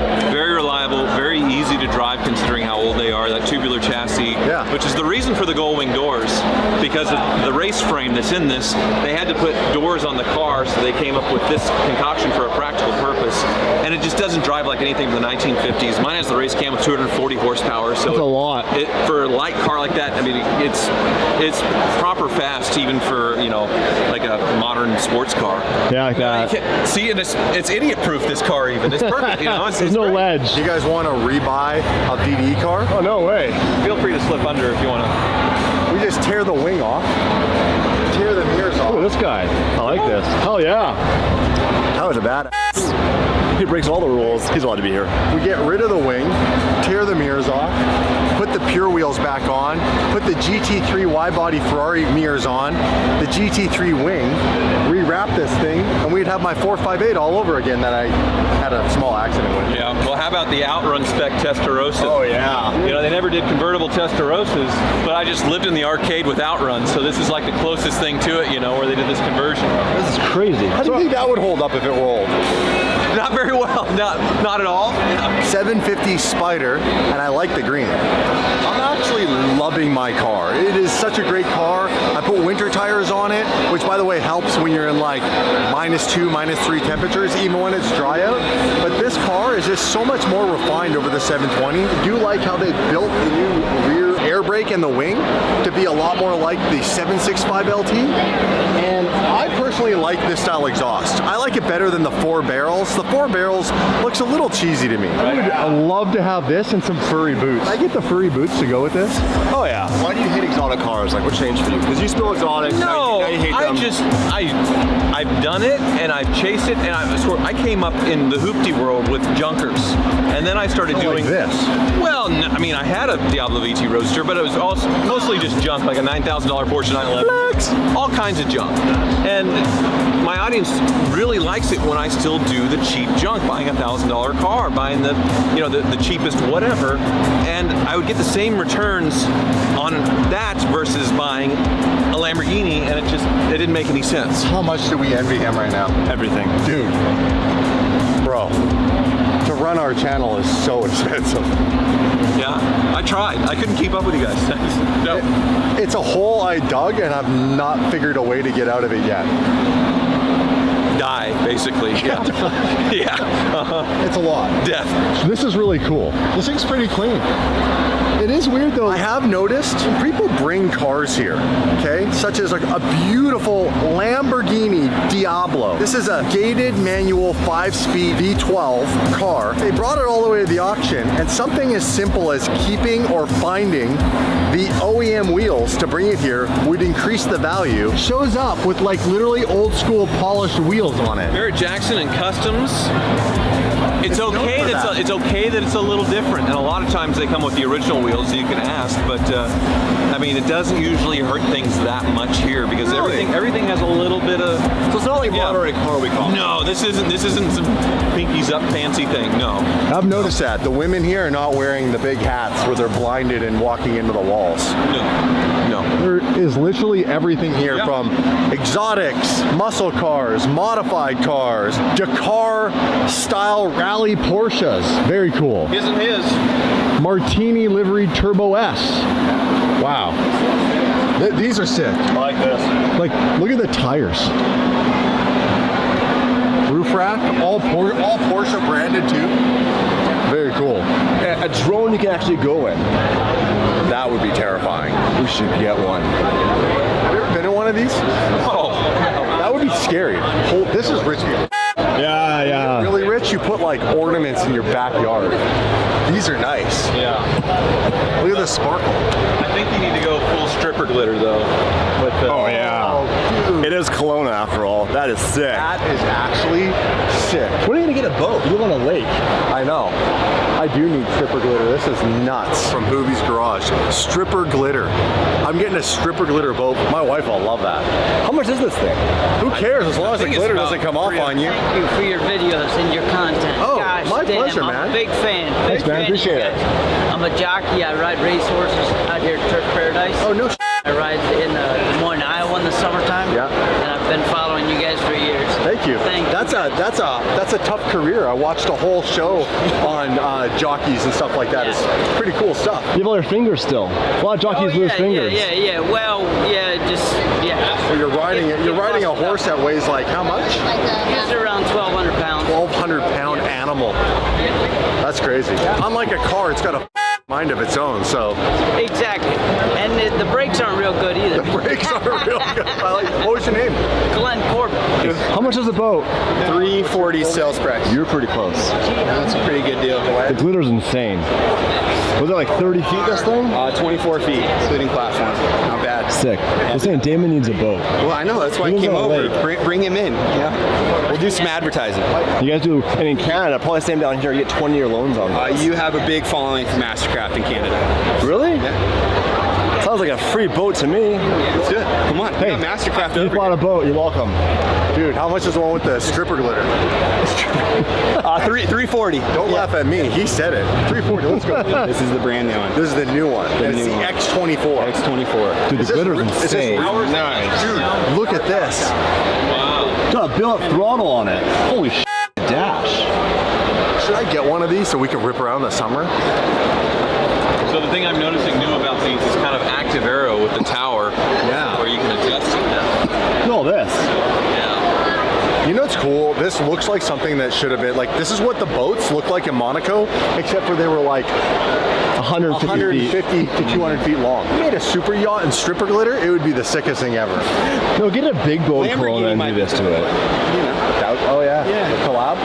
That'd be cool. This is $340 sales price, and this is pretty much fully loaded. You can do the supercharged motor. That'd bring it up about another 40 grand. This would have 675 horsepower. This thing would move. It moves. Does it stereo good? Stereo is insane. So you've got obviously power speakers. You've got 3 more speakers. Is he allowed in there right now? I'll let him in. Okay. Absolutely. Oh, you know your boat. Damn. Big old V8 in here. Holy crap. Can you imagine supercharged? So that's the standard motor, the 6.2. Oh, it's a 6.2 like Chef V8 in that. Yeah. No shit. Reliable. Not for him though, if he had it break down. You just sold me on a boat. Dude, I really appreciate you giving us like this tour. I'd love to come back and like actually try to either sell a car here and or both, buy a car. Right, to be in the audience when, you know, people are going nuts and it's a new record and there's 10,000 people in the room just screaming like it's a rock concert for a car selling. It's really cool to be a part of it for sure. You feel the energy. Well, dude, thanks for having us. Thank you. Table. Would your wife like that in the house? Probably, actually. That's actually sick. Like, this is a properly built, nice table.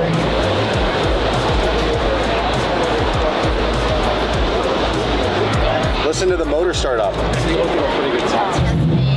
Oh. You hear a rev? Well, Toy Revelto is $7,000. That's what I found. It's a friend's. Happy Jewelers. Hey. Hey. Give me all your jewelry. Come take it. Hey. That's pretty cool. You guys got a wide body Revolto in your booth. Hey, bro. How you guys doing? Take it. Oh, hell yeah. Look at that. Sick. I miss my RM. It's such a sick watch. That's expensive. It's not bad. $315. Why is it so cheap? I don't think it's that cheap, but you know. Is it buy one get one free? For you, anytime.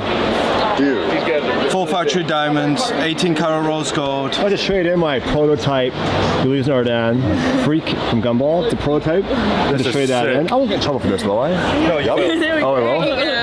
Oh, You can't trade this okay, in. my bad. I actually have my 40th birthday. I can't remember who gave it. Someone gave it to me. A Rolex GMT Batman. Can I trade that in? I never wear it. It's embarrassing when I look at it. You can trade on it. And with this. Jokes aside, I bought you the f***ing watch, you piece of shit. Jokes aside, we would never sell these watches. They are from Newly Started On, and they're prototypes. Like, they're priceless. In fact, one sold at auction at Gumball, XP1, for $150,000. And this is XP3. You took that quick!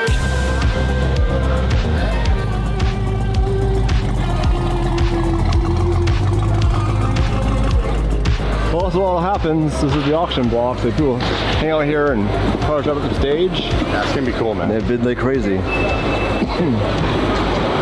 How sick is that? All the old signs, Rolls Royce sign, gas pumps. These little pumps are super cool, but they're real money. Yeah. It's actually, when we had our merch store, we looked at buying some of this stuff. Yeah, the neon signs and all that sort of stuff. The pumps. I love all of this. Red coach, like, look at this stuff. The old shell sign.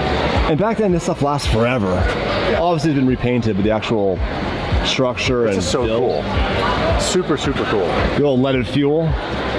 Used cars and trucks, A1. Fast one? Well, it's the new ZR1, but it's not the one with the X. That's the all-wheel drive one that's hybrid, that's 12, but this is over 1,000 horsepower.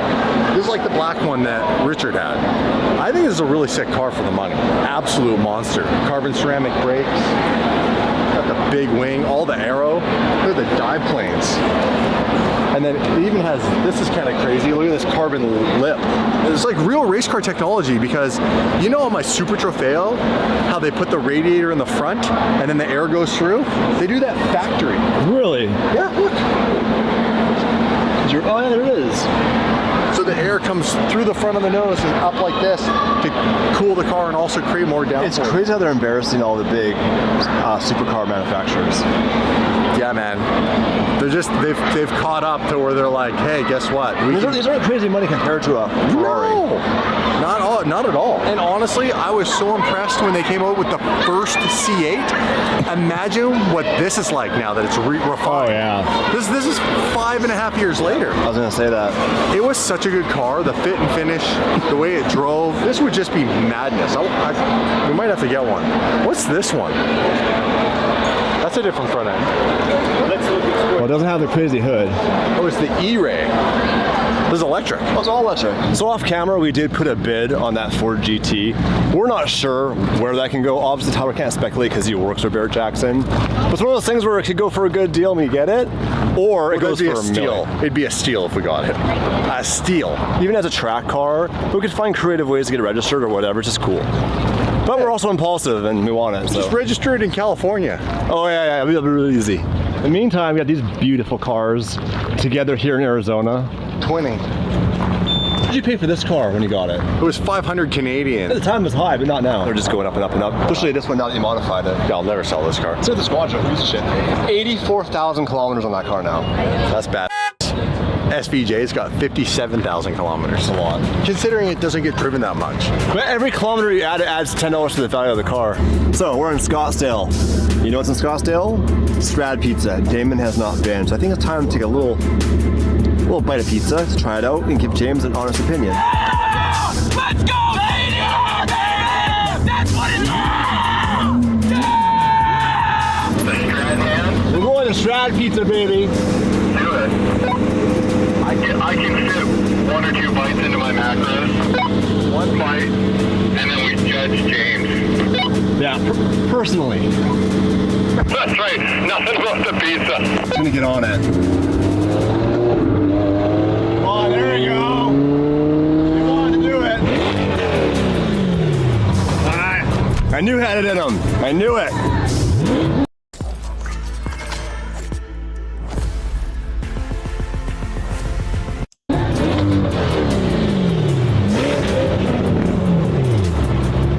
The problem now is you never know if it's the fast one. Because there's Corvettes that would not beat this car, and there's Corvettes that would destroy the Squadron, of course. It's all technology. I mean, the Squadron's traction control system, you know, yeah, it's got a lot of power, but it's not delivered the same way as that thing probably delivers. At your mercy. There we go! Where'd that go? long white socks on.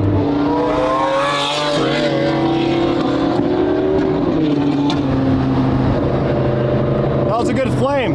By the way, audience watching right now, a guy bought us these stupid little radios, like kid radios. Even though we have like 90 radios, you couldn't find any, so we have these dumb little radios for our 3,000 kilometer road trip.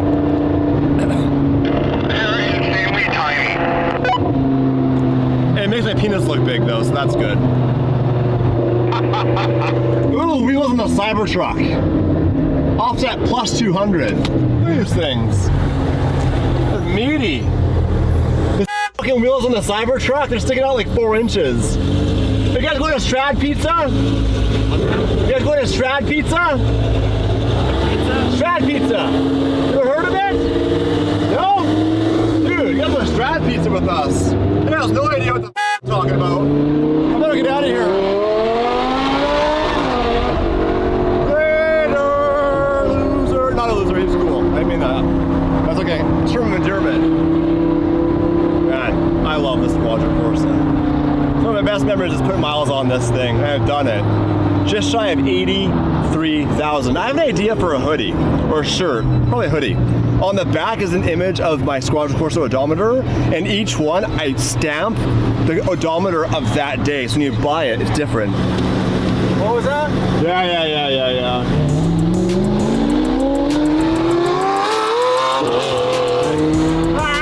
Keep up!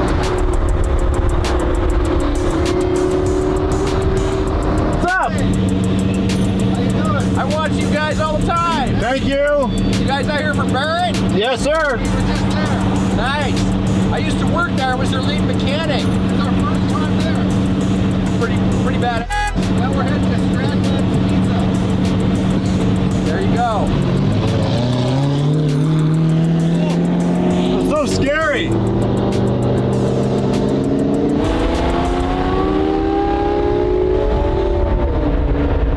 Hey, jealous? Huh? That's pretty good.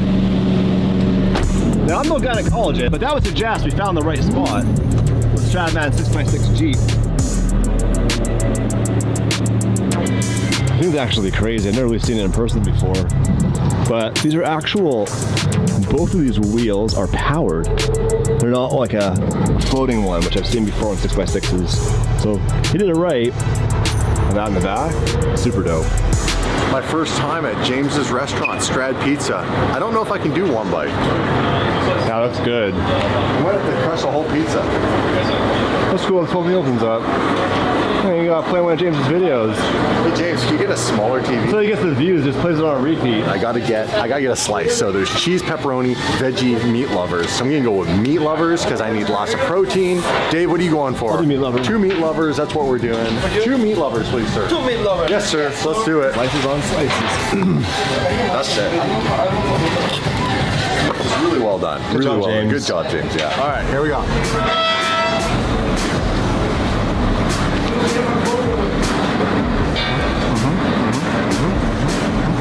That was really good.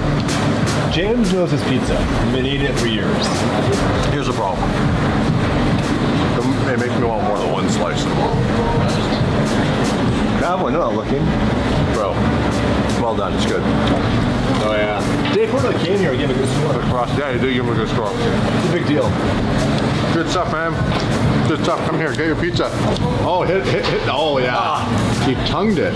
You tongued it. I like how it's thin crust too. Yeah.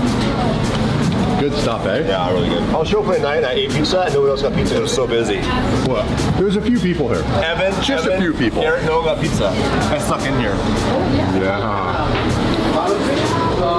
That's it right there. There's a meat lover. That's a meat lover. The man's doing his thing back there. Right? He's throw it in the air? I cannot, bro. I cannot. I can try. He's working it. He's working it. Hell yeah. Look at the size of that thing. Let's go. My man. It's honestly really good pizza. If you guys are ever in the area, actually come try it. Forget the fact that James owns it. If you actually like good pizza. Oh, hell yeah. Half cheese, half fat. That's quite their mural. Yeah, it's huge. And like Strad Pizza on the corner. It's really cool. The whole side of the building. You really got to actually stand back to see it all. Oh. James went all in on that.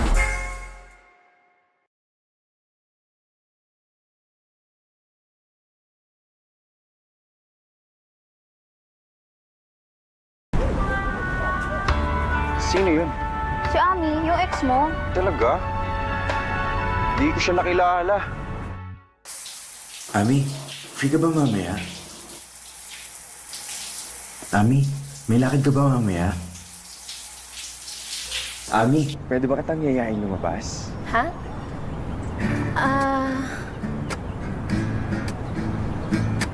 Ami, pwede ba kitang yayaing lumabas?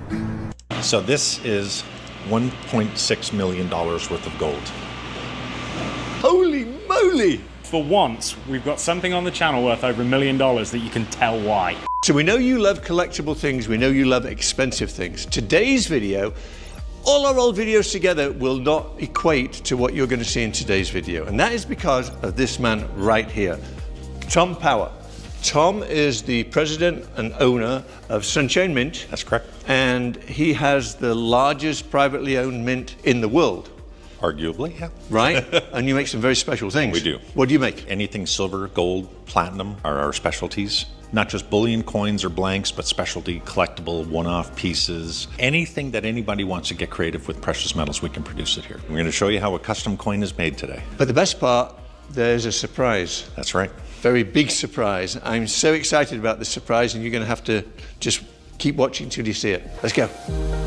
So this is our engineering area, also our design area, where we start with from the concept, working with people like Michael to create the design.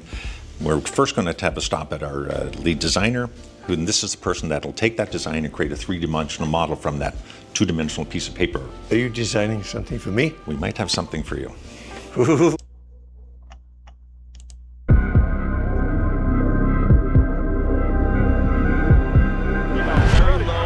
Crawling at him. And he's going to do that again. Yeah, just for a second.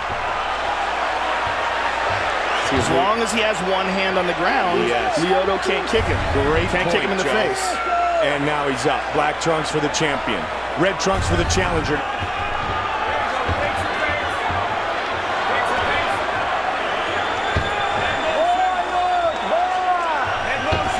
Very few men dart in and out any better than Lyoto Machida.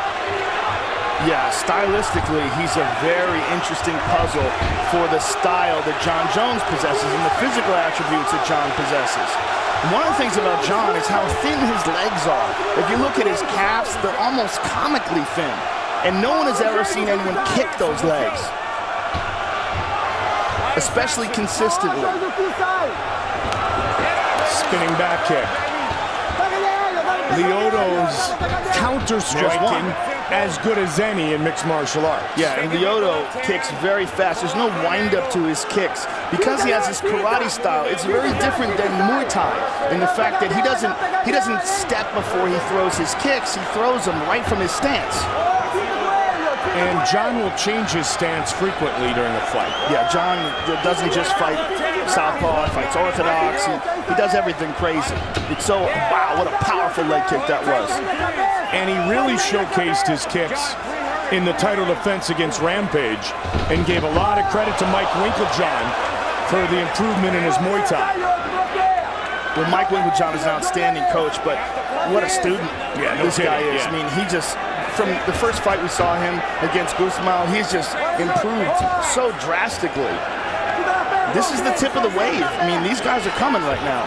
These super athletes, these people that, you know, could have competed in any sport if they so choose to put their focus on it. Well, his brother's in the National Football League. Another powerful leg kick. But the counter by Lyoto. And look at that hand stretching out the distance. That's something that John can do that no one else can do. Lyoto just missed with that right hook counter, though.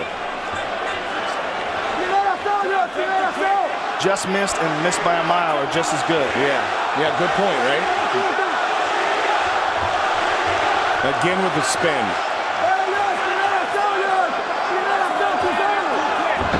The Karate Kid pushes forward. And that's something that Lyoto does. It's very scary. That rush, that crazy karate blitz. I believe John is doing the same exact thing as Lyoto right now, where usually it's just Jones's opponent trying to figure out how to deal with the unorthodox striking. Jones is trying to do the exact same thing. And he's going to worry about getting caught in a blitz. As he should. Yes. He can't get complacent. He can't get sedentary. Nice kick to the body. The body kick, then the left is something Machida utilizes. Clearly the hardest John's ever been hit. Right there. The hardest and the cleanest.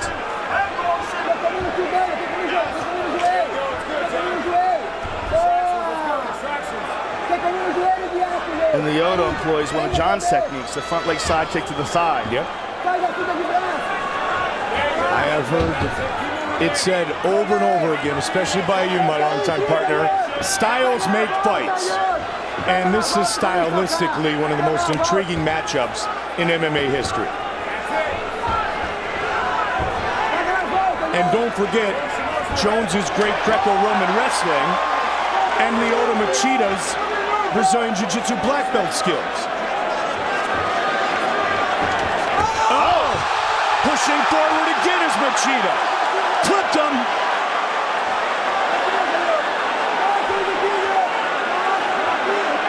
The Dragon again with a solid kick to the body. Machida is finding openings.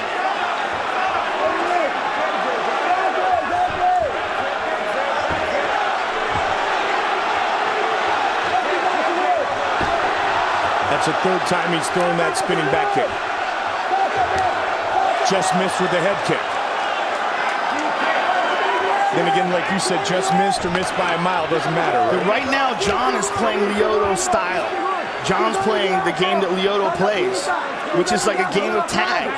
The thing about karate-style tournaments, and a lot of people think they're very unrealistic for fighting, but what they do is they force the fighter to be the first one who gets off, as if it's a wild game of tag. Now, you add that to all the other skills of mixed martial arts, which Lyoto also possesses, and it makes for a very unusual opponent. Got his timing, let's go. Adversity. Will he get excited? Will he get too nervous? Will he blow his energy out worrying about this?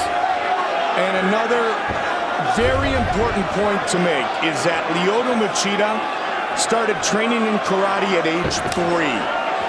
He has done this type of thing in karate battles and in striking battles his entire life. And while John is very unorthodox and extremely successful, he hasn't done it his entire life. Yes, this is the most complete striker that John Jones has ever faced, no doubt about it.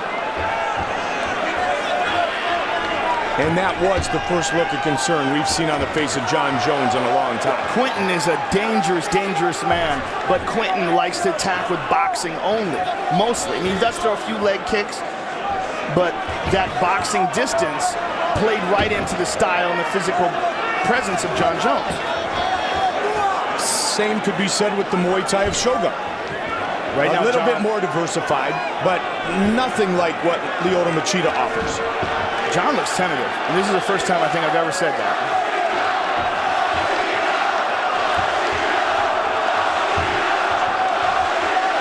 Looking to defend his title for the second time. Looking to get his belt back is the Dragon. Reminder, UFC 141 will be on Friday, December 30th, live on pay-per-view at 10 Eastern, 7 Pacific, as the giants of mixed martial arts battle it out in a heavyweight contingency bout.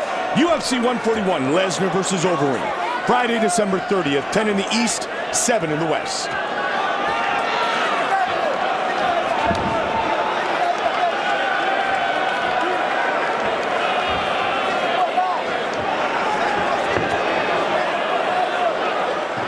I'm wondering at what point in time does John decide to try to take this fight to the ground. Good kick to the body by John.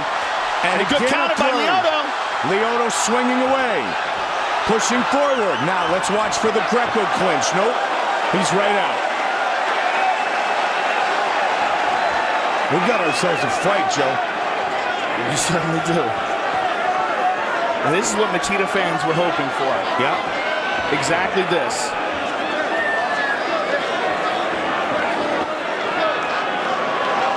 Lost his title to Shogun. Oh, big right hand by John Jones. And Jones nails Machida there, and then was defeated by Rampage by split decision. And now Jones looks for the takedown by John Jones. And his elbows are vicious. And there he throws one immediately. The force and angle of the elbows of John Lyoto's Jones bleeding already, Mike. are the best in MMA. Lyoto's bleeding badly from his forehead. That's the elbow. And John's looking for a choke.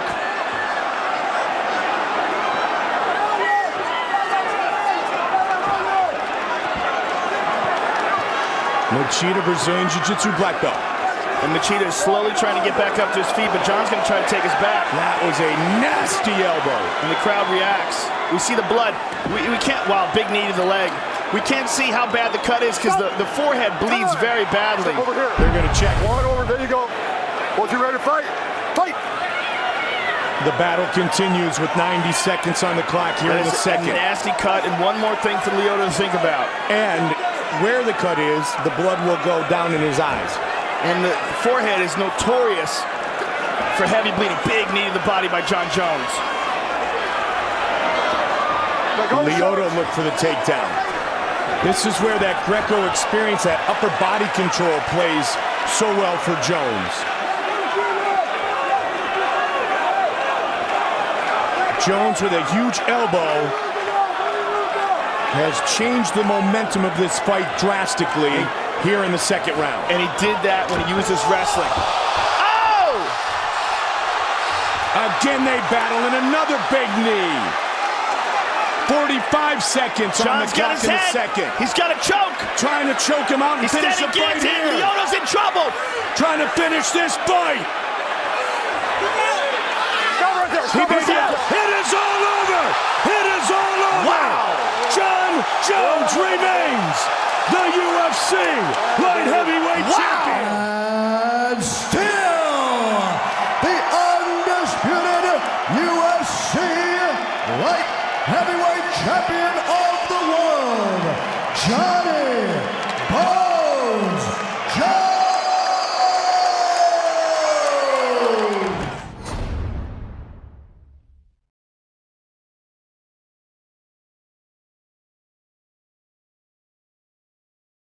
Albion Online is a sandbox MMORPG in which you write your own story instead of following a laid-out path. Explore a vast open world. Everything you do has an impact on Albion's player-driven economy. Every piece of equipment is crafted by players from resources gathered by players. The equipment you wear defines who you are. Switching from knight to magician is as easy as swapping your armor and weapon, or be a combination of the two. Venture deep inside dungeons and discover wealth and danger in equal measure. Relax by retreating to your personal island, where you can build a home, grow crops, and raise animals. Grab a fishing pole and head for Albion's rivers, lakes, and oceans. Join a guild, play together, take part in massive player versus player battles, and claim your piece of the world. This is Albion Online.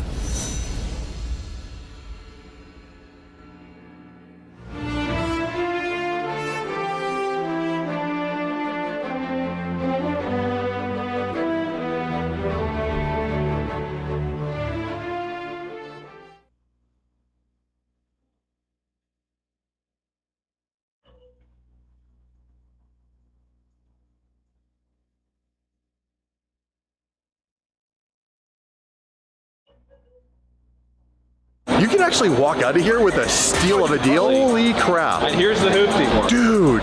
Oh, I need this. Welcome to Barrett Jack.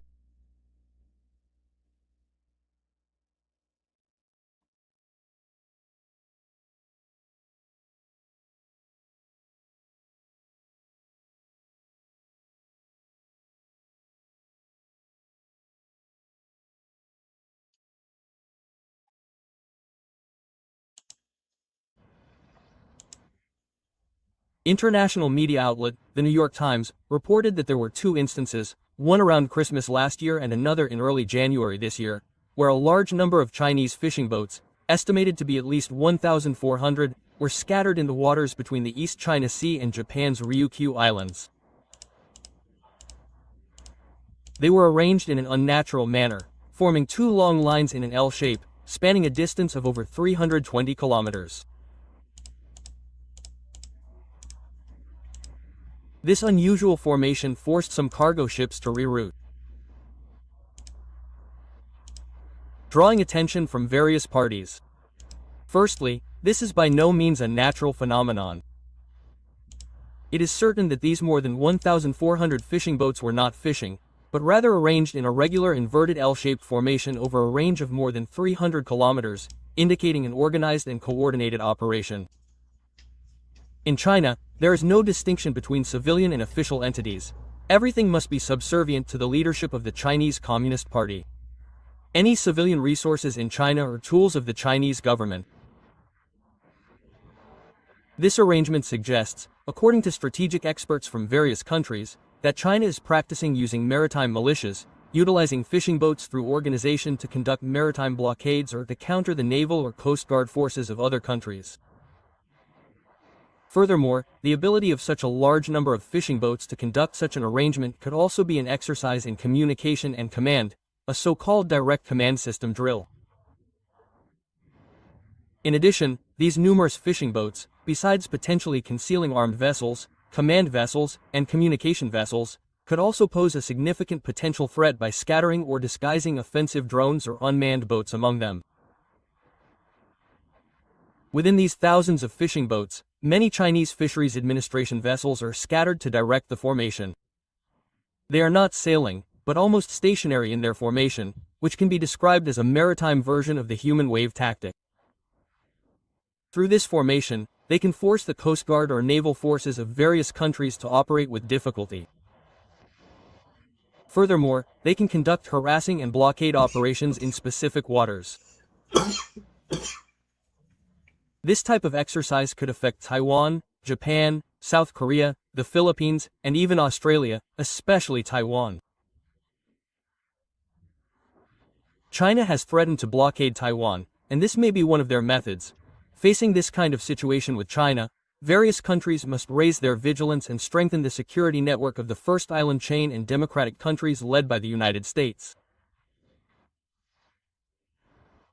In international law, any vessel, originally a civilian cargo ship or fishing boat, once used by state power and converted to military purposes, can be considered a threat and military equipment.